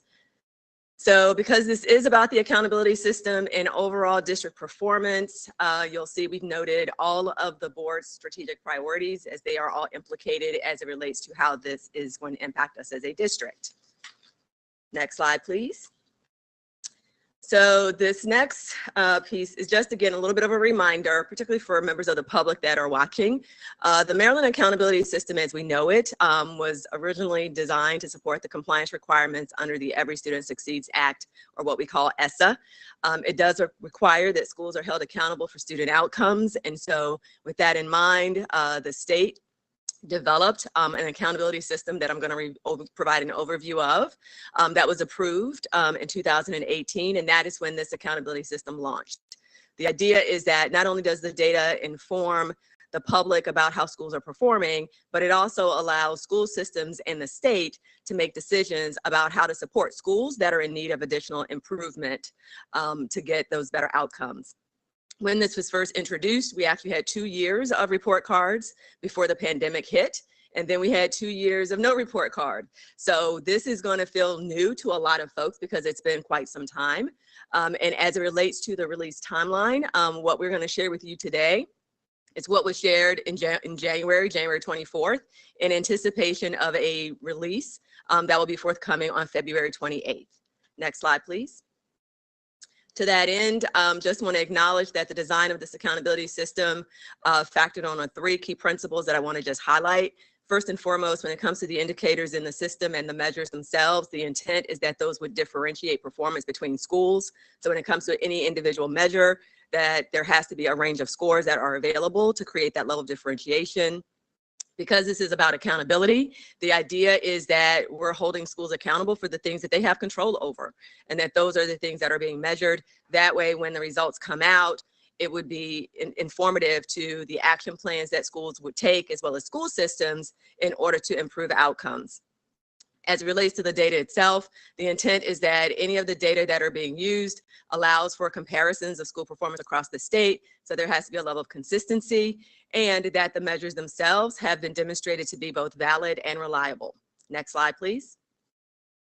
So when it comes to the accountability system, I'm going to do a quick overview here in a moment of the frameworks for each of the grade bands. As a result of the data collection and all of the data being pulled together with the various measures, it allows for 2 main products to be created. The first is the state report cards themselves. And what you see here is just a screenshot of the Maryland Report Card website, which is where this information resides. So there are report cards for each of the schools in the district. There are various views of the data that are available. And there are also data downloads that allow those members of the public that have an interest of digging into specific data sets to access the data directly in those publicly available views. In addition to that, there is the identification of schools that can fall into a couple of different categories. The 2 broad categories are represented here. The way that they are being communicated today is what you see listed here that the state used in their January 24th presentation. Under ESSA, they were originally described as CSI, or Comprehensive Support and Improvement Schools, and TSI as Targeted Support and Improvement Schools. But in essence, the acronyms are holding true, but they've changed the descriptors for whatever reason. Next slide, please. So when it comes to the report card itself, this is intended just to give just a screenshot overview around the kinds of information that you'll be able to see on the report card. Again, it is publicly available or will be accessible on the state's website. It does also not only produce individual report cards, but it also gives access to disaggregated data for student groups. So it allows you to see their student group performance, improvement over time, and a number of other views of the data above and beyond just the overall rating, which is what oftentimes gets highlighted.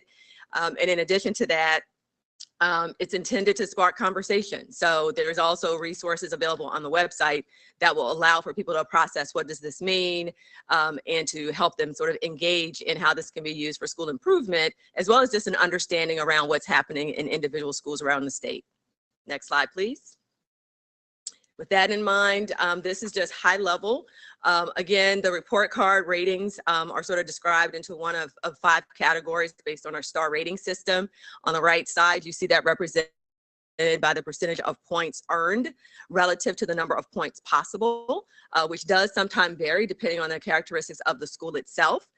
Broadly speaking, the ratings are determined about measures that fall into these 2 broad categories of academic performance and school quality and student success. So you'll see the 65-35 split described as I go through each of the measures that are listed there on the subsequent slides.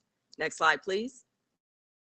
So when it comes to the framework, again, it is differentiated by grade band, and that is largely because of the kinds of data that are relevant to what an education looks like at these different levels. So I'm not going to go through the descriptions of each of these measures in the interest of time.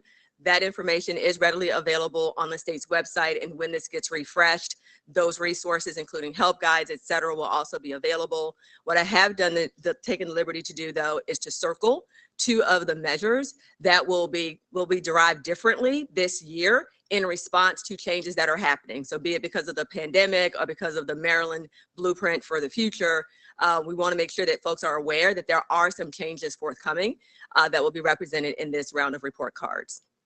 Also on this slide, you'll also, excuse me, can you go back 1 second? You'll also see there's an English language proficiency measure. That's an example of like a measure that doesn't apply to all schools because that one is a function of your student population. So if you have a certain percentage of English language learners, you have that as a measure. So again, I just want to acknowledge that there can be a different amount of points available for a given school depending on the school's population and data availability that applies key business rules that allow the data to be included in the calculations.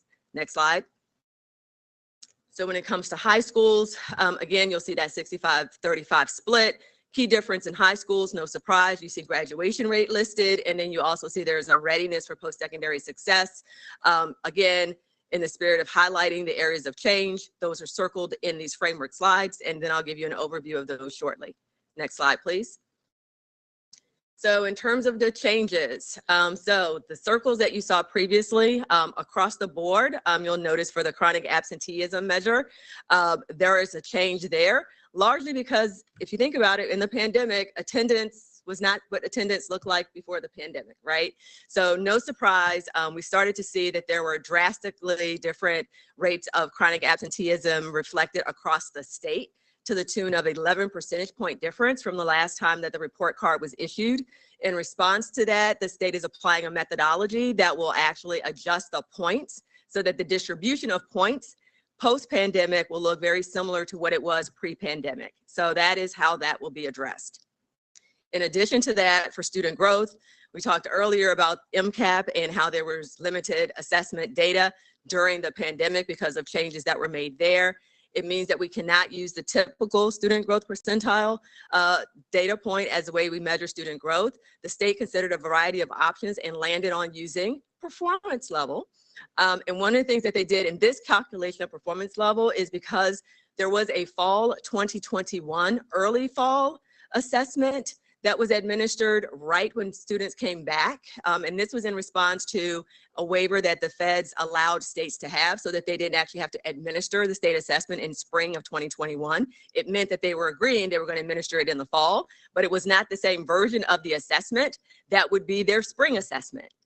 So in the case of Maryland, while there are ways that we can compare the results, the scoring and some of those other technical aspects are different. So I just want to just acknowledge that as a point of reference, but it does allow for them to take a look at a student's performance from that fall 2021 to then their performance in spring of 2022. So this was the state's best solution for the way to have a meaningful student growth measure that was using more recent assessment data to understand student growth.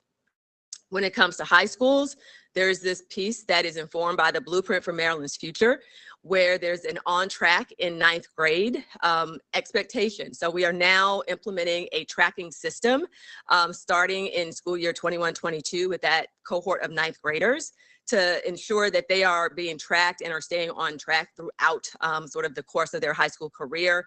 The idea is that for this particular use of that data point in the report card, it's actually based on the graduation requirements that the school systems were utilizing at the end of that 9th grade year. So that is something that may look different in the future, but it is something that we wanted to make note of that will be a change in this report card when it comes forward. Next slide, please. So I mentioned earlier, in addition to report cards, we also have the identification of schools that fall into these two different categories.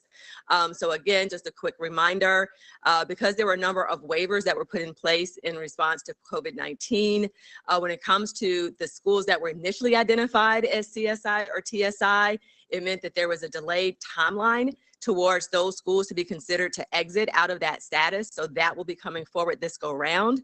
And in addition to that, there was an assurance that the state had to provide to the feds that there would be new identifications considered in 22-23 based on the 21-22 data. So that is the other key feature that we're anticipating. Doesn't mean that there are any changes in terms of sort of like the criteria for identification. And so the expectation is in essence that they would be using the same indicators that were in place before. However, we do recognize that that means that there are some timeline adjustments around some key items. And that's one of the things that we want to make sure folks are aware of. And that's what we're going to cover next. Next slide, please. So when it comes to the comprehensive school improvement or the comprehensive support and improvement schools, those schools, as you'll see noted here, could be identified based on a couple of different categories.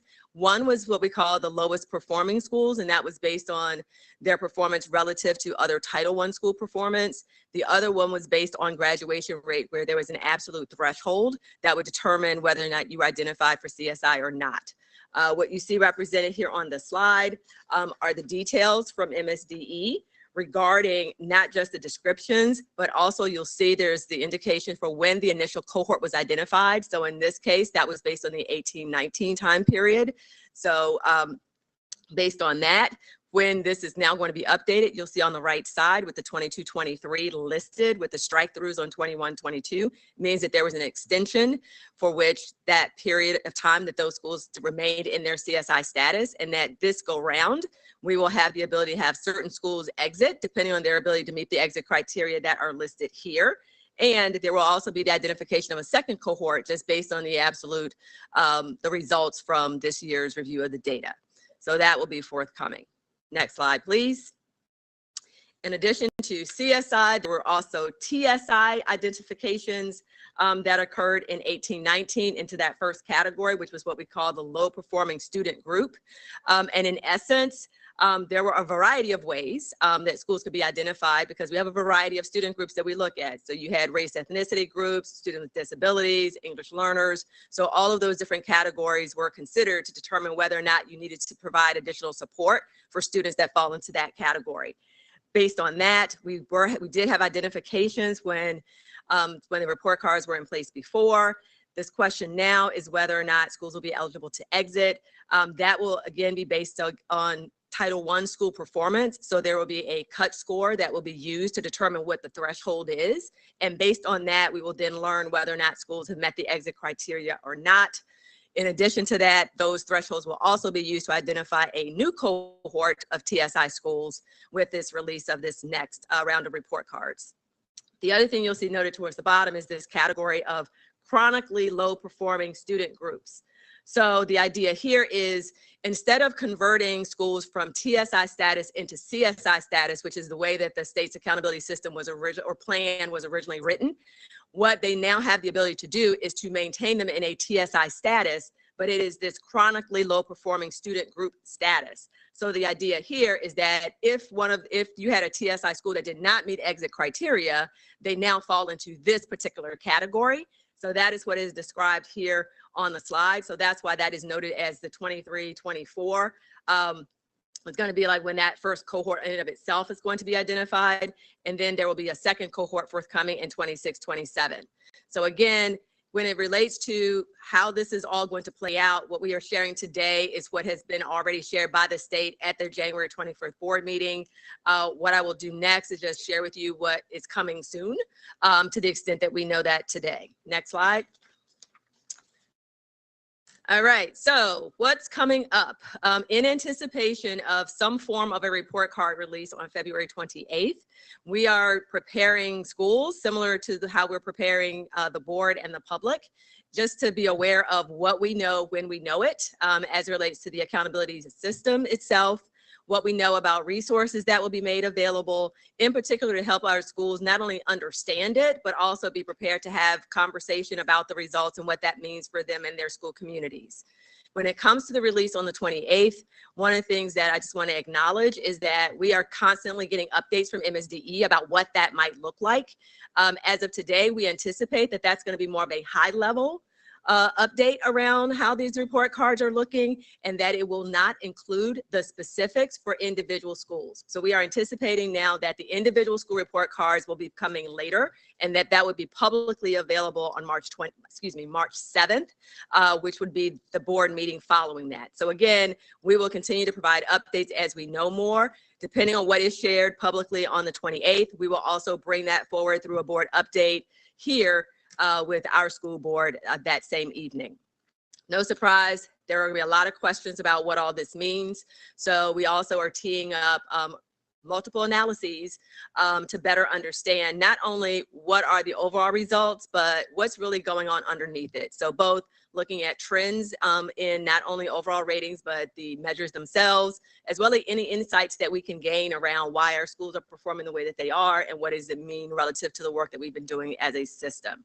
So I know that that was a lot.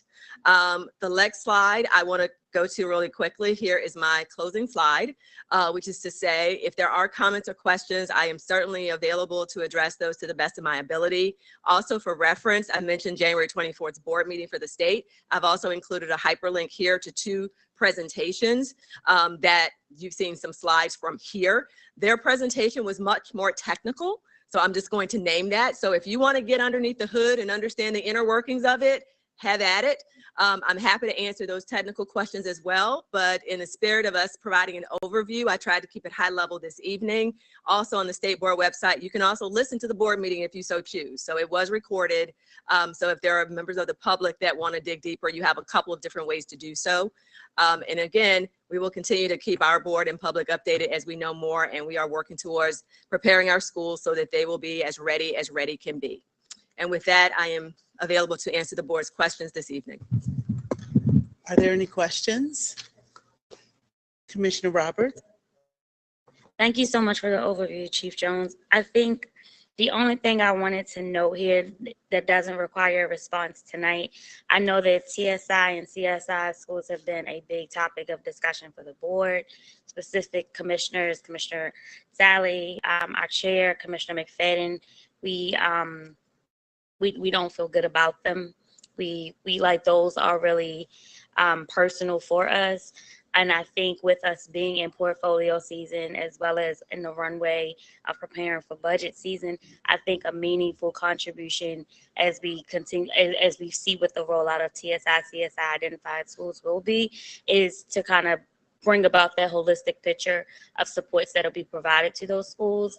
So we understand from, a 50,000 foot as well as on the ground approach to supporting those school communities, what financial supports are going in and other supports that will be provided for those students would be really helpful. Great. Thank you. I'll definitely make a note of that. Thank you, Commissioner Roberts. Additionally, to connect that next piece of that is what are schools required to address as a result of those identifications, like in the school improvement plans. So folks understand just kind of the cycle of all of this work and how it's all interconnected. So we don't lose sight of the fact that report cards represent the prior year's worth of work, but at the same time, they're connected to school improvement efforts going forward into the next and following school years, subsequent years, depending upon how long it takes for a school to meet the state's exit criteria. Got it. Any other questions?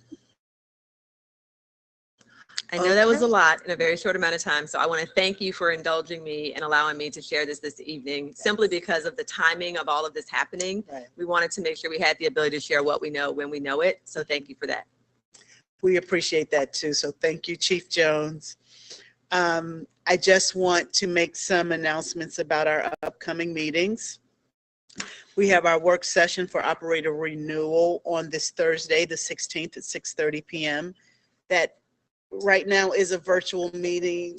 Commissioner Chenya, would you just allow me to talk with the staff to see if we can make it hybrid or? My question was not a request that you do. I simply wanted clarification as to what it was. For sure. Okay, thank you, then. It is virtual. We have our operations committee meeting Tuesday, the 21st, 10:30 a.m. That also is virtual. We have a policy committee meeting on the same day at 4 p.m. It is also a virtual meeting. We have a special public board meeting for the operator renewal vote. That is Thursday, February the 23rd at 6 p.m. That will also be virtual. Our next executive session meeting will be held here at 200 East North Avenue on Tuesday, the 28th at 3 p.m. And then our public board meeting is a hybrid meeting, and it will be same day at 5 p.m.